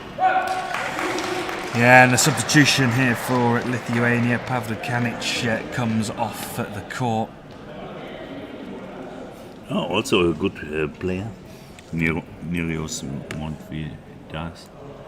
And I think it's 6 for Lithuania and 1 for Great Britain. Lithuania knows, the coaching team knows it's a long tournament. We can a little bit change, we can a little bit break for the players.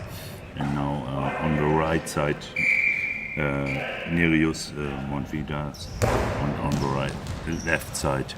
With the next goal, cross court, Justus Podgorica.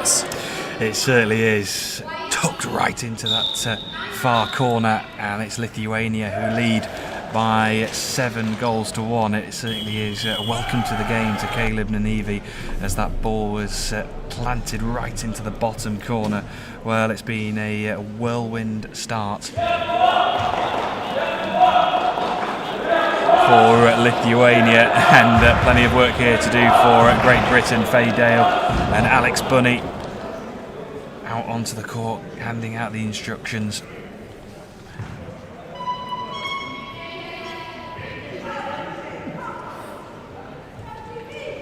Support coming from the crowds from the GB women's squad. The unmistakable voice of Georgie Bullin getting behind the men's team. She's always so positive. And here is Caleb Nanivi with a throw. Can't get it past the substitute Montvidas, who is playing out on the right now.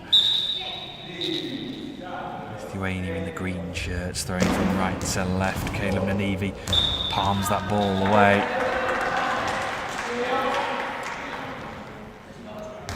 Yeah, Dan Robert to the left hand side, now to the right hand side, with the throw, and a little bit difficult for Justus Podgorica, but the ball goes over the crossbar, and now Nerios from the left side. Yeah, Caleb scrambles to get the ball back and does well, and Dan Roper will take over proceedings, going towards this near side, blocked by Podgorica. Podgorica now responds, goes towards Joe Roper, claims the ball, gives a bit of support, and Dan Roper now on this right side. That one leaves the court.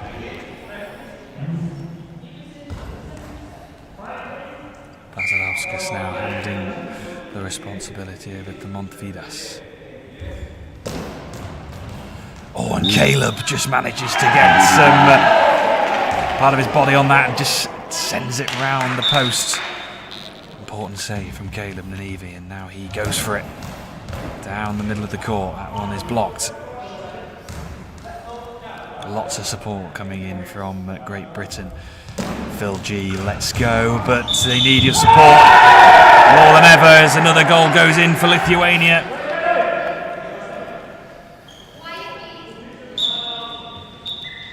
Won the score with 5 minutes. Official timeout. Let me check.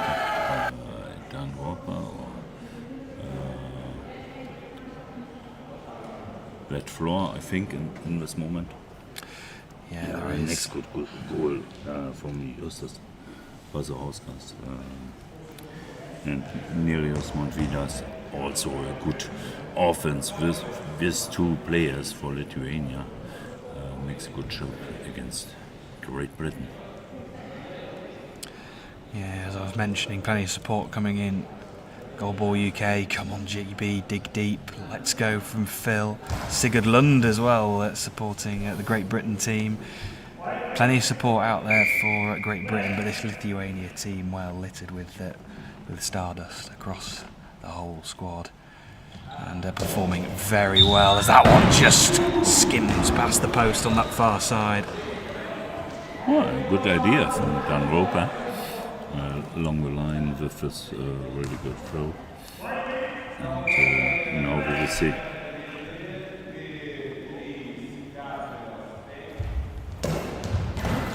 Dan Roper blocks that one.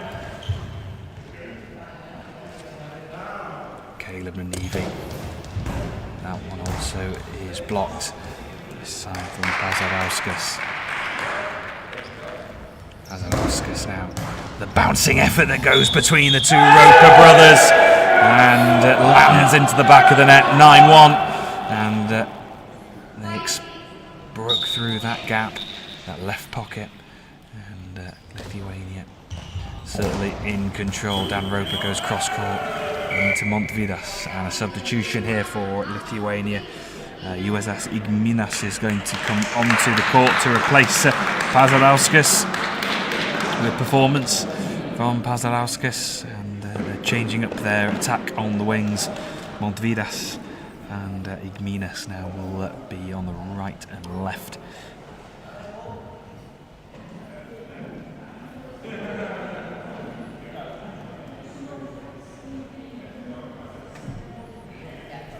Yeah, it's a young player, Minas, with not so much international experience, but now is the time for the coaching team from Lithuania give him this experience. And Finland's good throw from Nerijus Montvidas from the middle, but also good save from Roper as a center. 1 meter out, the throw from Dan Roper on the left side, on the right side now. Nerijus with the ball. A fake run from the new man to the left side, and Nerijus from the right side. Makes difficult for defense for GB. But also a good throw from GB. Yeah, Caleb. Good effort from Caleb Nanivi there. And Joe Roper is going to come off here. Matt Loftus is going to come back onto the court. Just going to have a switch around in formation and be... will Dan Roper come into that central position, or will it be Matt Loftus? And to see what Faye Dale has planned here. 3 minutes and 44 seconds left in the first half. Great Britain 1, Lithuania 9. Yeah, Dan Roper from the middle. The throw also too much in the middle, and I see Matthew Lozos goes to the center position. On the right side, Dan Roper on the left side. Yeah, so a change up in that middle spot. Yeah, Caleb out on the left. Comes to the middle with the ball. Oh, especially fake run and good defense. All the time from Mantas Pazarauskas. On the right side, number 1, Nerijus Montvidas. Next good throw, but too much on the body from Caleb. Ball back to Elikna. And then first goal to Igminas. Yeah, the youngster gets on the score sheet. Igminas bursts through Caleb Nanivi with that cross-court effort. It had bounce. It had a bit of fizz on it as well. It was tough for Caleb as Dan Roper comes from that far side and skips back out towards this near side. 2 minutes and 40 seconds remaining. Matt Loftus gets his frame in the way and hands the ball over to Caleb. Tries to get it through Montevidas, and looks like another substitution ready and waiting here for Great Britain. Matt Loftus blocks that one. Josh Murphy is ready to come on.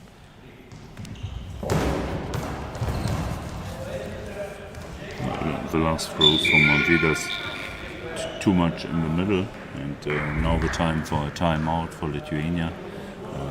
2 minutes 11 seconds in the first half, and stand is 10-1. So sorry, badly. I know.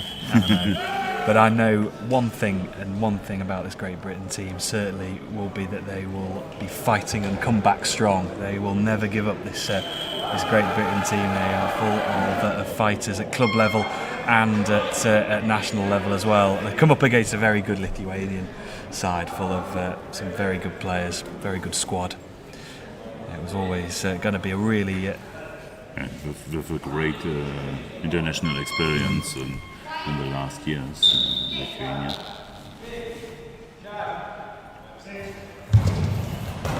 Stopped by Roper as the ball just trickles towards the goal line. It takes all three of them to make sure the ball stops before the goal line. Caleb Nanivi gives it everything he's got down that far side. Montevidas now will respond. Matt Loftus in the centre, straight into the thick of the action, and Dan Roper will respond.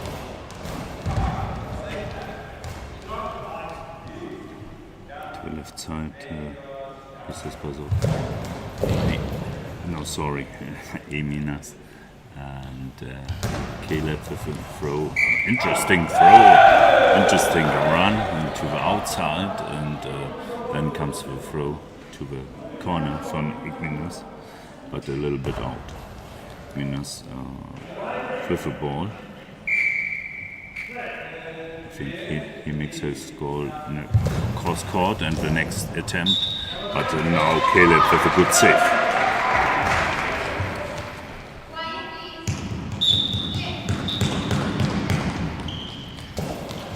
Dan Roper with the throw down the right, that one blocked. Quick response, Dan Roper has it right back towards that left pocket. It was good thinking from Dan Roper. I think it's near on the high ball.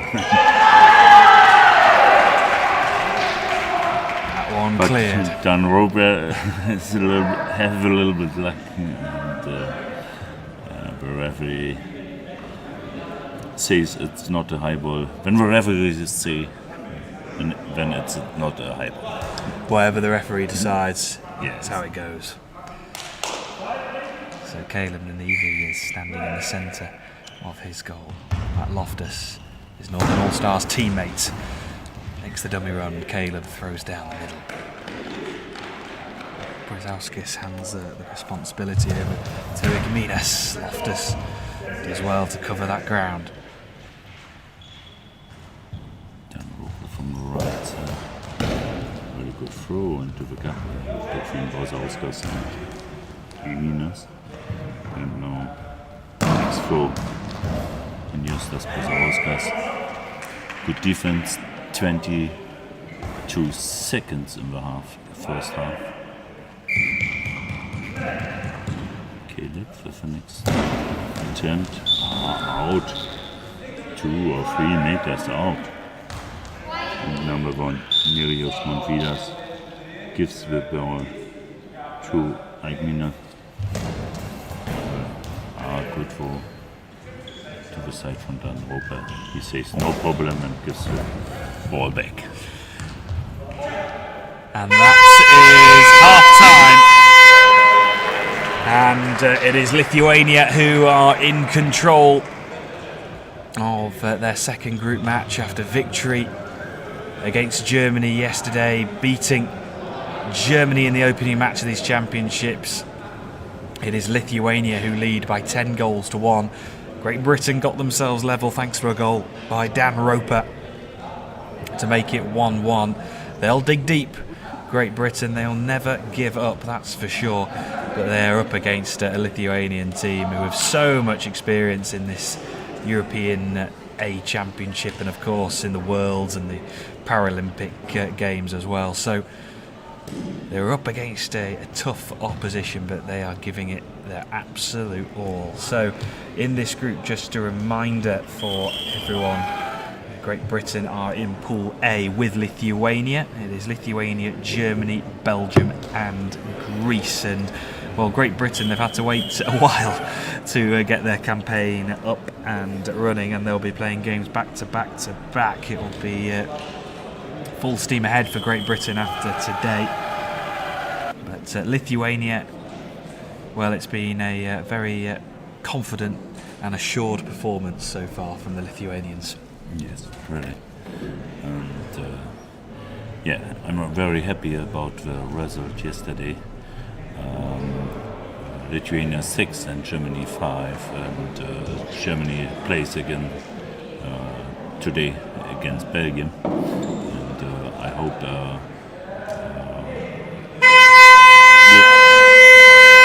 the German team have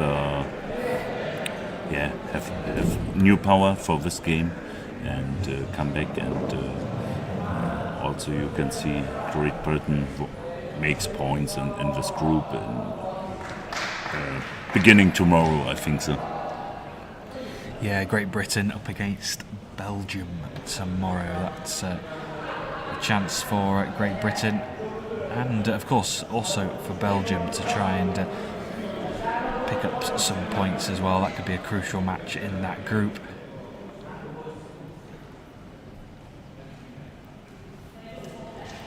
But we are nearly ready to get back underway for this second half. Great Britain on the right of your screen in the blue shirts, as Lithuania are in the green. I think no substitution on the side of Great Britain with Matthew Loftus, number 2, and also Dan Roper, number 7, on Caleb Nanivi, yeah, right, on the left side, and also no substitution of Lithuania with a new man, Agnes.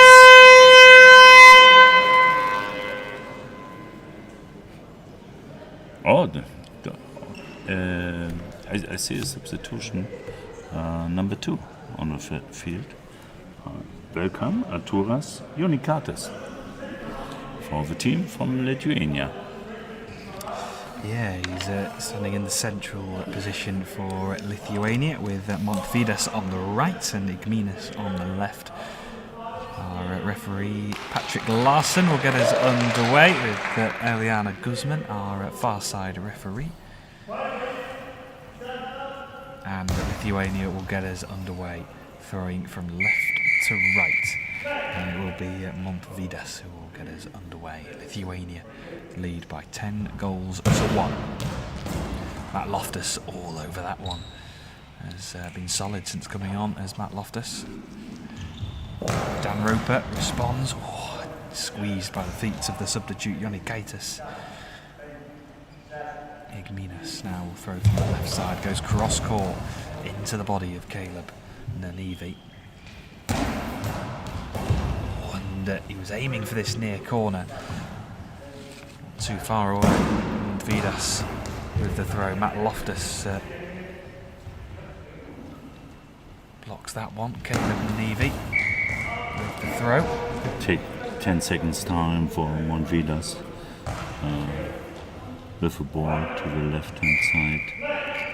Goes 1-2 steps to the middle and then the throw. And yes. Yeah, chipped over the body of Dan Roper from Matt Loftus, and that is that. One goal, all that was required for Lithuania without a reply, and they have secured their second victory at these European Championships. A mercy victory for Lithuania by 11 goals to 1. A strong performance from the Lithuanians. Great Britain, well, they'll come back fighting, I'm sure, tomorrow as they'll be taking on Belgium. It was always going to be a tough task against this star-studded Lithuanian side who played very, very well. But Great Britain, there are matches still to be played and they'll come back fighting for the rest of these championships. But Mario, Lithuania, too strong on the day for Great Britain. Yeah, that's it, right. But I'm very happy to see by a stand 8-1 or 9-1. I have not, in my opinion, I think no time Great Britain have says the game is over for us. No. She takes everything and give everything with the last time, last throw or last whistle from the referee is, and the game is over. Yeah, they kept trying new things, Great Britain. They kept working, they kept battling all the way till the very end, but it was Lithuania who ran out 11-1 winners. So we've got a bit of a break now before our next game, which will be Germany taking on Belgium. Mario, I'm sure, very eager Yes. to watch the Germans as they'll be taking on Belgium. That will be at 3:15 local time, which is in just about 45 minutes. But for now, we'll leave you with the highlights from Great Britain against Lithuania. We'll be back soon. Ja, bis 15:15 Uhr Deutschland.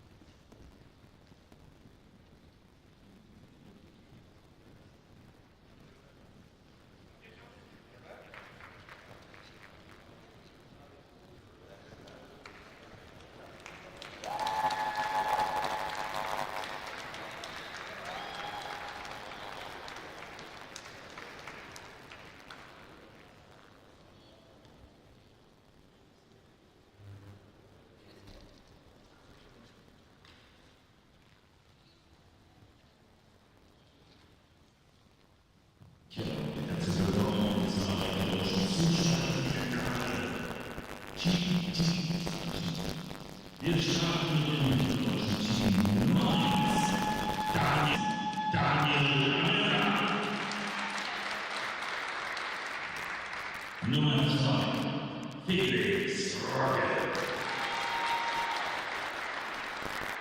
Unsere Nummer 3, Thomas Scheier. Mit der Nummer 6, Oliver Hörl. Nummer 7, Ruben Schilling.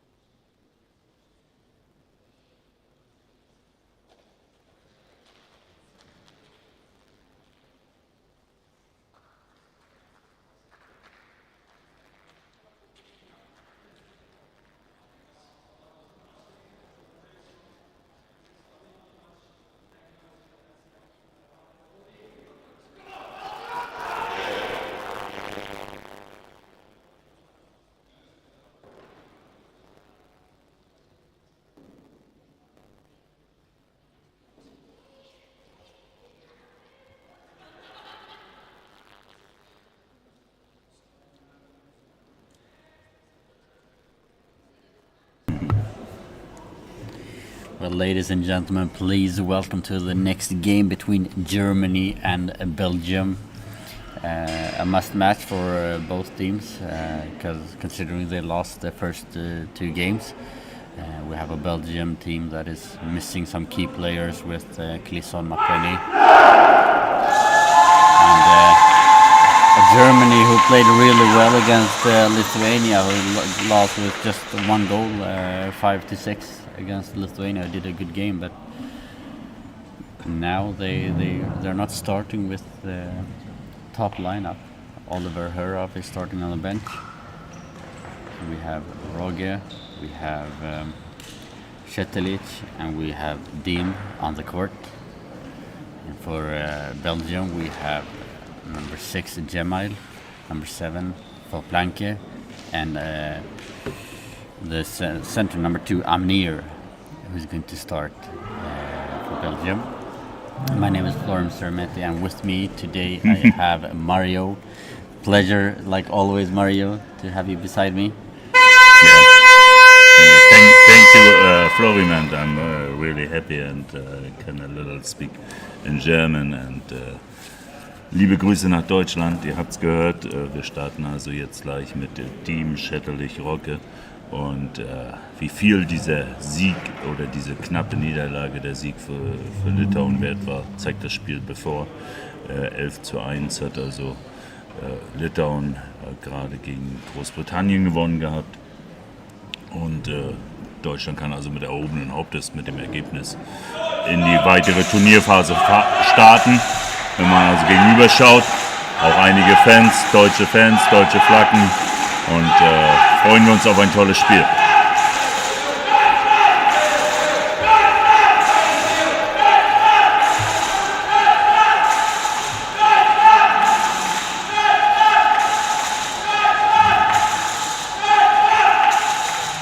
And we have a lot of support on the spectators area for the German team. And we will have Belgium having the first throw.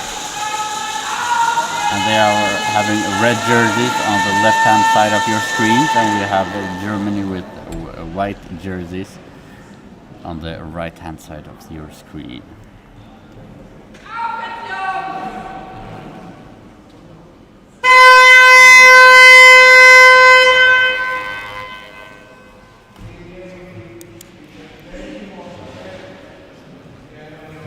Belgium starts for football. Our left side,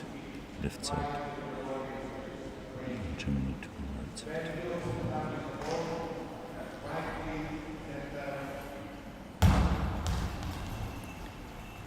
We will have Gemail with the first throw for Belgium from center. Throws to the center, blocked by the shoulder of Chetelic. To the other side, Roger from the left-hand side to the middle to the right-hand side, and his first throw, a bouncer, and Gemail for defense. Gemail on the left-hand side with a bounce straight into the middle, collected by Chetelic, giving the ball to Dean. Dean on the left-hand side. Now Voplanke. Balance effort, touches the hands of Chetelic, gives the ball to Roger. Roger down the left-hand side with a high bounce and a beautiful goal by Roger. Very beautiful bounce there, touches the hands of Amnir, and we have 1-0 for Germany.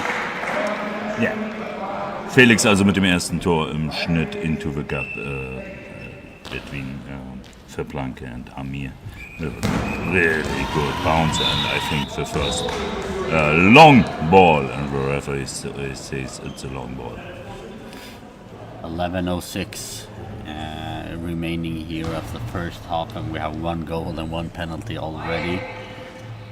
It's Fabian Dean now with a penalty, goes from the right-hand side to the left-hand side and throws backwards to the right-hand side, and we have 2-0 for Germany. Fabian Diem also mit seinem ersten Tor in diesem Tournament, und 2:0 für Deutschland. Dankeschön, Sarah, für den Kaffee. We got some well-needed coffee from the referee Sarah Cooper. Thank you. Thank you so much. So Planker with the ball from the right-hand side down the line, blocked by Roger. Roger gives the ball to DM on the right-hand side. Throws cross-court and good block by Planker. Amir now from center. Out. Weit im Aus, 10 Sekunden Zeit für Felix Rogge. 10 seconds on the left-hand side. Crossroad and it's difficult for the center from Belgium. Deem with a quick return from right-hand side cross-court. Blocked by Planker.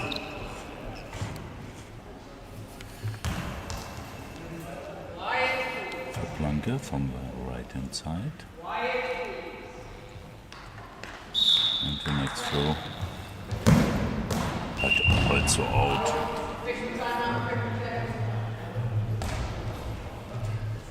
Just a quick reminder there from Stephen Newey about pushing the goal post forwards so it's in line with the goal line. Now Roge with the ball from center.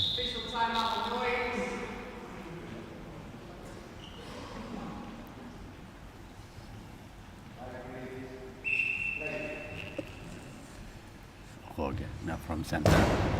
Throwing to the just a little bit to the right of center. Blocked by Jemaili. Jemail now on the left hand side. Throws into the gap, blocked by Deem. Hoven from the middle. And next good bounce. Blocked by Amir and Jemal. Next attempt, but no problem for Hoven. Schädlich. Oh. And a missed opportunity there from Roge, who throws far out to the right hand side. By the half-meter line it was out.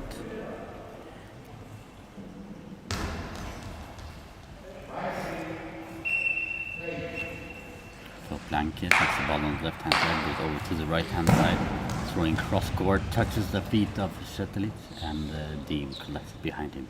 Goes around from right to left and throws to the center, blocked. Yeah, Jamal. The next attempt into the gap between Schädlich and Dean, but no problem for Schädlich. Amir now from center.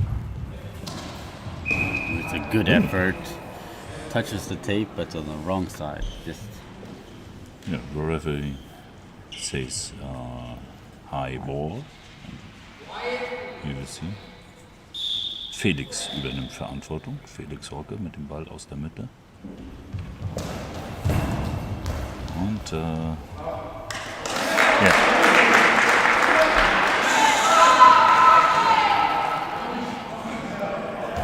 full Planke on the right hand side now. After the beautiful save there from Amnir from the penalty. Really? For Planke on the right hand side. Goes with a bounce to the gap. Easily collected by Roge. With a quick return to the center. Amnir takes the ball. Gives it over to Jemail. Jemail now on the left hand side. Throws a bounce cross court and just squeezes it down with his left arm. Shetelic. Team with a bounce, cross court from the far side to the near side. And now comes the Planke. The next bounce, no problem for Schädlich. Hoven mit dem nächsten Wurf. Next ball from Hoven. Whoa! Interesting to the corner from Jamal. I think 40 centimeters out. And we got 8 minutes and 5 seconds remaining here of the first half, and we got 2 goals for Germany and 0 goals for Belgium, with Jamal now tries cross court from the left hand side, blocked by Roge, who quickly goes over to the right hand side with a cross court bounce and a good block there by for Planke on the right hand side. throws the bounce into the gap and just saved there on the goal line by Roger.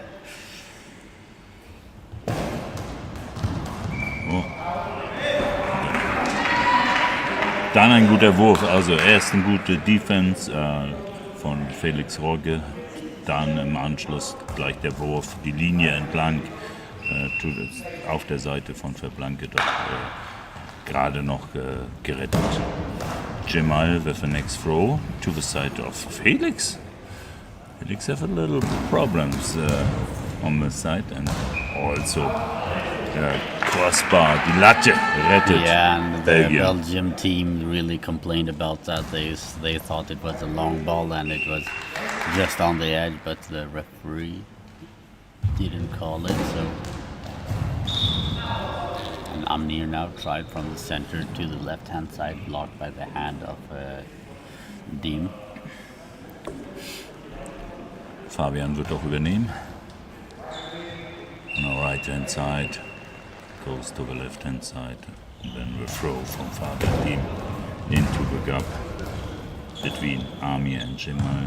Jamal with the next throw from the left hand side. Too much in the middle, no problem for Ruben Schädelich. Felix on the left hand side. Germany, really good bouncer. Vorbei an Amir, aber Verblank ist da. Verblank mit dem nächsten Wurf.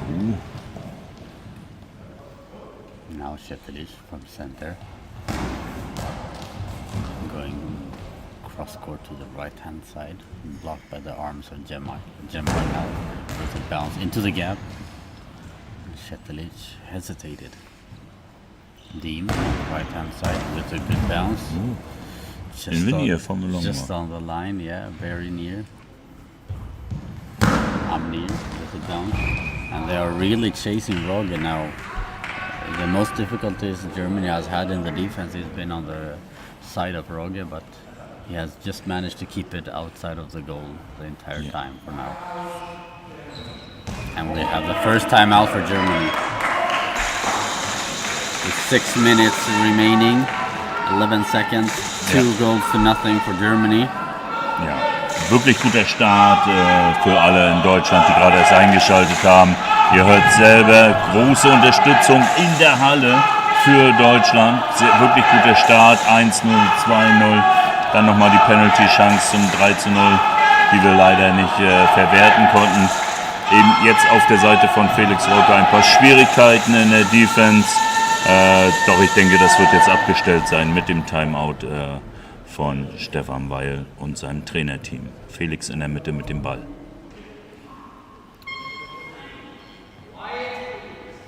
Now we have Roger on the left-hand side. Throw the bounce to the center, but it's too close to the center, so he doesn't really have to work for it. Jamal on the left-hand side, throwing cross-court and just underneath Šetelić. Yes. And a quick reply from Roger, but just outside of Arne's reach.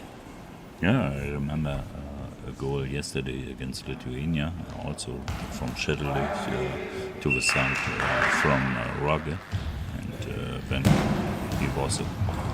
ball was a goal. Aber Ruben weiß Bescheid! Ruben weiß ebenfalls, wo das Tor steht. Somit jetzt alle 3 Torschützen auf dem Feld. Ruben Šetelić aus der Mitte in die hohen Zahlen zur linken Seite der Belgier. Und somit 3-0. 3-0 for Germany. A beautiful quick return there from Šetelić from center, just to the left. Oh, and while I was talking about that, Roger ran from left side all the way to the sideline on the right-hand side, threw down the line, and just touched the hands of Jamal on the post and goal. And we have 4 goals to nothing for Germany with 5:27 remaining and a timeout for Belgium. Yes. Felix sehr beweglich, sehr viel Laufspiele, eben auch gerade wieder die Seite gewechselt. Dann der Wurf, the throw to the right side, to the corner from Jamal. Und alle dachten, Jamal hat den Ball, kann den Ball verteidigen, ist mit den Händen dran. Aber der Wurf war einfach zu gut von Felix Rogge. Really good goal in the corner von Jemail. We have a question here from Schenner who says Germany need John Turloff. And I think you can answer that question better than me. Yeah, when we have time, I give the answer. We'll take that at halftime. Now we have Amir from center trying to find the gap between Deem and Chetelic. Deem now on the left-hand side. Throwing cross court up in the air, and then we have another goal. A beautiful goal from Deem. Ebenfalls wieder Laufspiel, running from Deem, from the right-hand side from Germany to the left-hand side. Und dann die Füße, the feet from the center from Belgium, and the ball goes in the goal. 5-0 for Germany. We have 5 minutes and 6 seconds remaining when Deem throws a quick return to cross court to Verblanke. Now Verblanke on the right hand side with a bounce to the gap and an easy collection there from Roge. And Roge now going straight to the middle. He cannot throw through a player, even though he throws hard. Jemail on the left hand side with a bounce straight to the gap. A good collection there from upper body of the Deem. Deem on the right hand side fires into the gap. Good collection from Jemail. Yeah, Jemail comes from the left hand side with a throw, but too much in the middle from Ruben with the answer to the corner from Jemail, and also Jemail with a lot of problems in the corner with the throws from Germany. Yeah, it really has to work, and Germany has very good accuracy on the post there. So Jemail really needs to stretch out his arms all the time to be able to reach to the ball. Felix von der linken Seite, Felix from the left hand side, goes to the middle. And we will see from the throw, also from the middle, into the gap from Jemail and Amir. And the next problems for Jemail. Yeah, Germany is really putting a lot of pressure on the left-hand side of the Belgium defense between Amir and Jemail. Jemail now on the left-hand side with a cross-court throw. A good effort with a little bit of spin in it, but blocked by Roge. And now the ball is in the hands of Dem. He tries that into the gap. Oh, substitution on the side of Belgium. Out number 6, Jemail. In number 1, Arne van Hove. And I think it's a way to try to close the gaps and just to secure the defense a little bit for the Belgium team. They lose a little bit in the offense, but I think they will get a little bit better in the defense with this move. Van Hove also on the left side from. Yes, he played on the left-hand side yesterday, and these 3 was the starting 3 yesterday in the first game against Greece. Belgium just outside on the right-hand side.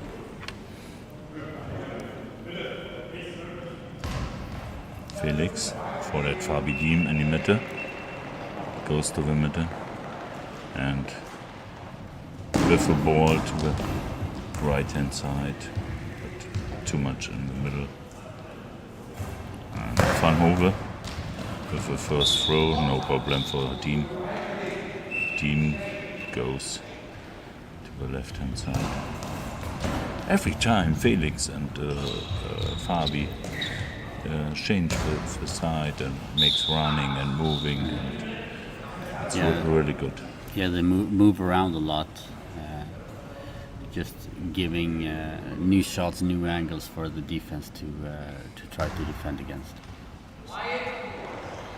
Felix übernimmt in der Mitte den Ball von Fabian Diem. Now on the left hand side. And a really good throw.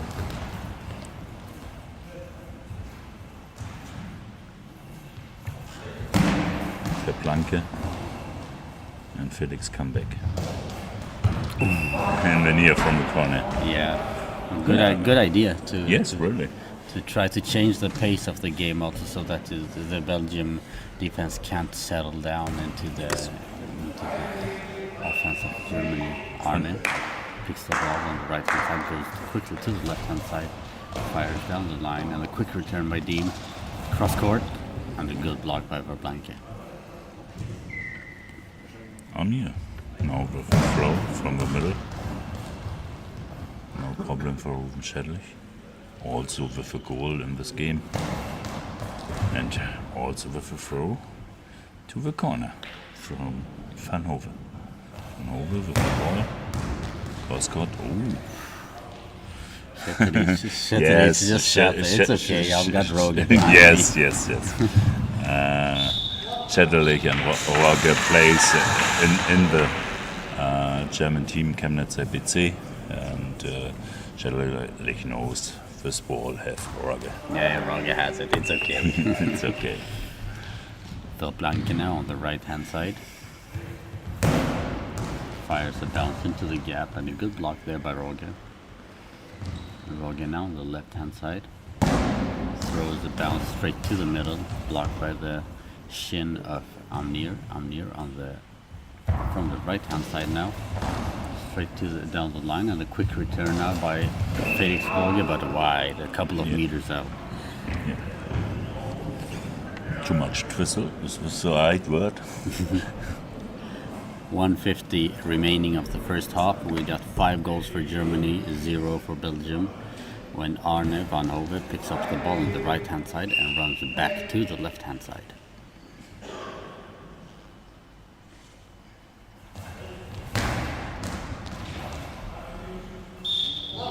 Oh, substitution on the side on Germany. Kleine Pause für Felix Roger and Daniel Arenda on the field with his debut for European Championship. Daniel Arenda aus Ilvesheim, plays in Germany in the second Bundesliga. Ilvesheim.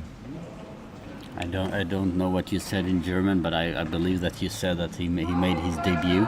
Yes. He's making his debut here now, so it's Yes. and that he plays in the second division. Yes, in the really, Germany. really. Yeah, It's a good player.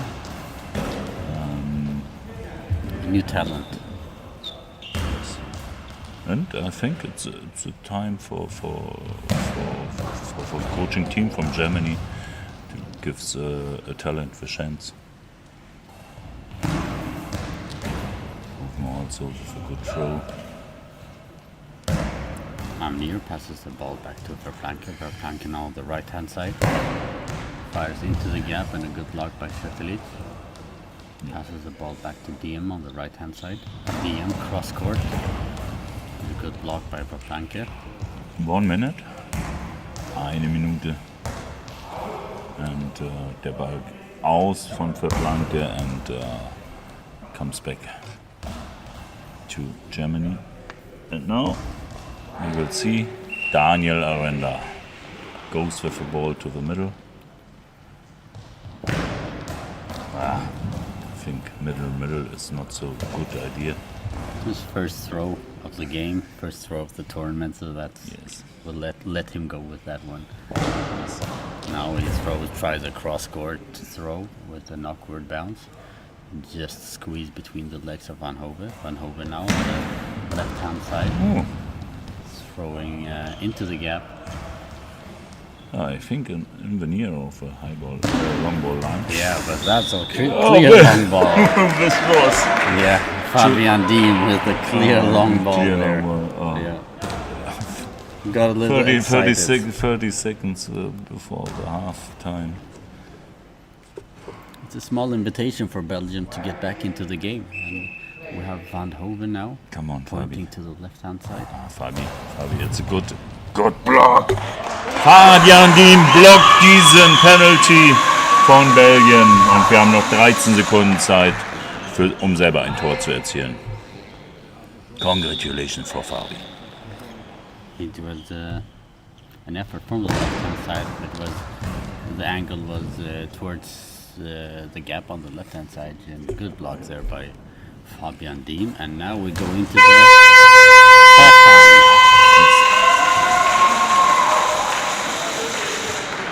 And a good control from Germany throughout this half. You see that they are trying to rest their top players, and the generation shift that is happening in Belgium is also showing that they don't really have the weapons to really threat the German defense. But I'm really impressed with Justin Koplanke. He's playing really well in the defense, especially, and also Amir in the center. He didn't play in the center before.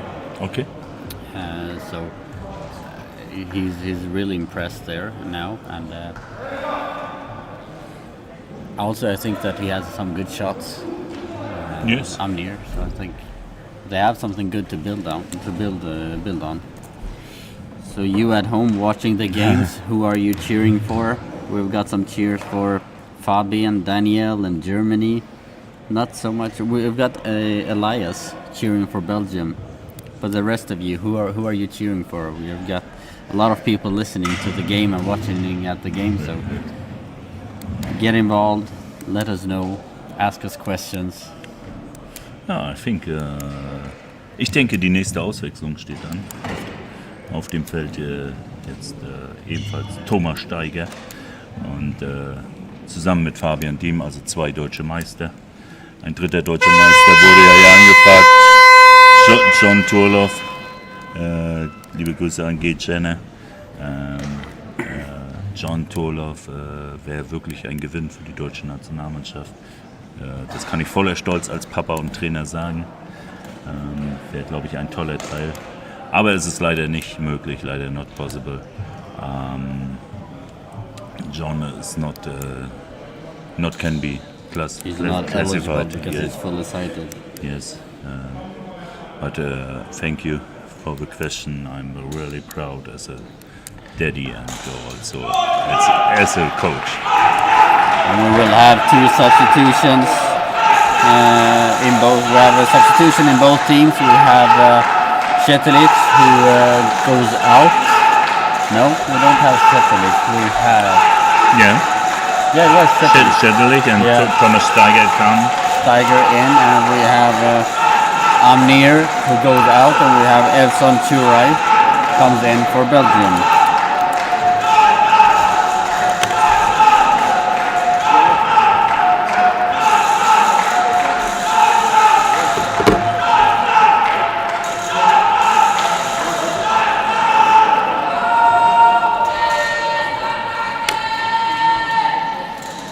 A little bit of support for the German team on the spectators.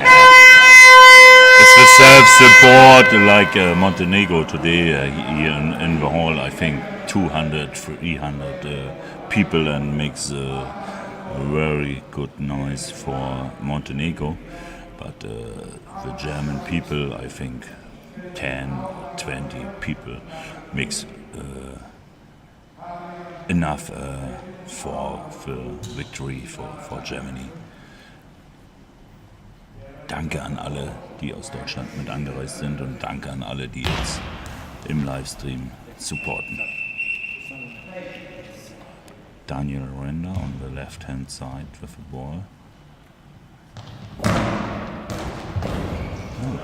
And also the first ball for Kuwait. Yeah. And we have Steiger now on the right hand side. With a bounce collected by the legs of Van Hove. Van Hove now on the left hand side. Throws the bounce straight down the line and underneath the Diem. It just goes out. No problem for Fabian Diem. Fabian Diem goes from right to left, throws to the center, and a good block from Tsurai. Tsurai passes the ball to Van Hove. Van Hove throws from left to center, easily collected by Steiger. Steiger goes to the right hand side. Throws a bounce up. Ooh, Tsurai was inside the goal. I don't think he found his spot there. Yeah. but it was on the correct side, so a block is a block. Arvendel, center, cross court, passes to right, but blocked by the feet of Van Hoven.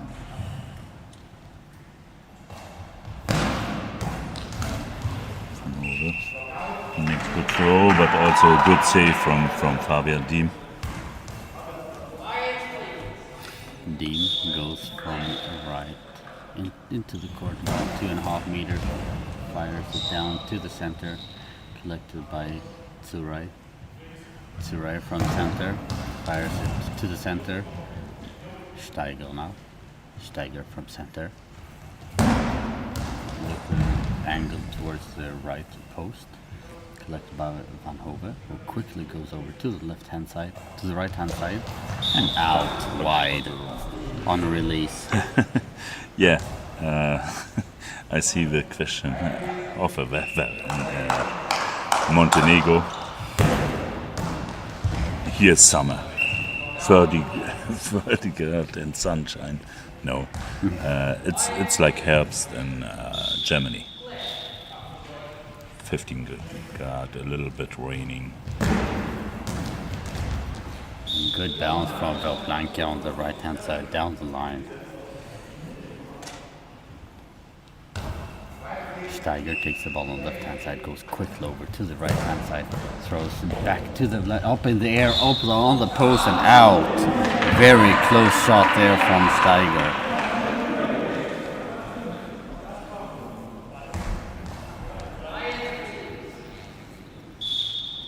Van Hove on the left-hand side. With a bounce to center. Steiger really wants to have a goal. Yes. He throws a bounce from sideline to the center. Tsurai gives the ball to Verplanke. Verplanke goes to the right-hand side. And the bounce down the line and a good save there by Arendel.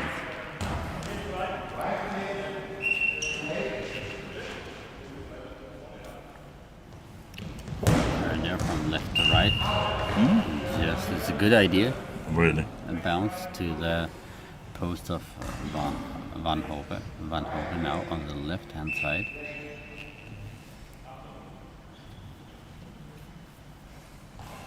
Throws cross-court bounce. A very good effort there from Van Hove. Good height on the bounce.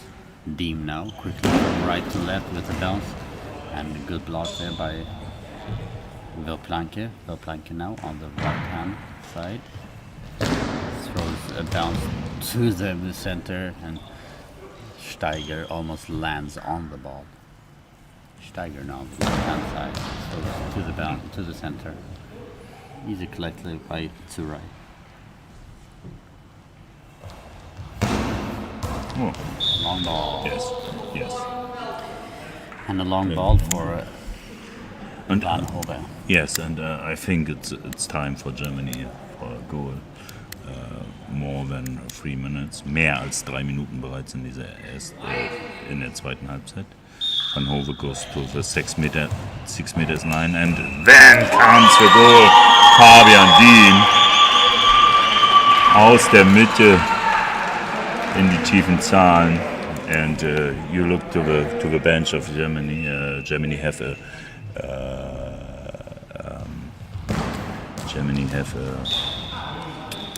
penalty coach. Only for penalties. Sepp Meyer, Sepp Müller. He is so happy. Well, that means that we have 6 goals for Germany and 0 goals for Belgium, with 8:20 remaining on the second half. And we have a substitution. Diem with a hat-trick gets substituted, and Oliver Hurov comes in on the right side. Congratulations for Fabi Diem. A really good, really good performance. That's the right word in this game. And now we have all 6 players from Germany on the field in this game against Belgium. Diem got the opportunity to play, and he really took it. He played good in defense, good in offense. Yes. We have Steiger on the right hand side with a good bounce, very good bounce, and a good block there by Tsurai. Van Hoven now on the left hand side with a bounce, very close. Oli from the right hand side to the left hand side, throwing back to the right hand side, and a good block there by Van Hoven.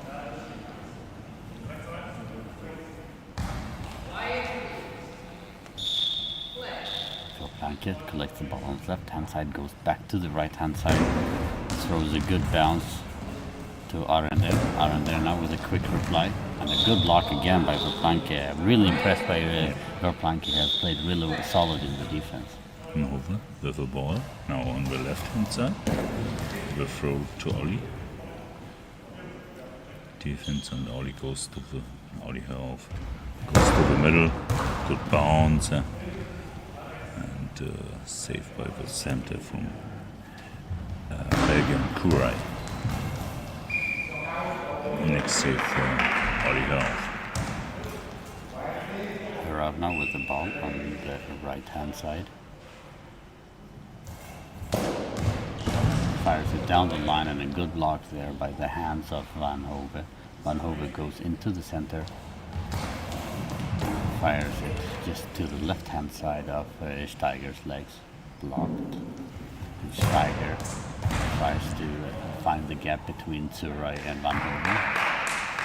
And first off, Verplanke now on the right hand side with a good effort down the line with a good bounce, but blocked by Arender. And we have a timeout for Germany with 6:49 remaining.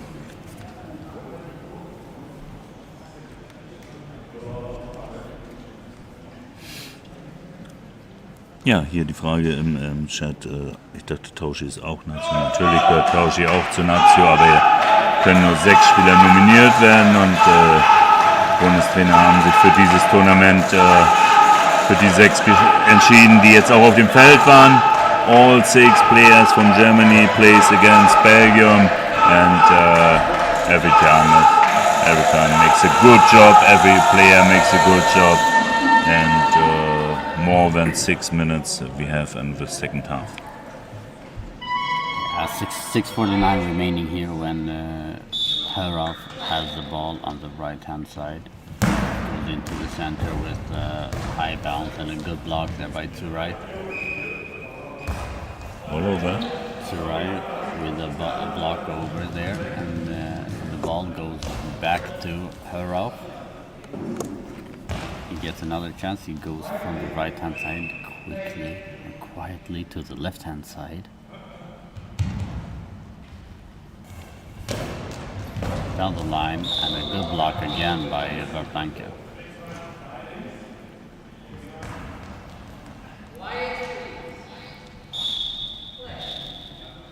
Van Hove on the right hand side this time, throws the bounce to the center.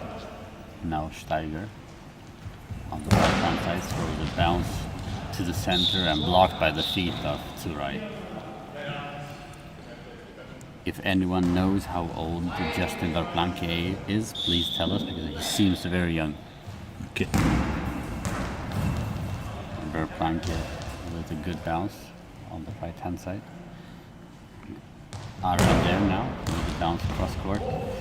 Blocked by Tsurai, but ricocheted and flicked back and forth, but collected by Verplanke. Verplanke now with another effort, blocked by the body of Steiger. Oli Herhoff now with the ball to the left hand side, and also a throw from the left hand side.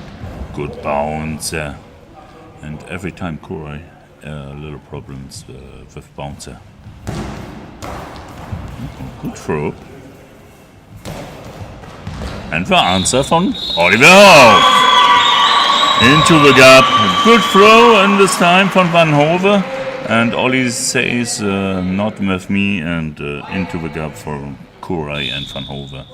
7-0. Yeah, Van Hove wasn't really back in position after that good throw, and Herhoff just took advantage of that and found the gap.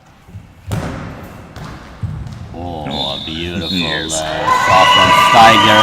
from the right hand side with a bounce straight to the middle, just over the top of Turai, and we have 8 goals to nothing for Germany, and timeout for Belgium with 5:20 remaining.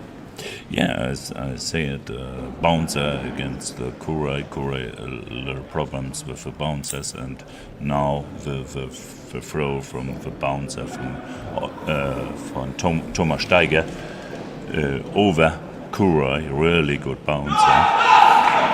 I think 5 from 6 players from Germany makes a goal. Yeah. Only Daniel Renda.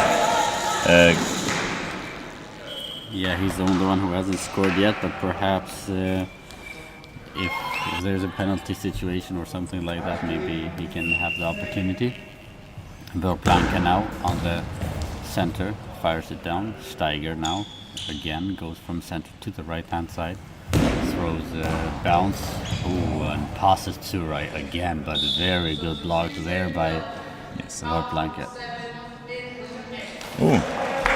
Verplanke being substituted in this game, and this excellent defense from him again today. Yes, really. Really impressed by his defensive games.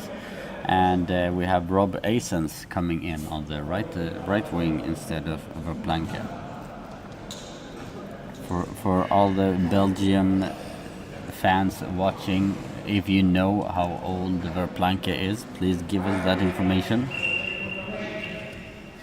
Rob Asens on the right hand side with the bounce, straight into the gap, collected by Steiger, gives the ball to Arender on the right hand side, and very close to find the gap between Asen and Tsurai. Ja, ich hoffte ein bisschen, I hope for a goal from Daniel Render. Daniel war dicht dran ihm gerade, toller Wurf in den Schnitt zwischen Kurai and Asens. And now Ollie with the next throw to the corner, but geblocked. Van Hove now with the ball on the left-hand side. Tries to find the gap between Steiger and Hörov. No success. Steiger now from center, and a good bounce. Just saved by the feet of Tsurai.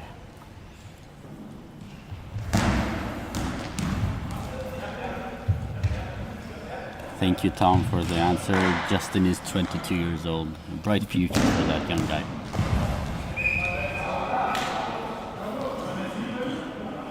Van Hove with the ball on the left-hand side.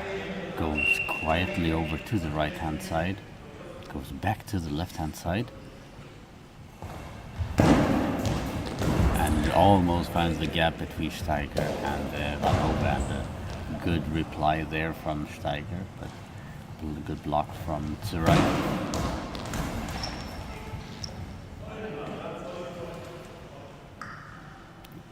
Hörov from right to left. With a good bounce and a good save there by the feet of Tsurai.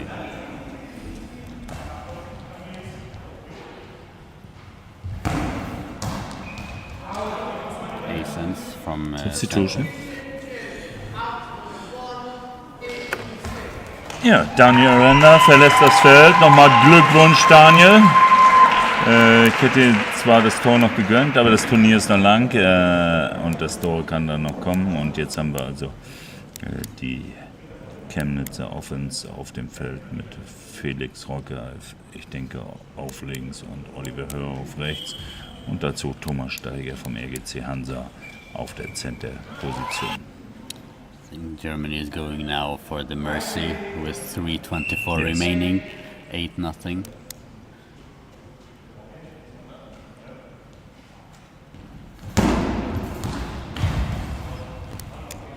Tsurai with the block from center, and he's going to take the throw himself from center to center. Steiger takes the ball, passes it to Roger, who goes from left to right. Roger slips a little bit and puts out the ball. just because you're chasing Mercy, you need to be smart. You Yes, can't really. just attack full power all the time.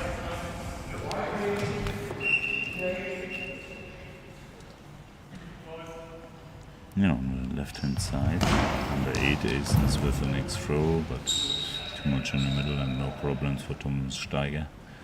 We will see this the next bouncer. Really, so makes Thomas 2 goals. I remember against Belgium. Ball comes back, ball is over, and Oliver Hörhoff goes to the middle to Felix Rogge. Now on the left hand side, good bouncer. And from the right hand side, Belgium Essence. Good throw, good save by Oliver Hörhoff. Hörhoff now goes over to the left hand side. Tries a bounce from the left hand side, and it just scrambles and saves on the goal line between Aces and Van Hove. Yeah, all the 3 players. Defense team performance to defend this ball. Yeah, very, very good. And we have a timeout for Belgium with 2 minutes and 6 seconds remaining. The German commentator can very, very good English, says Rumpelstiltskin. Wer ist Rumpelstiltskin? Who is Rumpelstiltskin? Thank you.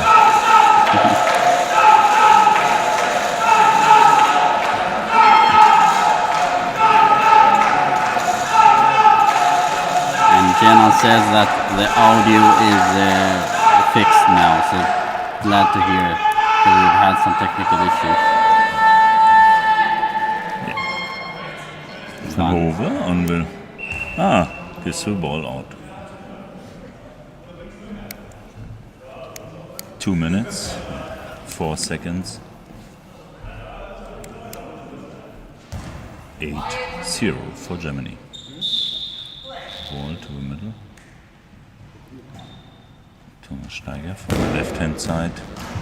Good throw to the feet from Kurai, but good defense. Good effort bounce there from Essence. Now goes on the left hand side. Goes up, ricochets, and just blocked there by the goal line by Van Hove. Beautiful save from Van Hove, who goes then from the left hand side, just blocked by the shoulder of Hörhoff. Yeah, good. Van Hove from the Yeah. left hand side goes to the right hand side and blocked this ball. Ollie from the middle. Oliver Hörhoff. Van Hove with the defense, but the ball goes out.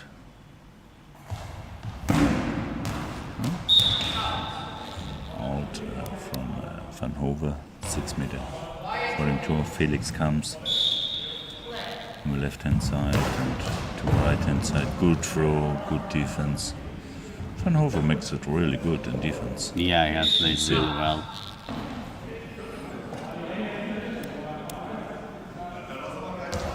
Out und der Ball comes back. Etwas mehr als 1 Minute. 1 minute, 7 seconds. And Oliver Hörhoff now with the ball on the left hand side. Tries to go into the gap, but a very good block there by the legs of Rob Eisen. Eisen on the right hand side, just outside of Rogge's post. Good effort there from Rob Eisen. Eisen passes. Now the ball is in the hand of Steiger on the right hand side. Yeah. Passes Turay, but a good block there behind the Turay from Rob Eisen. And 38 seconds remaining.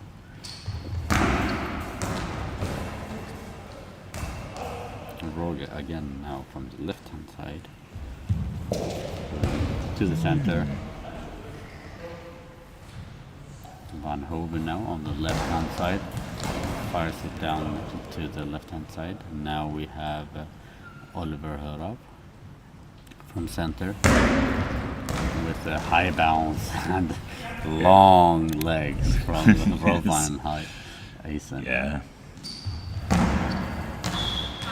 We have 1 second remaining, so I think that's going to be it. It's going to be 8-0 for Germany against Belgium.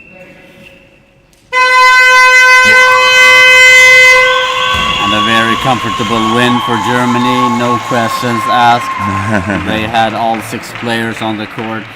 And for Belgium, they did what they could, but they are lacking the offensive power to really be able to threaten Germany in the defense.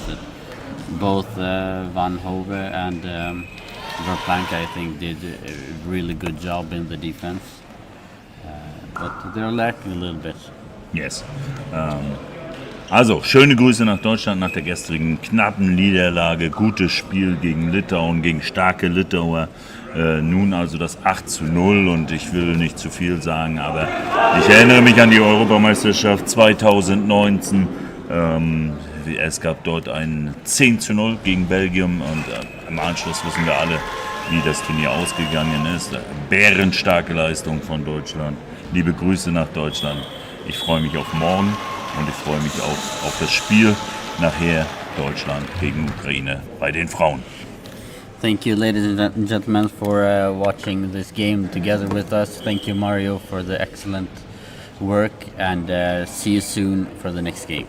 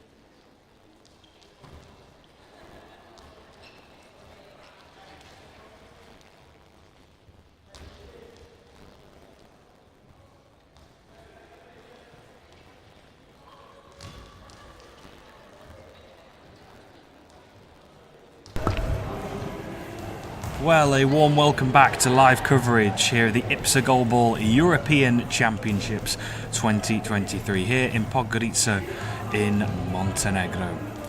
It's our penultimate game of day number 2. From the women's side of the competition, it is Great Britain taking on Turkey. Great Britain's first match at these championships, taking on the might of Turkey, who are heavy favourites to be challenging at the top end of the podium and of the championship. Well, my name is Bradley Hope, and I'm delighted to say that I'm joined by Florim Sedemetti for this one. Well, for Great Britain, it's obviously just like the men's. They have waited for their time to come to play in these European Championships. They've been here a while, and now finally they get their chance on the court against what will be a very strong Turkey side. Yeah, for sure, but Great Britain has played some very good games against Turkey before and is one of the few teams that actually had caused problem for Turkey. So with a good start in the defense for the GB ladies, I think they could do a good game. And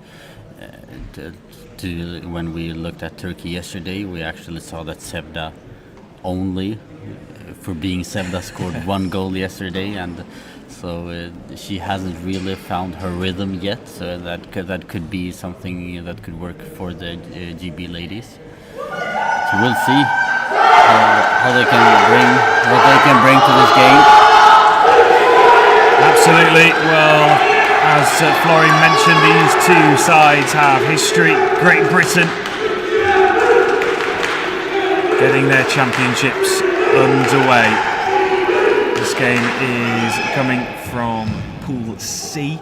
Only the 4 teams in Pool C: Turkey, Great Britain, Germany and Ukraine. Our 2 referees are Sarah Cooper and Svetlana Moroz. The starting lineups for the teams: we have Turkey on the left-hand side with Sevda Altınoluk, number 3 on the left-hand side. Number 2, the center, Ryan in the center, and we have Güler, Fatma Gül on the right-hand side. For the GB ladies, we have number 5, Mimi Robertson, starts on the right wing. We have Georgie Bullen, number 4 on the center, and we have number 2, Antonia Banyan on the left wing.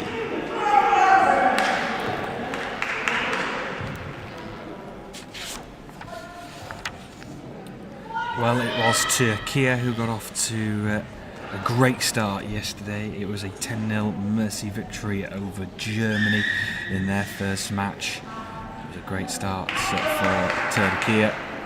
So Turkey will be playing in the black shirts with gold running down the side of the shirt, with gold numbers on the back.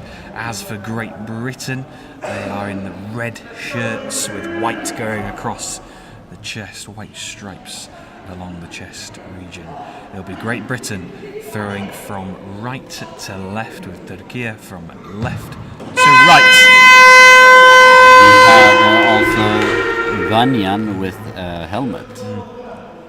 And that's also a little bit odd, but there have been some players through the years have played with helmets. But what also is odd is that the Turkish ladies plays without any sleeves. Yeah. And skin contact against the rubber usually means burns on the skin, but they are tough ladies. They certainly are. They certainly are. So here we go then. We are nearly ready to go.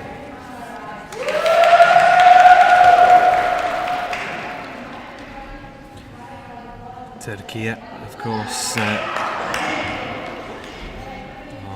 mainstays normally in the European Championship final. They have reached the final of the last 5 European A Championships. Great Britain aiming to try and topple Turkey, and the first throw comes from Mimi Robertson on that far right side. And there comes the save. Georgie Bullen playing in the centre there. She's always so positive. There's Georgie Bullen, been around the GB squad for a long time. great experience to pass on to her teammates. She was part of the squad in 2012 in London.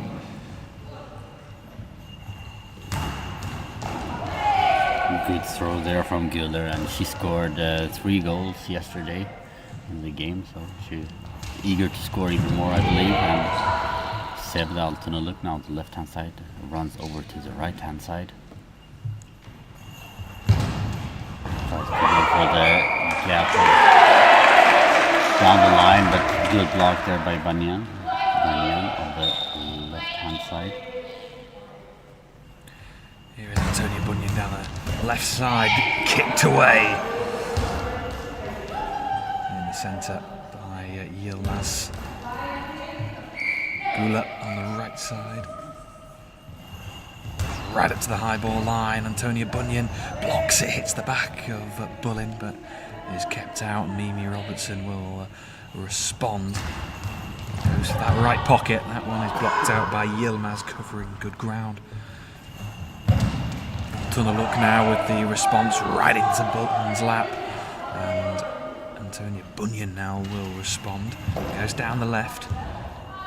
Turkey throwing from left to right, going right up to the high ball line, cross court, and Mimi Robertson makes the save.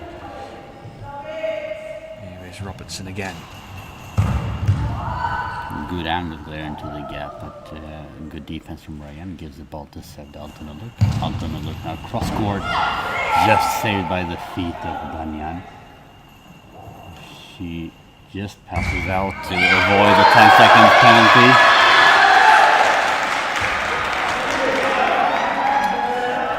Yeah, she managed to just get there, Antonia Bunyan, to clear that ball away.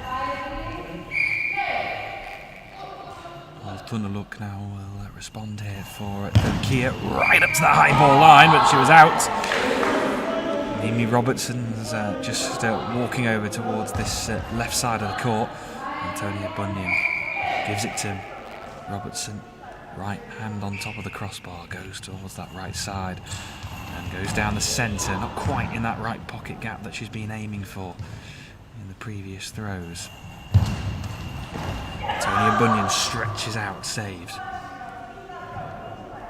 Gula with that throw. Here comes the response from Antonia Bunyan. Yilmaz.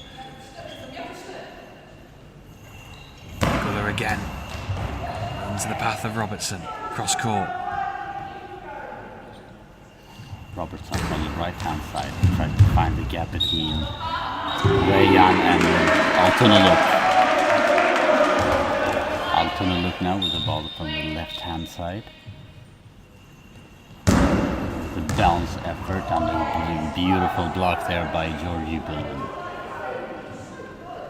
Here is Bunyan now to respond. Goes down the left. Opening 3 minutes. It's 0-0. Who's going to break the deadlock here? Bunyan boots the ball away with purpose. Georgie Bullin. And there is the positivity and motivation from Georgie Bullin. Mimi Robertson now from that right side goes for the left pocket this time. And that one is cleared away, and the oohs ring around the GB squad. They're really up for this one. They've been itching to get out on the court. Aaron Ford, the coach for GB, said they'll give it all they've got. And at the moment, they're matching up to the task of this Turkey side, but there is the first breakthrough. Turkey strike first. It's 1-0. A beautiful shot there from Altunaluk, goes into the center, throws to the right hand side, just by the post near Antonia Bunyan. Yilmaz in behind that one.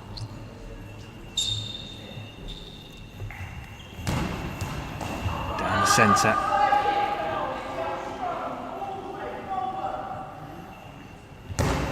Antonia Bunyan responds down the middle. That one is saved by Yilmaz. Quick response though from Tunaluk. She's found her range.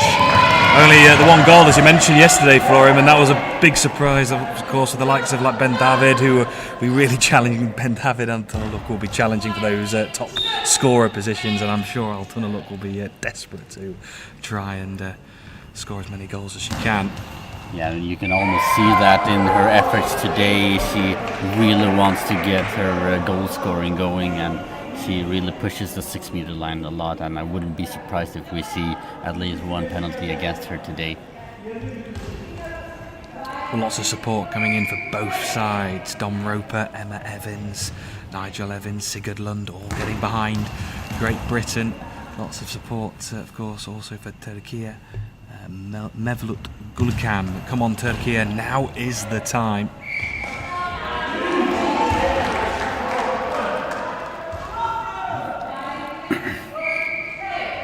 Robertson goes from left to right, throwing cross court, blocked by Ilmaz. Ilmaz gives the ball to Altunaluk. Altunaluk goes to the left-hand side, throws from center, cross court bounce, and a good effort, a good block there by Bunyan. Antonia Bunyan down the left into the path of Guller. She responds quickly right up to that high ball line, and Aaron Ford, he was watching. He was challenging on. that. He really was, and that was kicked away by Yilmaz. Well, Phil G answering a question regarding Antonia Bunyan and the helmet. It's for medical protection. We had a Danish player who used to play with the helmet also for medical reason.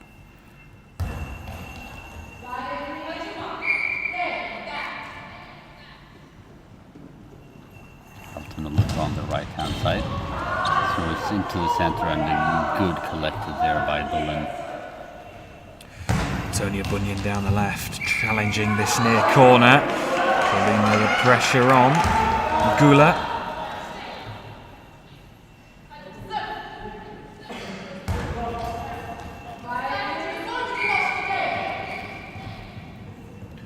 Here is the response from Gula, collected by Bullen. Well, many of these players joined forces this year to compete domestically for Queen Bees back in the UK, to prepare themselves for the IBSA World Games and for the European Championships, and that's another one that Aaron Ford is potentially challenging for. They're really pushing up to that high ball line. And then this is great for Great Britain if they just can keep up this defensive efforts that they are doing now. It will lead to a penalty for the Turkish ladies, and the GB ladies can absolutely capitalize on that one.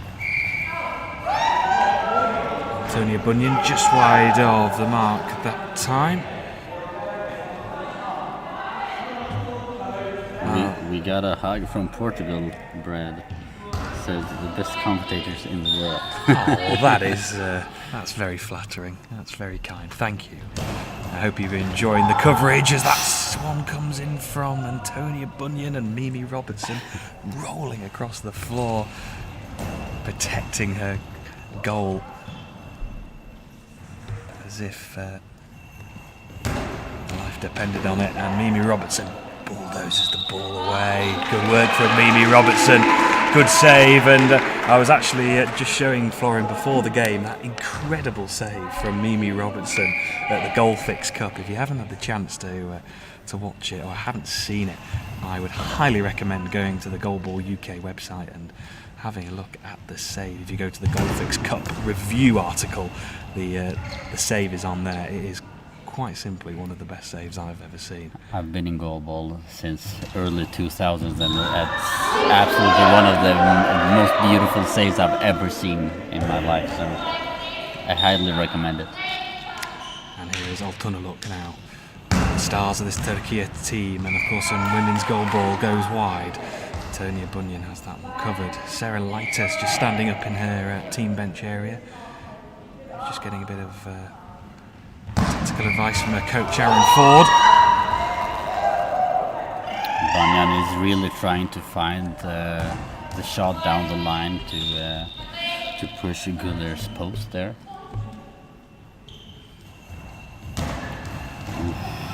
Guller again. Really close, and up to that high ball line, and the timeout is being called by GB. 5 minutes and 7 seconds. Well, Florian, I know Turkey are ahead here, obviously with that 1-0 lead, but Great Britain, I think, will be quietly quite happy with how the game's panning out at the moment. Yeah, I think so. I think they are very pleased with the game that they are playing now, and they are pushing Turkey to make the mistakes, and also in the offense, as long as they get the throws down the line in order, I think they will threaten Turkey a lot. Also in the offense, they are doing really well so far.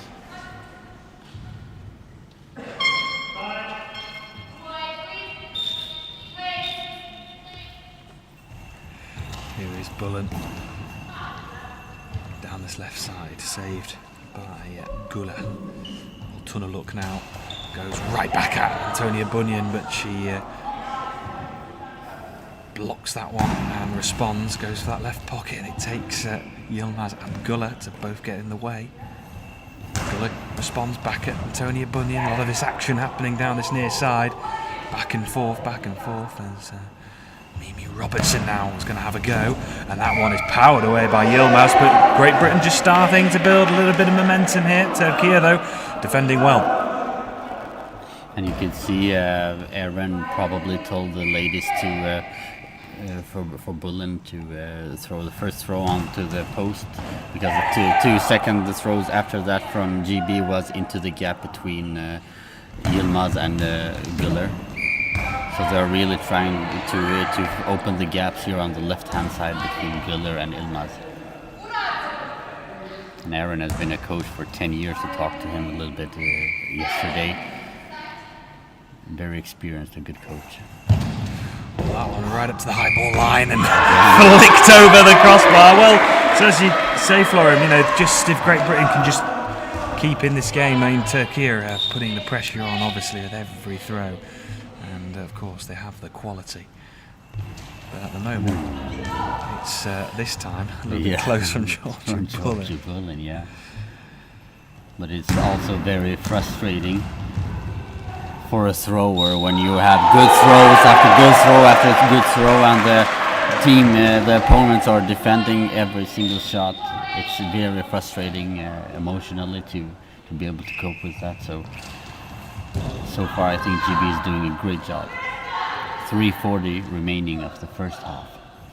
Yeah, the first half that has gone really quickly, and it's a goal for the Turkey, but still some complaints from the GB coaches about that high ball line, but it is 2-0. 2-0, yeah, the goal from Güler from the right-hand side, just underneath Bullen, but I'm almost willing to agree with Aaron there that it probably was a high ball, but the referee's call.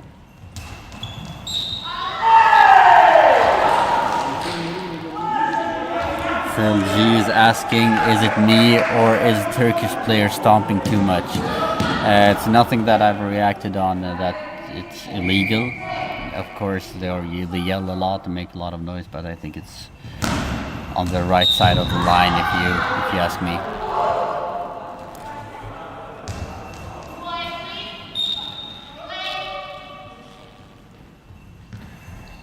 Güler again into Bullen.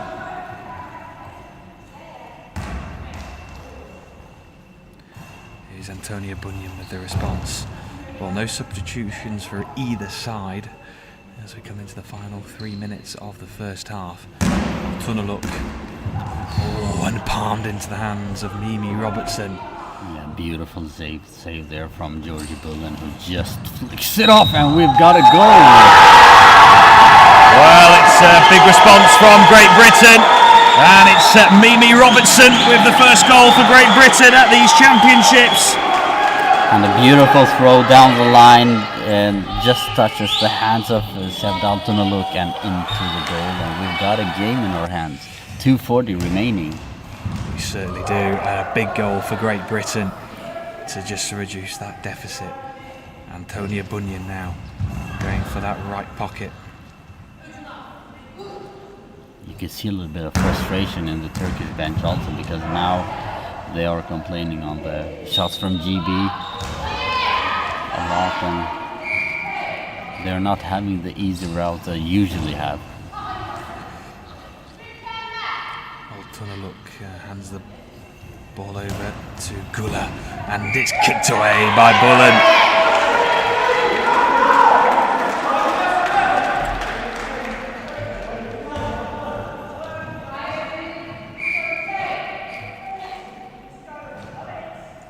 Here is Antonia Bunyan now. Yilmaz collects. Yilmaz with a shot from center to the right hand side, blocked by the body of Bunyan. Georgie Bullen with the ball and throws it out. Looks like GB is preparing a substitution. Number 8 is getting ready to get in. It's Louise Turner.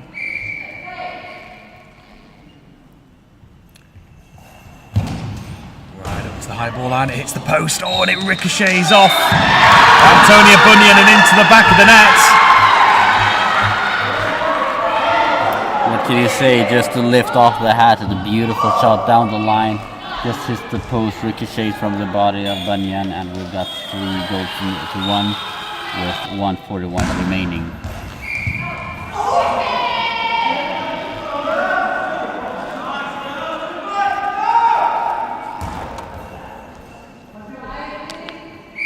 A ton of luck now, coming over to this right side. Antonia Bunyan saves. And the ball over, the power from Altunaluk. And it's 1:27 remaining.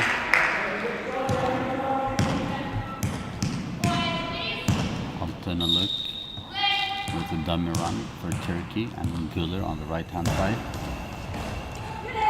Great work for Antonia Bunyan, pouncing on that ball, and here comes the substitution, and it is Antonia who comes off the court. She's going to be replaced by Lois Turner, number 8.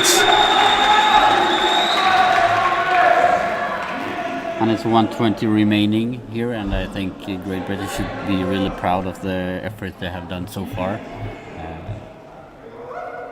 They have been a little bit unlucky with especially the third goal here, ricocheted from the post on the body to the goal. So, but a great job from Turkey, and to stay composed even though they haven't had the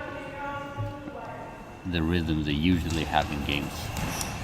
Well, it's what makes them the current world champions, current Paralympic champions, of course, as well.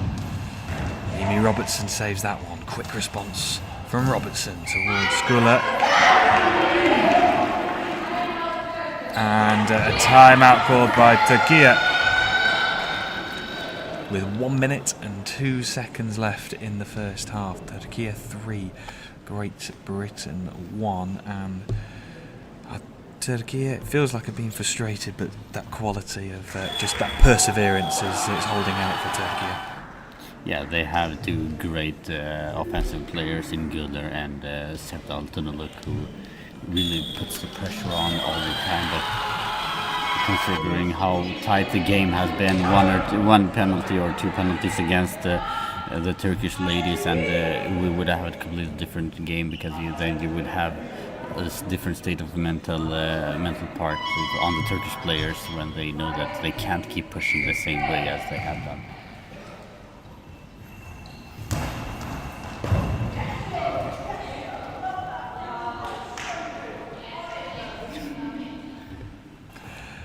Georgie Bullen, always so positive as that throw comes in from the centre to Gula.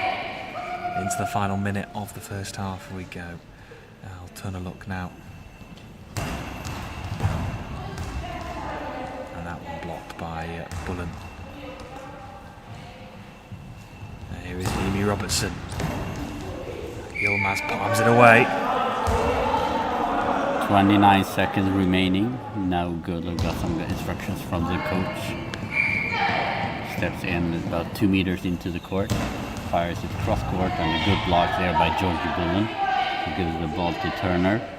Turner on the left hand side. Tries to find the gap, and a good block by the feet of Yilmaz.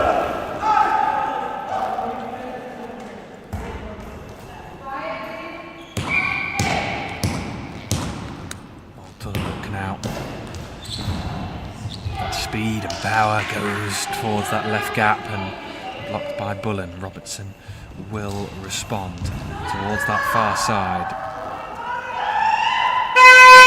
And that is half-time here at the IBSA Goalball European Championships, our penultimate game of the day. It is Turkey who lead by 3-1, but it's been a very engrossing, intriguing first half. Great Britain certainly not out of this match at all, Florin, but Turkey's just constant quality of shots is just seen through at the moment. Yeah, I think it really shows the level of their offense that they have, the Turkish ladies, but also the composure they have in the defense, because the GB ladies have had quite a few good shots from all three players on the court, but they're solid. The Turkish ladies are very solid in the defense. That's our penultimate game of the day. Our final match will be Germany taking on Ukraine, and that's from the women's side of the competition. That'll be our final match of the day, just finishing a little bit later than yesterday. We have in the comment sections a lot of cheering for GB. Nigel Evans also says referees not calling long or high balls against Turkey. Come on, ladies. Well, I think there have been some close calls, but we have the referees having the best angles, seeing it the best. So I think we need to trust the referees, and I think they've done a good job. Yeah, support coming in, of course, from Goalball UK, Emma Evans, Nigel Evans, of course. Lots of support also for Turkey as well. Keep your support coming in. It's definitely will be felt by the players and the coaching staff here in Podgorica.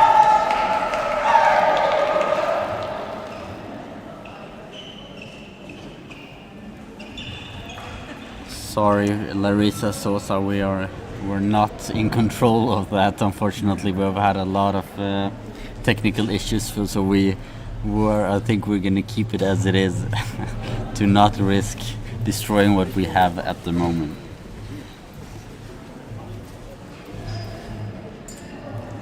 So 30 seconds before we get back underway, and I know as much of a cliche as it is, but it does feel like the next goal is pivotal really in this start of this second half. If Turkey can get the next one, that just gives them that extra breathing space. As for Great Britain, I think if they can get the next one, Turkey might just start to sweat a little bit. Yeah, definitely, because GB has had really good defense so far, and if they can get a quick goal here now, and just keep up the good work in the defense, that could just push the Turkish ladies onto the wrong side of the 6-meter lines, and then we have a game in our hands. No substitutions in either game, in either team. So Turner, left-hand side, Bullen, center, Robertson on the right wing, Güler on the right wing, Ilmaz on center, and Altınoluk on the left-hand side for Turkey, and they will have the first throw. Yeah, they certainly will, throwing from right to left in the black sleeveless shirts, throwing from right to left, right up to the high ball line as Altınoluk putting the pressure on Lois Turner does well. Throw towards the left pocket, that one is blocked. Here comes the response from Güler to Bullen.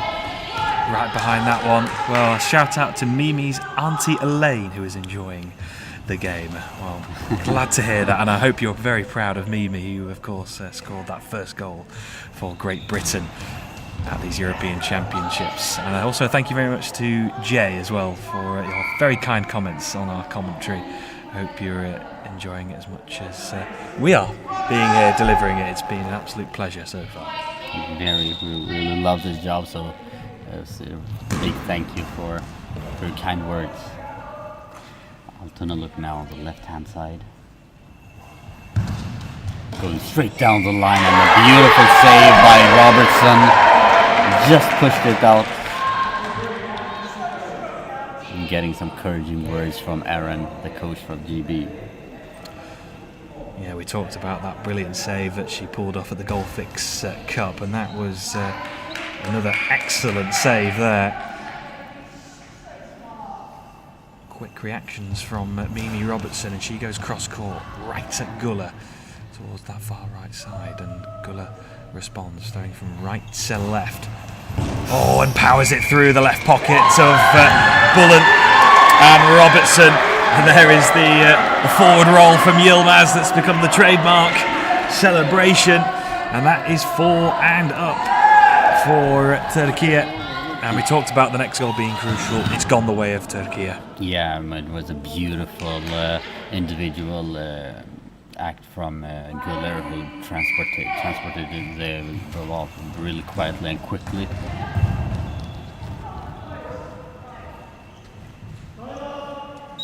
From the right-hand side to the left-hand side, and just in between Georgie Bullen and Robertson. Beautiful goal there.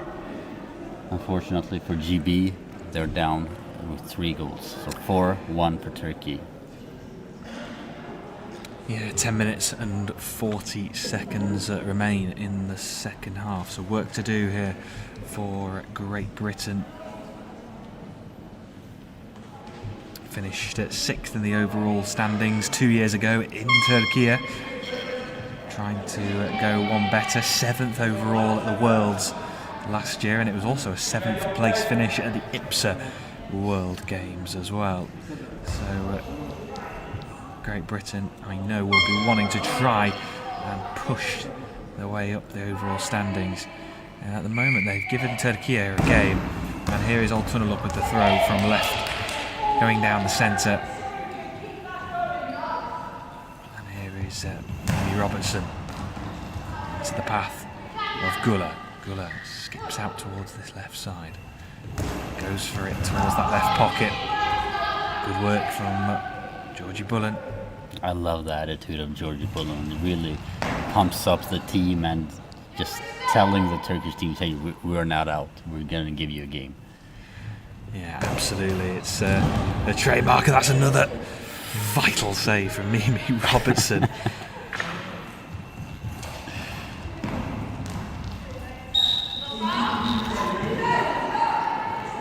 Well, I hope Yilmaz is okay. She just came tumbling over the ball as it was ricocheted out to that far side. She's come running back onto the court. Yeah, she just stepped on the ball and just continued slipping onward, but it seems to be okay. Altunaluk on the left-hand side goes into the center, throwing cross-court and underneath Turner, and we have goal number 5 for the Turkish ladies with a beautiful shot from Altunaluk. 5-1 with 9:48 remaining.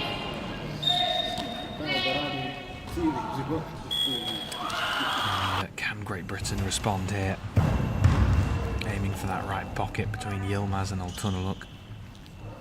Well, 2 goals inside the opening 2.5 minutes then for Turkey in this second half has just given them good advantage now for the rest of the game. We have Kubra EV says, let's not give them false hopes. Go Turkey. Well, at the moment they're putting their foot down on the gas, and they are extending their lead. Altunaluk now with the throw from the centre towards Lewis Turner, and Mimi Robertson will now throw. Georgie Bullen keeps saying, keep it going. They will never give up this GB team. And that's going to be a ball over back to Turkey. A good throw from Guller. And they follow it up again, Turkey. Altunaluk now on the right-hand side this time. Throws down the line, just outside. And Robertson goes over to Turner. A little chat.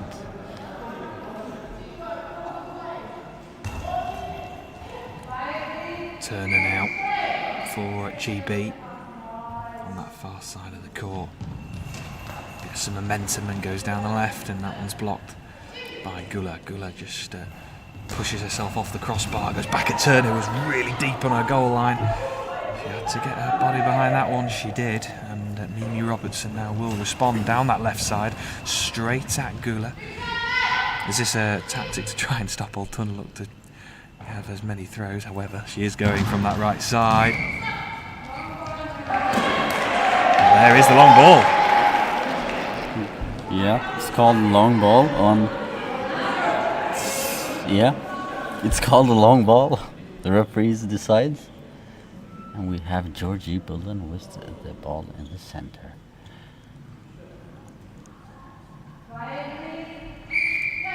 Big moment for Great Britain here. Georgie Bullen just creeps over to this near side, and a timeout has been called, and there was I think a bit of a smile and a bit of a laugh from Old Tunneluk there. Yeah, she was really pleased with that one, that the GB coach Aaron had to take a timeout because she guessed correctly, I think. And we have 8:23 remaining of the second half, and we have all the time. GB has all the time in the world to change the outcome of this game, but they just really need to be able to first of all score in this opportunity. Old Tunneluk stands on the 3-meter line. Steps forward to the 6-meter line again. And a beautiful shot from Georgie Bullen. Yeah, no mistake from Georgie Bullen. She plants that into the back of the net, sends Old Tunneluk the wrong way. And Georgie Bullen is off the mark here at these championships. Composed, crisp finish from Georgie Bullen, and that reduces the deficit to just the 3. Gula now with the effort, Turner right behind it. Turner on the left-hand side throws down the line, and good save from Guller. Old Tunneluk goes over to the right-hand side again. Good effort and good block from Turner. Here is Mimi Robertson now down the right, goes cross-court towards Gula. Gula collects and skips out towards this left side, goes back towards Turner. Cross-court, Turner responds quickly, goes down the centre. That one's picked up by Yilmaz. Oh, long ball. And it's another long ball. It's back-to-back penalties here for Turkey, and well, that comment earlier by a supporter saying let's not give them false hope. Well, at the moment, Turkey are giving them a little bit of hope here, and here is Georgie Bullen. Can she strike again? Yes, she can. No mistake from Georgie Bullen. It's 5-3. It's game on here at the IBSA Goalball European Championships. And a 4-goal lead is just halving down to 2. And we've got a game again in our hands. 7:32 remaining. Gonna look right into the path of Bullen. Well, if she wasn't pumped before, she will be absolutely pumped now. She will be cheering on those girls as much as she can. Mimi Robertson on the right forward that throw. Gula responds for Turkey. For the Turkish ladies, it's really important now to just stay calm. They still have a 2-goal lead. They don't need to have a 3, 4, 5-goal lead. But this is a new situation for them. They're not really used to be able to have to work so hard to keep a lead. Yeah, it was 10-0 in their opening game against Germany yesterday, but this is definitely a tougher test for them.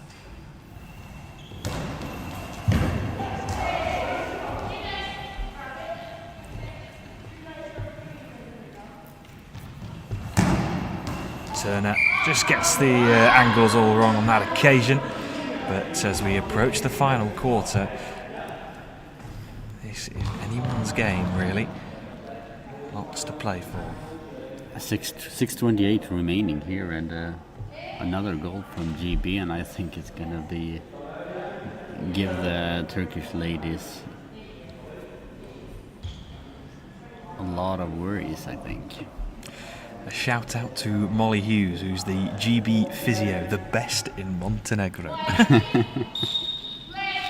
Good job, Molly.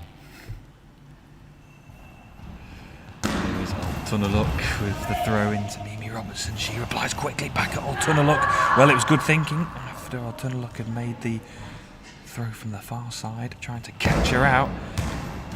Bullen dives on the ball, smothers it into the court and hands over the responsibility to Lois Turner. She goes to that far side to the near side. That one goes wide. So 6 minutes and 1 second left in this second half.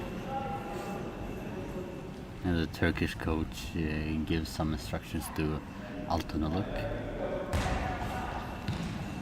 Altunaluk gives the ball to Güller from the left hand side, who goes over to the right hand side, just by the 6 meter line. And oh my god, that was close. And there's pushing a 6 meter line, and then there's pushing it. That was very close. Yeah, also the shot from Georgia Bullen here also. Turner dives onto the ball. This game has just been turned up a few notches. The intensity of this game. The GB defense is so far back so that the bounces from the Turkish ladies doesn't have the same effect as the teams that have the offense higher up on the court. Robertson into Yilmaz, she parries the ball away.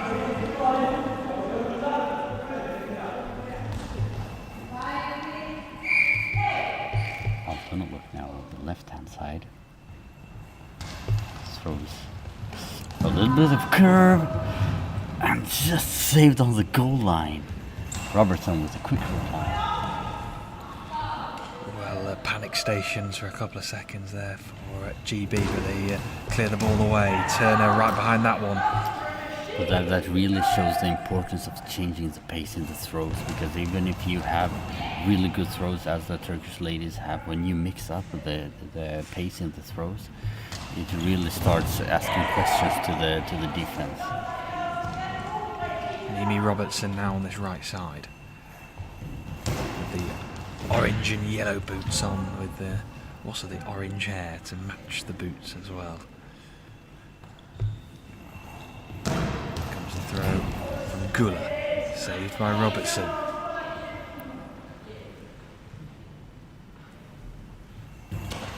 Bullen. Oh, inches past this near post, not far at all from Georgie Bullen. And all it takes is for one of those to nestle in the corner, and we really have a game here. Robertson picks up and responds straight back at the Turkey defence, but that one is blocked by Yilmaz and Altunaluk. Altunaluk now responds, goes cross court, one cleared away. That is a big save from Lois Turner. She just manages to get the sole of her foot onto it. Looks like GB is preparing a substitution. We have number 1, Sarah Later, who's preparing to come in. Güller with the bounce. Oh, just ricocheted from the feet of Bullen and the body of Turner and out. And we have had 2 close calls here for Turkey, with 3:38 remaining on the clock. Well, that's the response from Mimi Robertson, right at Altunaluk and Yilmaz. Altunaluk, the bouncing effort that falls kindly for Bullen, and a timeout has been called for Great Britain with 3 minutes and 22 seconds. Well, Turkey, when they were in a really good position, leading 5-1, I don't think they were expecting to be so close coming into the final stages of the match. No, I don't think so, and they have changed the tactics a little bit now in the end, because they have gone to a lot more bouncing throws than the power throws they had earlier, and I think it's wise for them to change the pace of the game now, because the GB defense got better and better with fast throws from the Turkish ladies. 3:22 remaining. Georgie Bullen with his ball in the center. Goes to the center and a good block by Ilma.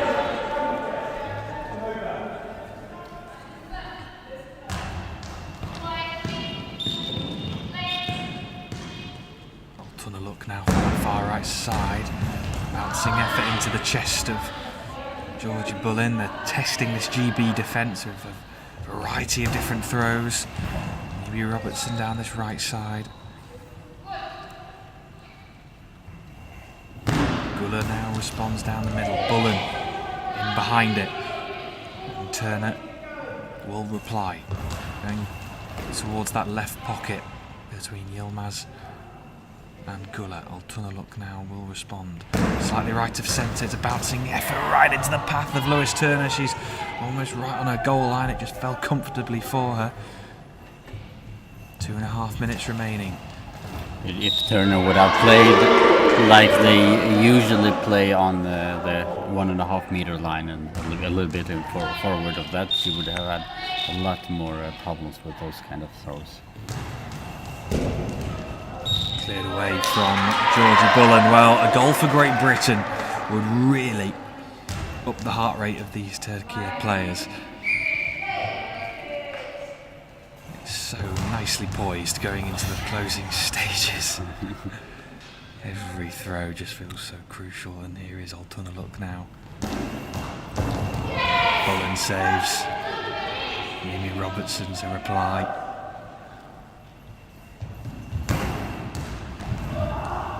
Yilmaz right behind it. Well, no changes for Turkey during the match. They sense and know the importance of this one as it's picked up by Bullen. Heart in your mouth moment there for Great Britain, and that one is picked up by Yilmaz. Yilmaz gives the ball to Altunaluk in center. Just throws down to the center, but a lot of the throws from Turkey has been straight into the center at Bullen. Guller now from center. Throws on an angle outwards, blocked by the feet of Turner. 1 minute and 20 seconds remaining, 5:30, 5-3. And it's going to be Lewis Turner now. The substitute, the number 8 for Great Britain, Yilmaz. Right behind that one, Altunaluk now. A very close call there again, and it's the Turkish players are playing a little smarter now in the offense. They're mixing it up a lot more than they did the first half of the second part here. And you have another timeout here from the coach, Aaron, with 1:06 remaining.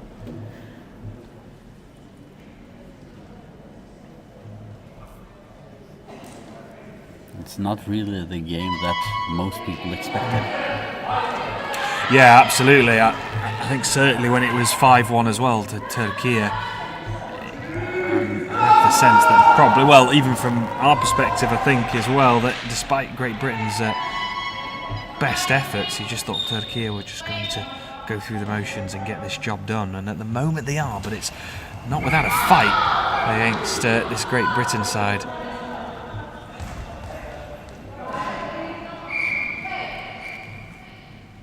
To the final minute we go. Altunaluk now. Stopped by Bullen.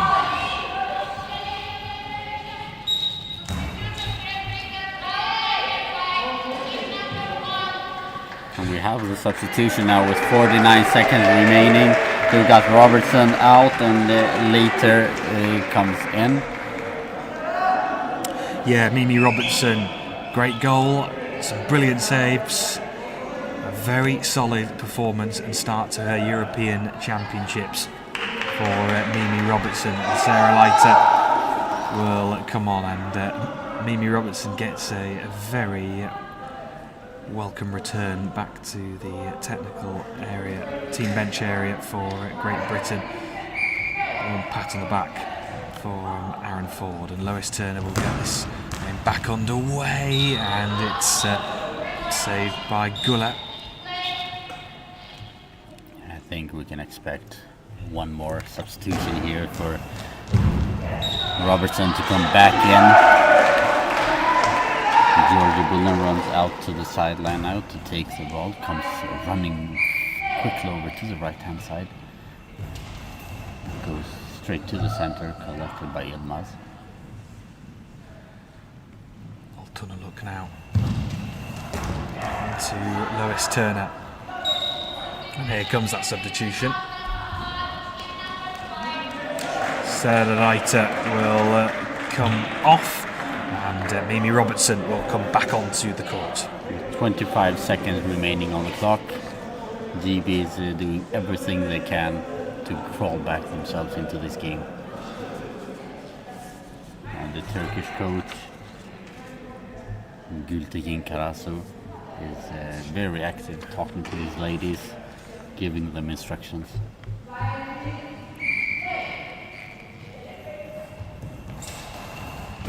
Cross-court effort from Mimi Robertson, her first effort, coming back onto the court.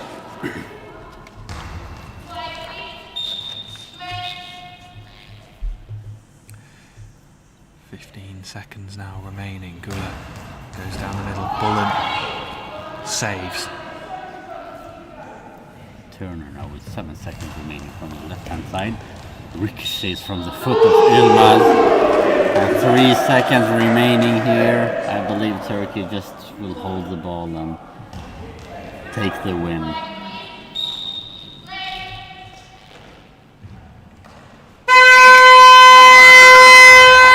Well, there we go. It is Turkey with 2 wins out of 2 here at the European Championships.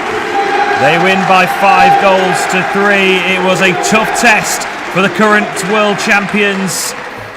Great Britain pushed them all the way in moments where they thought they were down and out at 5-1. They really pushed Turkey all the way to the final whistle. And Turkey, well, it could be a result for the team that they can go back on and say, well, we got through that game. It was a good test for us going on to the next games in the championship. I think before the game, if you would have asked the GB ladies if 3-5 is okay, they wouldn't be too disappointed with that. But being so close to actually getting a point or even winning the game, I think the girls might be a little bit disappointed now, but give it a few hours, and I think they'll be really proud of the effort and the game they did today. Absolutely. Well, it finishes Turkey 5, Great Britain 3, and we have one more match for you today to round off day 2 at the IBSA Goalball European Championships. It will come from the women's side of the competition.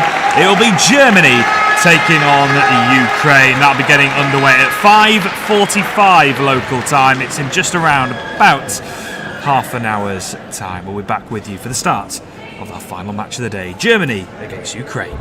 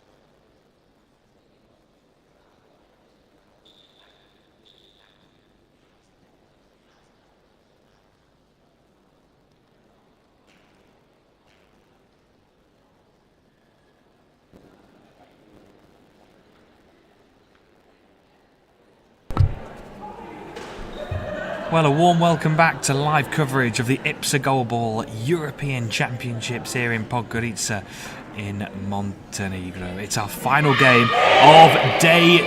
This one coming from the women's side of the competition from Pool C. It is Germany taking on Ukraine. Well, it's another big match in both of these teams. Ukraine, it's their first match of these European Championships. As for Germany, they are targeting to try and come back after their defeat yesterday to Turkey. My name is Bradley Hope and I'm delighted to say joined by Mario Turloff for this one. Mario, well, of course, Germany defeat yesterday. They'll be desperate to try and bounce back, of course, today. But Ukraine, first game of these championships, and they'll be excited to get going. Yeah. Like yesterday, you know, the men team from Germany lost the game and wins today, and I'm really happy and have so much hope for win. Also the women teams again. Ja, ich freue mich auch Deutsch reden zu dürfen und freue mich ganz besonders und bin stolz und happy an der Seite von Kommentator, Legende Brett Hope arbeiten zu dürfen. Und freue mich auch ansagen zu dürfen, 2 deutsche Meister sind bereits in der Starting Three auf dem Feld. Pia Knaute rechts und Charlotte Kircher links. In der Mitte Rawan Mardini. And for Ukraine, their starting 3 in the centre. We've got Natalia Melena, the number 4, playing on the right. We have Yulia Vakieva, and then playing on the left we have number 3, Olha Lukienchuk. As the hooter blares around the venue here. It's our final match of day 2. Our referee, Tamar Ellis, our tableside referee, Tamar Ellis, and Juha Vuokila on the far side will be orchestrating proceedings here for the final match of the day. Yeah. Ukraine starts with the ball. Ukraine with blue shirts with yellow numbers, and Germany on the other side with red shirts and white numbers. And the first throw from Ukraine and the first save from Pia Knaute, really important. Pia goes to the middle, next throw and the goal! Pia Knaute, RGC Hansa, Deutschland, congratulations, 1-0 Germany. Well, what a start for Germany inside the opening 15 seconds. The first throw from Pia Knaute gets Germany off to a great start.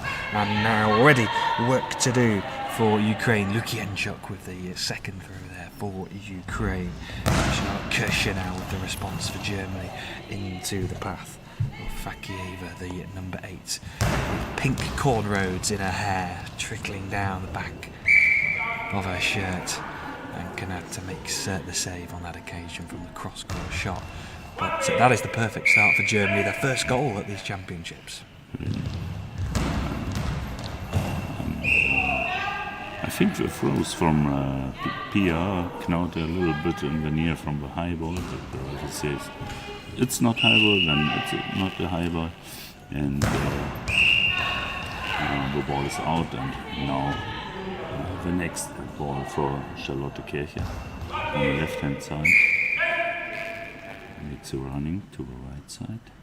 And I hope also good bristle and good throw problems for the center from Ukraine. Yeah, the response from Lukienchuk comes down that far left side. Knaute in the thick of the action already. And she's going to switch sides and comes from this near side now. It goes down the centre, trying to get it past the centre player, Natalia Melena, the number 4 for Ukraine. Well, this is Ukraine's first match of these championships. They secured their passage back to the top table of European Goalball by winning the bronze medal 12 months ago in Portugal, beating Hungary in that bronze medal match. They finished 8th in the championships 2 years ago, losing to Germany in that 7th to 8th placement match 2 years ago in Turkey. And now Charlotte Kerher comes from this left side down the centre, cleared away. Yeah, first have a good defense. It's important for Charlotte in the corner with both hands, and a good throw from the middle, and good high in the goal, but also a good save from center from Ukraine.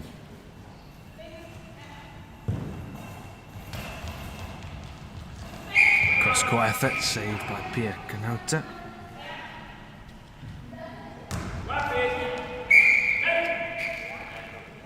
Dummy run from Charlotte Kerher, and the throw Pia Kanota into the grab on the left side from the goal from Ukraine.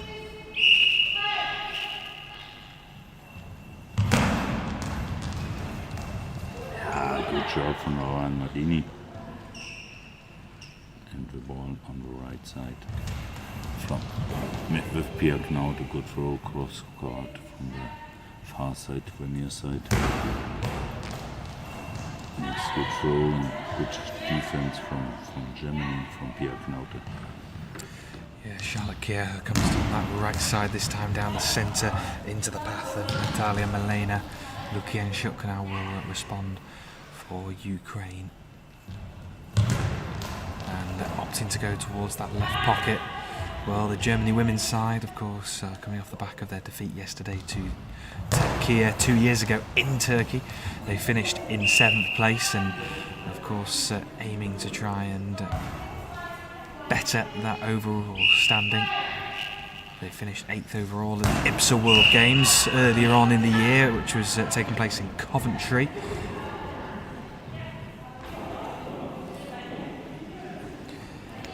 Ball on the left-hand side from Charlotte to Pia. Pia with the throw from the left-hand side. Good idea, but I think a little bit too flat. Lukienchuk goes down that left side. It just skims off from the top of the surface towards that far right corner of the Germany goal. Germany throwing from right to left. Kerher now bouncing effort towards Lukienchuk. Only the one goal separating the two sides as it stands. Germany 1, Ukraine 0. Yeah, it's the result. I am happy in the end of the game. It's also 1-0, no problem for me. As long as the win, as long as you win. Yes. Oh, good throw from the Ukraine. Yeah, Fakieva from the right side, really challenging. Centre, and that's another save from Lukienchuk on that left side. It's good throw from Pia from the left-hand side. Cross court. And saved by Pia Knaute.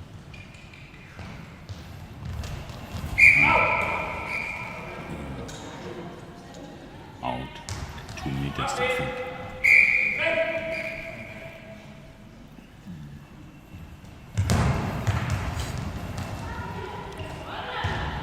Mardin with down the centre for Germany, hands the responsibility over to Kerher, the number 4, going from this near side down the middle of the court, blocked by Natalia Malena.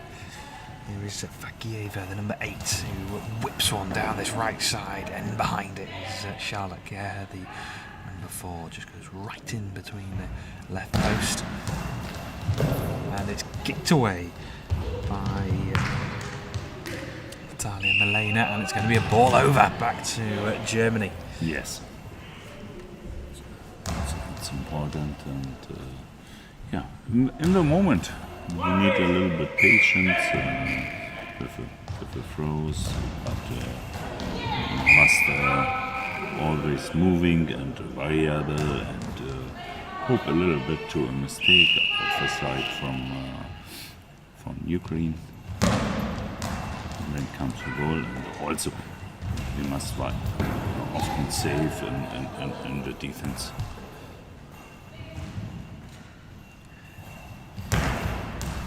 Vakieva with the throw, the number 8. At the moment, it's a tale of two defences here holding out.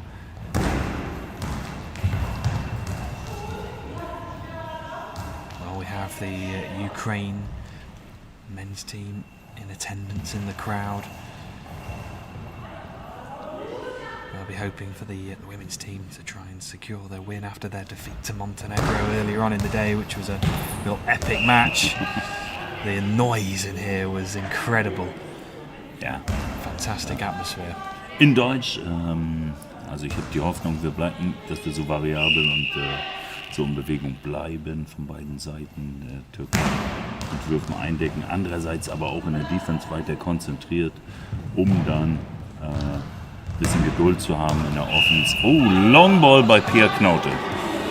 Yeah, long ball, and it's the first penalty conceded by either team here, and opportunity now for Ukraine to get themselves level and to score their first goal at these championships, and it's going to be Yulia Vakieva who's standing at the right of a goal. Short, sharp run up and goes for that far corner, expertly put away. Really nice penalty, expertly placed right into that far corner. It is 1-1. Yeah, absolutely respect for really good throw from Ukraine from number 8, yes, Diana.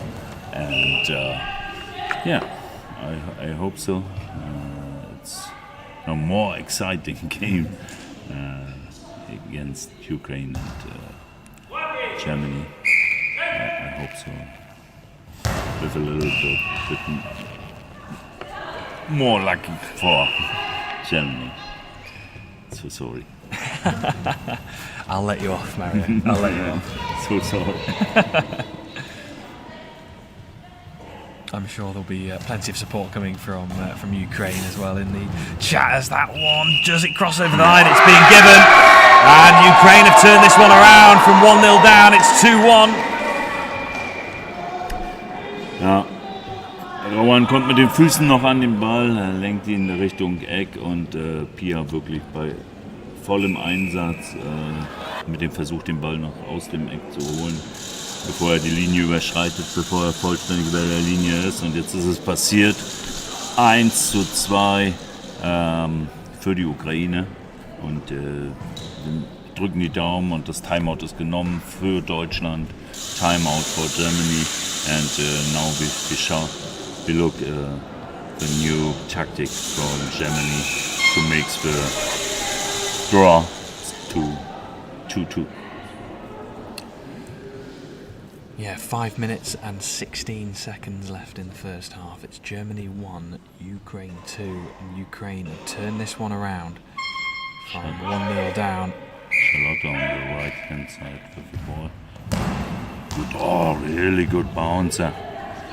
And difficult problems for Ukraine, but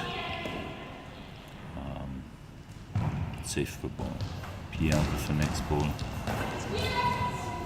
from the right hand side to the left side from Ukraine. Yeah, Lukienchuk right into Pia Kanauta on that far right side. She goes towards the centre.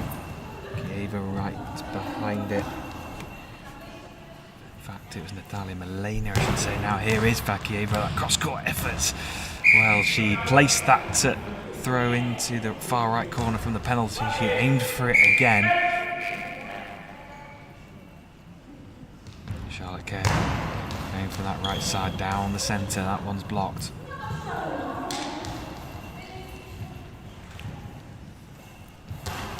Gieva again goes cross court towards that far side. That one's blocked, and Kanauta going through a lot of work the last couple of seconds. Yeah, first a good save from Pierre Knauter, and then from the right hand side a little bit out of the ball. Good throw, and we hope next good throw from Ukraine out. Come on, kids. The rallying cry from Mario here in the commentary box. And Kanata now will fire one down towards that left pocket, and that one's cleared away. Elena in the centre. Akiva.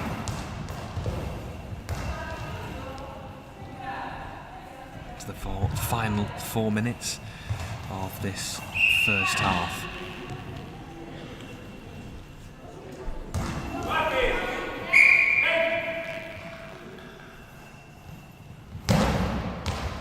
Cross-court effort into the far right corner, and that one's blocked. Kanata now with the chance to respond.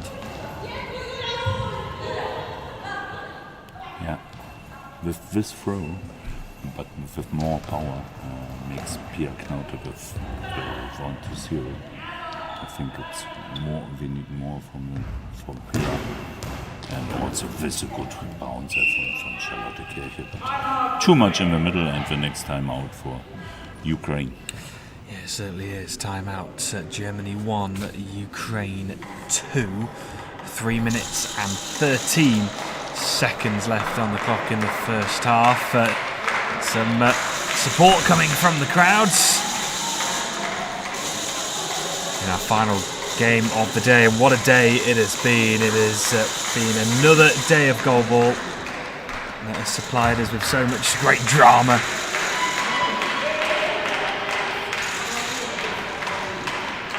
Members of the German men's squad over in the stands following the action.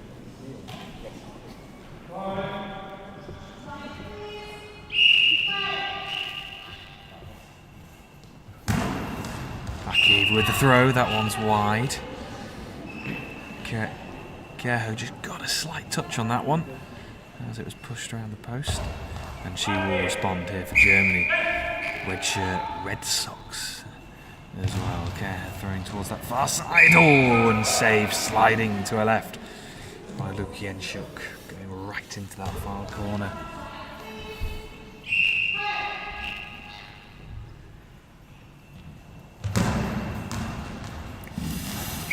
And that one goes over the top of Pia Kanata, and that is 3-1 to Ukraine. It was a bouncing effort that went over the body of Pia Kanata. Over the hands, und ja, jetzt wird schwer, in dieser Halbzeit noch möglichst den Anschlusstreffer zu erzielen oder sogar das Unentschieden zu erzielen. 2 Minuten 47 erste Halbzeit, gerade das 3-1 für Ukraine.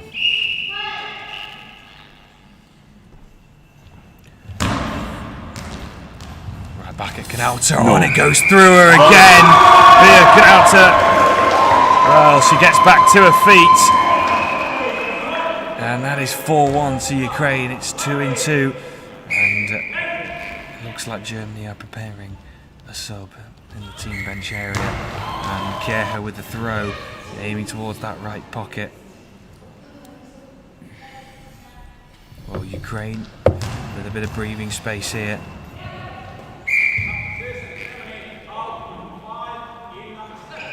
Pia Kanata comes off.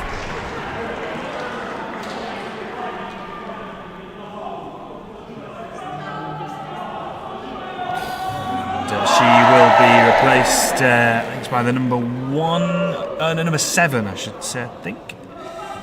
Jennifer Koch, who's going to come on. Yes, it is Jennifer Koch. The number 7 is going to make her way onto the court. Well, Germany, Mario, from 1-0 up, they find themselves 4-1 down, and after a great start, it's will come sort of tumbling down a little bit in this last couple of minutes. Yeah, but it is well, how it is, and I hope Jennifer with new throws, and I hope also with a good defense on the right side gives her best and brings Germany back in the game. There is Jennifer Koch with the throw from that far right side down the centre. Natalia Malena in right behind it. Final 2 minutes of the first half. Ukraine in a very good position here, leading 4-1 in that opening match of these championships here in Podgorica.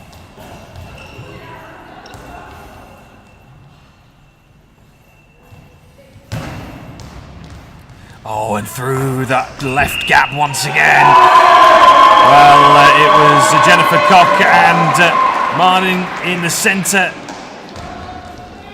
And that space in between that left pocket has been exploited by Ukraine, and Ukraine lead 5-1, 90 seconds remaining in that first half. And frustration here for Germany after what was a really solid start to the game, and they find themselves 5-1 down, Mario, with over a minute to go. Yeah, it was a really good start, and over a long time 1-0, and then comes the penalty, and I think too much goals. 1-5, but I hope so. A long time in Goalball, we have a second half, and it's possible for Germany to come back. More support's coming in for Germany. Go, go, go, Germany. Well, Yes. they need that support, that's for sure. Coming into the second half, 50 seconds remaining of the first. Germany 1, Ukraine 5. Here is Vakieva coming from the right side, down the centre. Harding is right behind it. Jennifer Koch, the substitute, will take over. Throws from the right. Goes down the middle. Well, taken at the second grasp by Natalia Malena. Here is Vakieva. Aiming for that left pocket. They're really targeting that far side of the Germany goal. And it's going to be a ball over. 21st seconds now in the first half, and now on the left-hand side. Ukraine with a good throw. It's too easy. Yeah, and that's another one down that far side. Well, it was Pia Kanauta who was suffering on that right side, and now it's Jennifer Koch, the substitute. And hands on hips in the centre from Marding.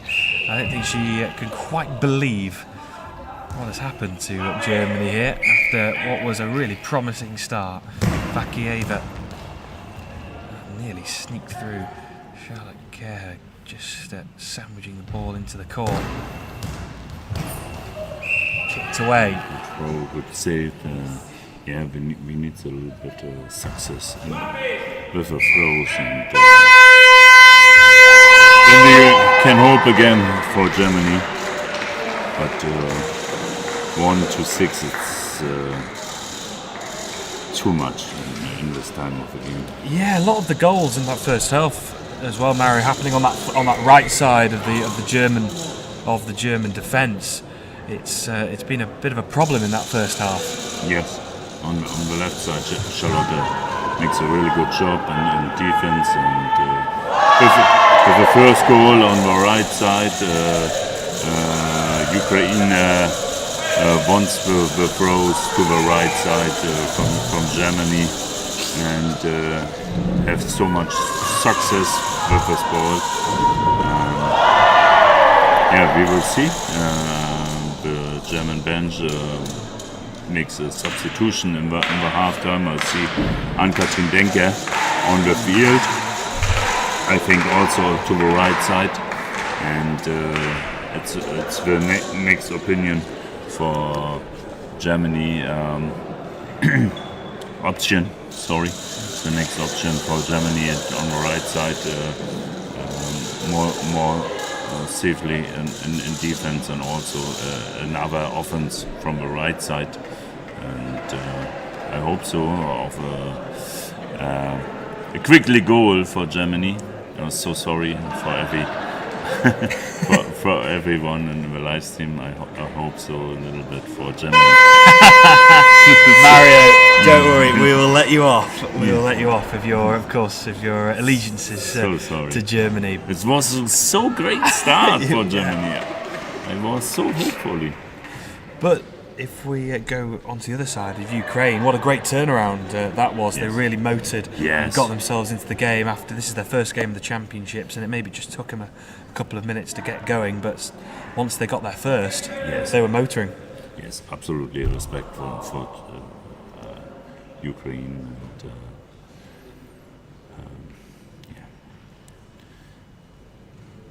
we will see the second half.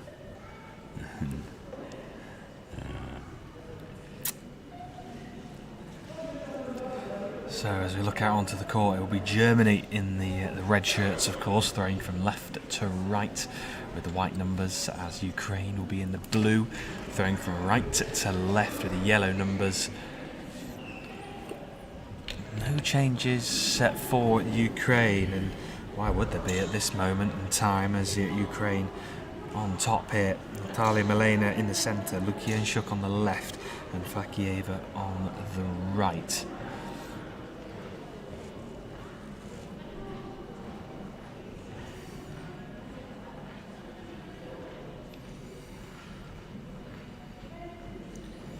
Well,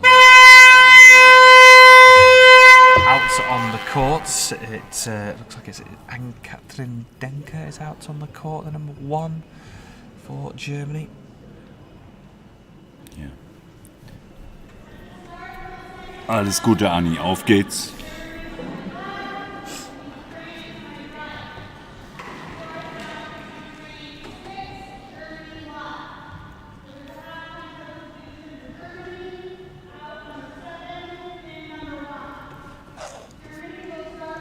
Yeah, so Jennifer Koch has come off at half-time and Katrin Denker comes on.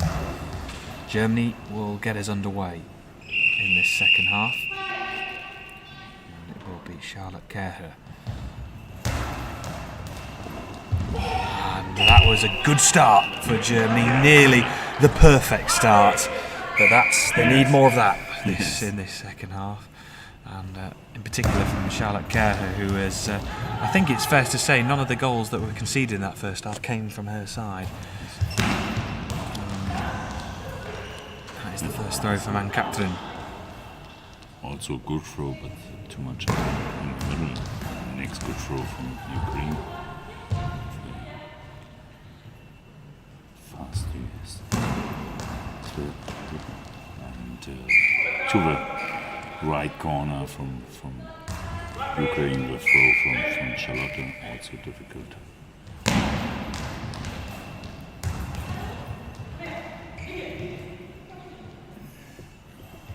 Here is Ann-Katrin Denker with her second throw. Good bounce into that near corner. Lukienchuk was right on her goal line. Blocked out by the substitute. And Marding in the centre. Oh, that one was close. Only half a foot away. That slight touch off the sole of the foot from Lukienchuk, denying Germany the first goal of this second half. Ja, die 10 Spitzen haben Ukraine nochmal gerettet, aber Deutschland bleibt dran. Und wir haben noch viel Zeit zu spielen, über 10 Minuten. Throw down this near side, they're really targeting Lukienchuk on this left of the Ukraine defence.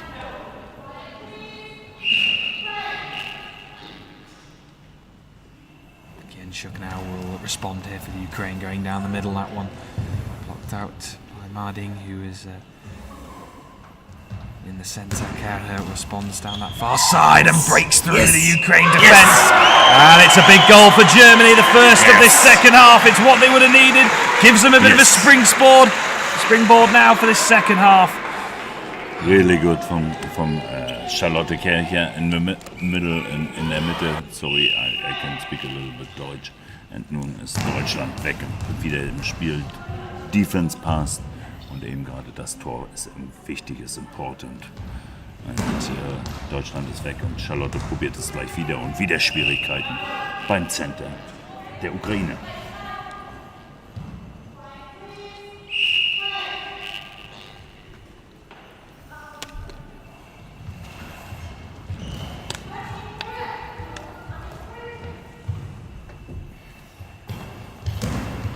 Captain Denker down the centre, asking questions of this Ukraine defence, and this is a very positive start for Germany, and I'm sure the German coach will be delighted with his team start in the second half. After the collapse really in that first half. 9 minutes and 30 seconds to go in the second.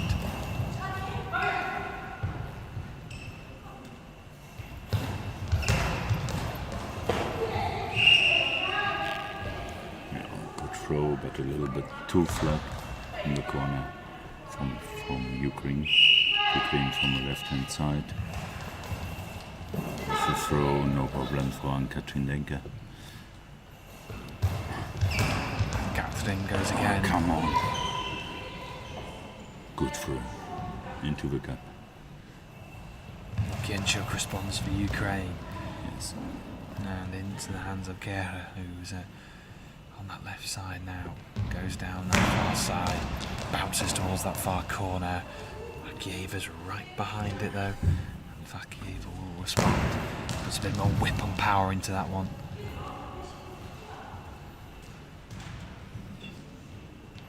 Here now, cross court. Good idea. You see the Ukraine player into the gap, and the corner was open in this time.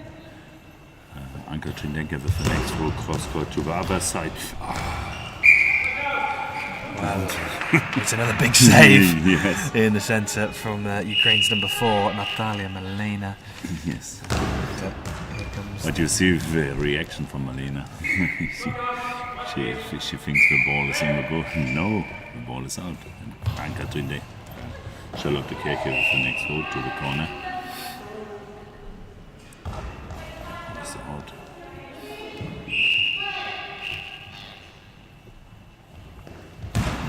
that one goes right down this left sideline.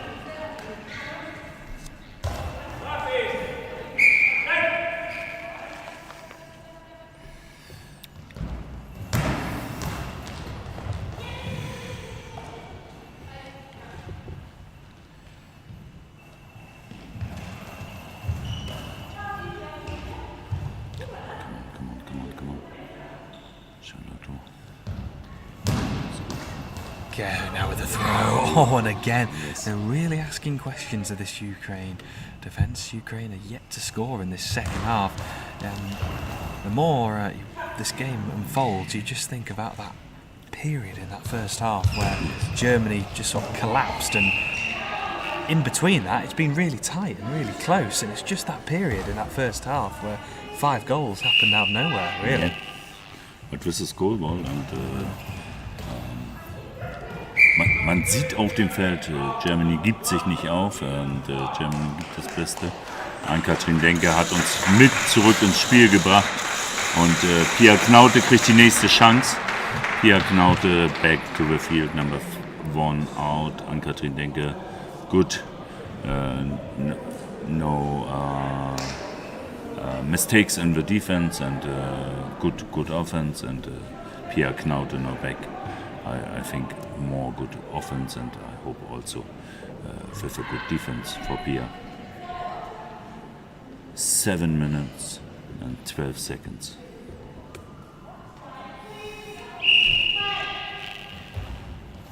Right up to the high ball line, getting some bounce and some kick off the surface. 7 minutes and 7 seconds remaining in the second half. Ukraine still leading by 6-2, but Germany still hanging on here, still fighting, and that's another good effort, really pushing Gienchuk right into the corner of the Ukraine goal. Gienchuk goes right back to Marding down the centre. Here's Knaute, who's come off the bench, back onto the court, going for that right pocket. It's the right idea. And here is Fakieva. Again down that right side this time. And Kieher now will respond. Goes towards this near corner again. It's too flat.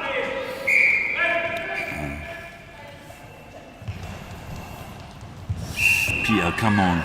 one hand in the corner. And now Pia with the next goal, I hope so. Yes. Oh. Good work, good performance, team performance in the defense of Ukraine. Now here's Shalakieho now down the left pocket this time, and that one's cleared away. Well, Ukraine, despite this Germany pressure, have only conceded the one goal in the second half. As we are into the final quarter of this group stage match. Kanota again going for that gap, but no real variation in the throw. Still aiming for that right pocket. Kanota gets right behind it. Timeouts from Germany. And there's still time here for Germany, but at the moment Ukraine's defence is very, very rigid, very solid. It's going to take a lot of work for Germany if they were going to get back level here. Oh yes. Nächste Timeout, 6 Minuten noch Zeit, long time in Goalball, you know. Im Moment fehlt das Tor, dieses Erfolgserlebnis für Success in the moment. And I hope so. Aus einer ruhigen Situation jetzt heraus vielleicht das Tor für Germany. Und dann ist man wieder definitiv im Spiel. Und defensiv haben sie es jetzt im Griff, die Mädels. Und nun hoffen wir nur noch, dass offensiv auch das nächste Tor rankommt. Pia Knote.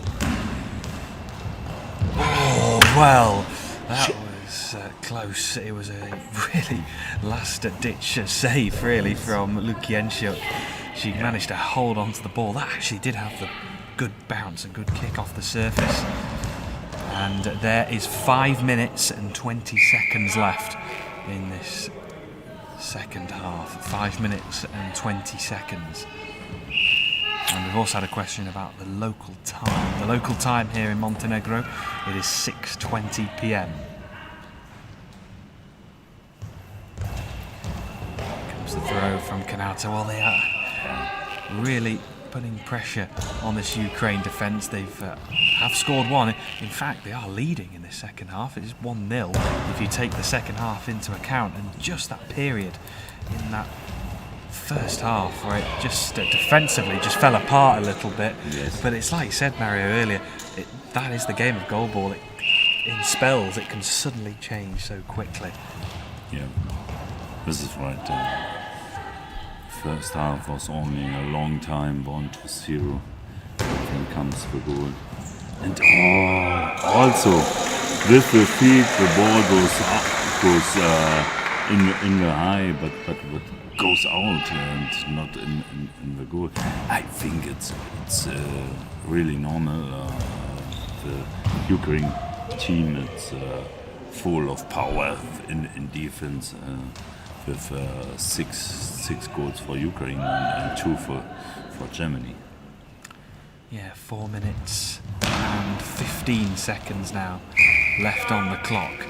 Time still available for Germany, but a timeout has been called by Ukraine, and maybe a sensible timeout just to let Ukraine regroup and just re-energise a little bit here.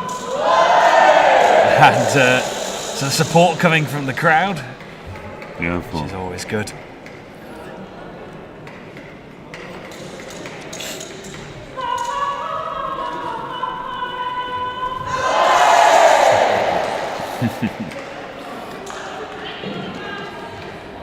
Well, the Ukraine flag is being proudly. German squad in attendance as well. See the Ukraine men's coach as well, Verde Complex, who's also in attendance for this final match of the day, the final 4 minutes of day 2 here in Podgorica. That one is saved by Kera. She gets off with it quickly, goes out towards that far side, and quick response also by Fakieva, and Kanata is right behind that one. Not too much in the middle up here, Kanata. It's more difficult for Ukraine. Substitution. in football, we would say full power, full offense,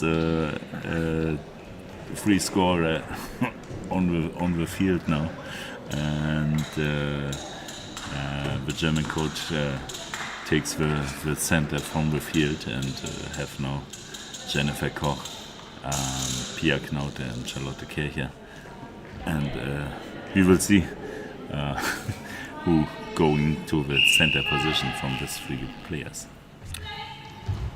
Well, Jennifer Koch looks like she's going to play in that Yes, centre. yes. Yeah, she is. And She plays also in the Bundesliga in Germany against Mainz on center position.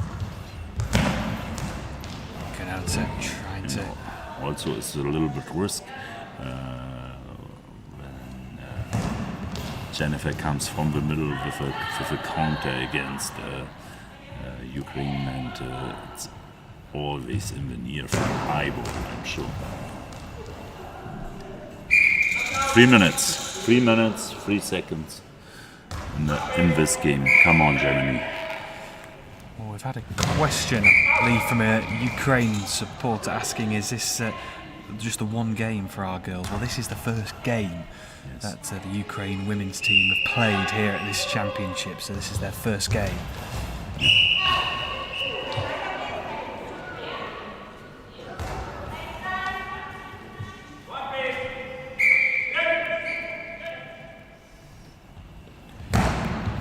Chuck now with the throw down the left.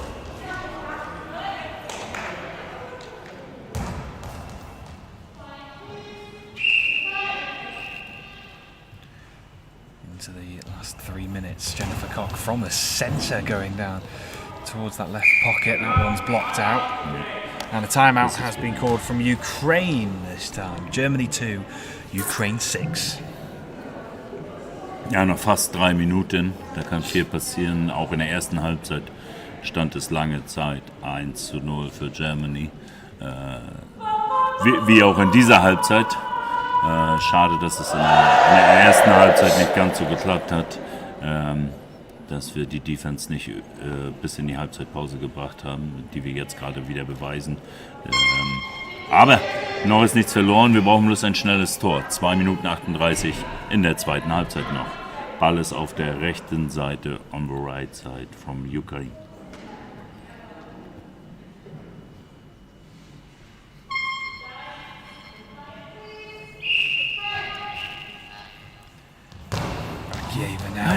Now High ball! Referee!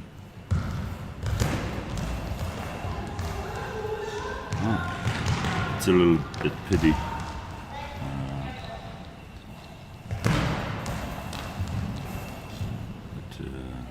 But this says it's not a high ball.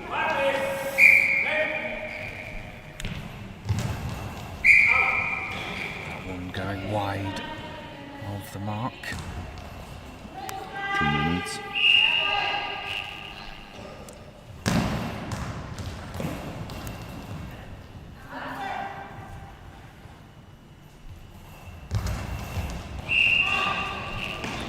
Out on the right side, left side from the Ukraine to goal.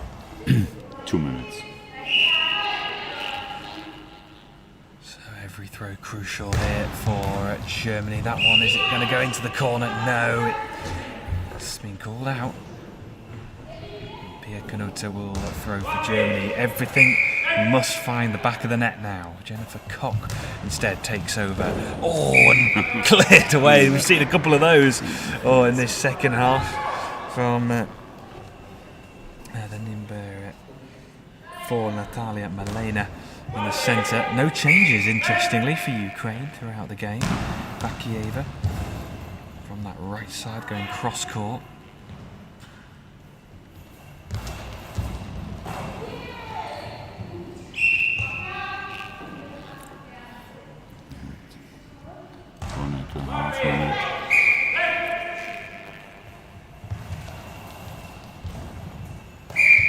And the next time out from Germany.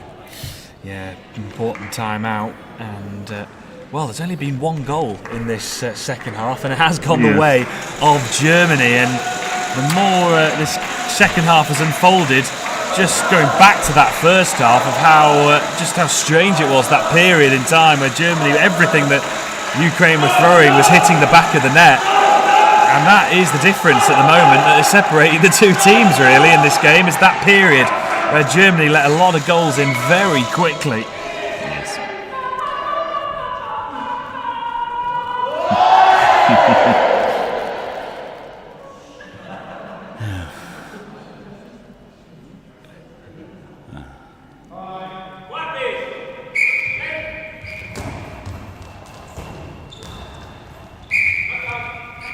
And it's good defense from Ukraine. Gave it from pretty much a standing start. Just can't get past Cock, and here comes the return throw from Kehia, and Vakieva goes again from right to left. That one is well wide on this occasion.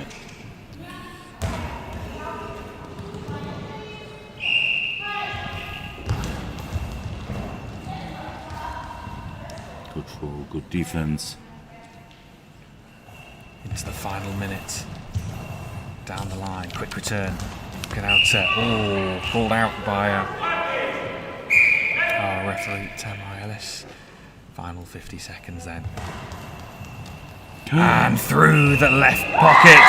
Well, he almost just stood still really. What's the centre matter? and the right winger. And a timeout has been called by Germany.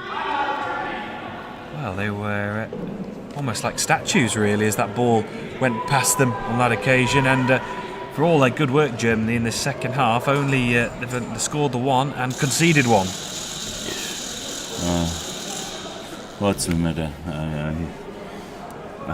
I think a long time in the first half 1-0, and also in the second half 1-0, but it's so much goals, a little bit easy. But respect and congratulations for Ukraine. This was, I'm sure, the deciding. Yeah, 46 seconds remain on the clock. Germany 2, Ukraine 7.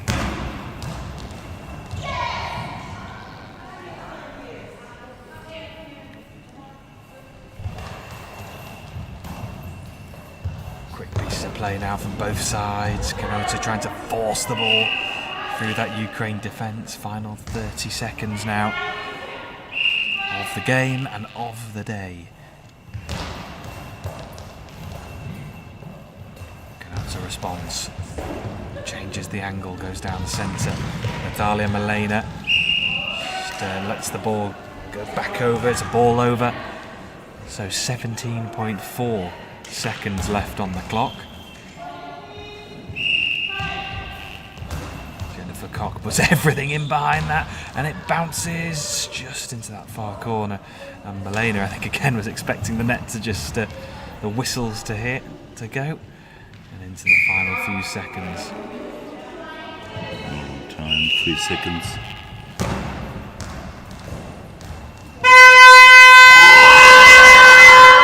And that is that, and it is victory for Ukraine in that opening match of the Goalball, of the IBSA Goalball European Championships here in Montenegro. It's back-to-back defeats for Germany. Lots of work for them to do now in their Group C in the women's side of the competition.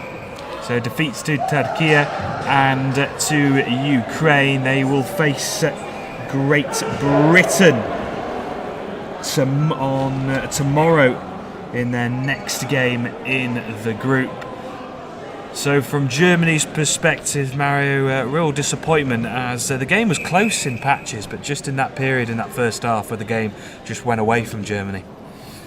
Yeah, I have no words and can only say respect and congratulations for Ukraine, and I hope so. The coaching team from Germany, analyze the mistakes of the team and makes good work to give the power back and the emotion back and in a long time of this game, in the first half, a long time 1-0. In the second half, long time 1-0. Germany can good playing goalball, can successfully playing goalball, but the mistakes in this game was a little bit too much, and I hope so much Germany comes back in the tournament. Well, what a day it has been here on our second day here at the IBSA Goalball European Championships. It started with a win for Israel, beating Greece in the opening game of the day, and then it was France who beat Hungary, and then we went to the men's side of the competition. What a game this was. Montenegro against Ukraine. Montenegro beating Ukraine by 6-3. Israel then beating Finland also by the same scoreline of 6-3. Lithuania showed their class against Great Britain 11-1. Germany in the men's side got victory over Belgium by 8-0. It was another really tight game, this time between Turkey and Great Britain. Turkey winning 5-3, and finally Ukraine winning 7-2 in our last game of the day. Well, thank you very much for joining us here in Podgorica in Montenegro. It's been another fantastic day of goalball, and the brilliant thing is we get to do it all over again tomorrow. We get underway at 9 a.m. tomorrow. It is Ukraine taking on Turkey, and that will start at 9 a.m. local time. But thank you very much for tuning in. Thank you very much, Mario. Thank you, Bradley, and we come back tomorrow. Certainly will. Thank you very much for all our viewers today. I hope you've enjoyed the coverage, and we'll be back once again tomorrow. Thank you, and have a very nice evening.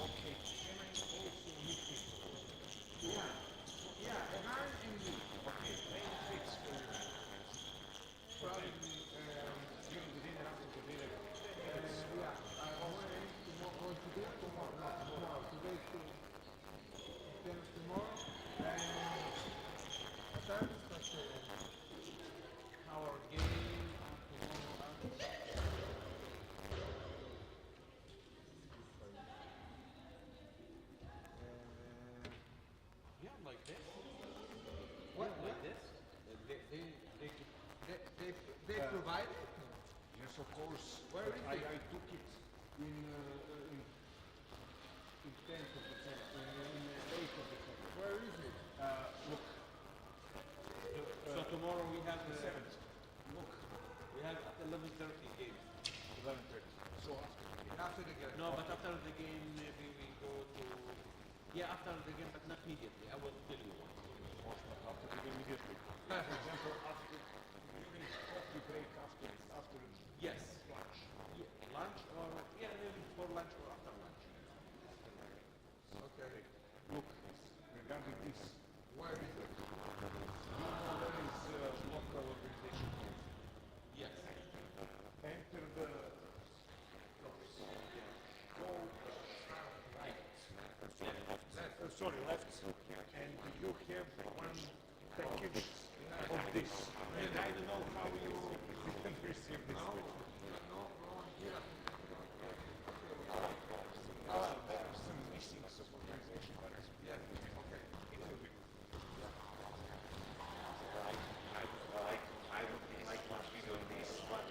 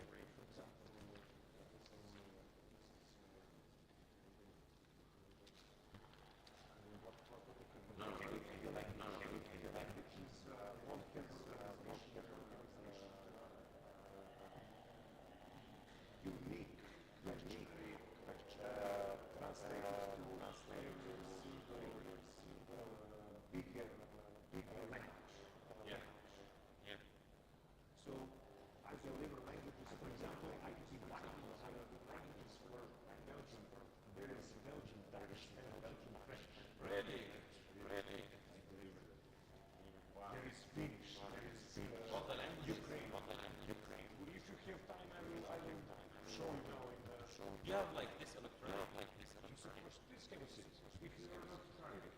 So we just a little bit worried, but just like you have website.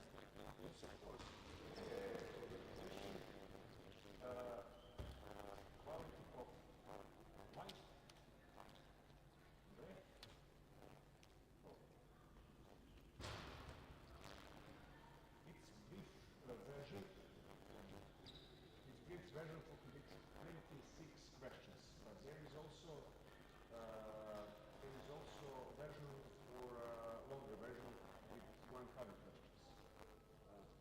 That's good. For which university?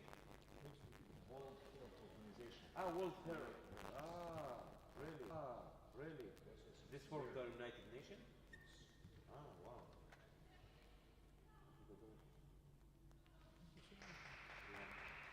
So just push print button and everything will go. Look.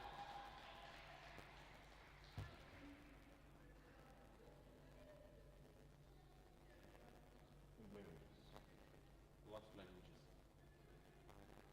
For example, you have French, you have Dutch, Netherlands, and but it is longer version.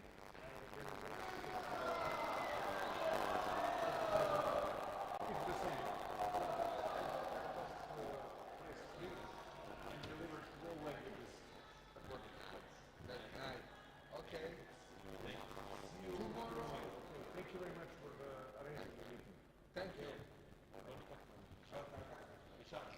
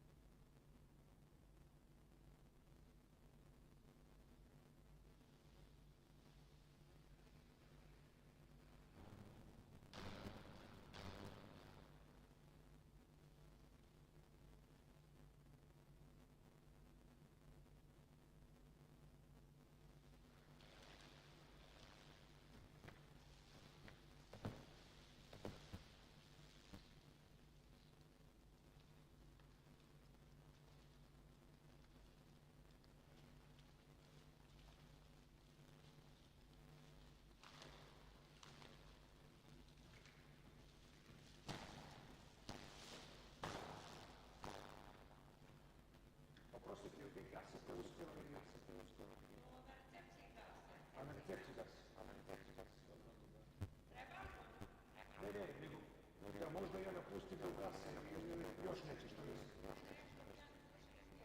Za koliko završava? Dobro, znači imamo još neko pola sata.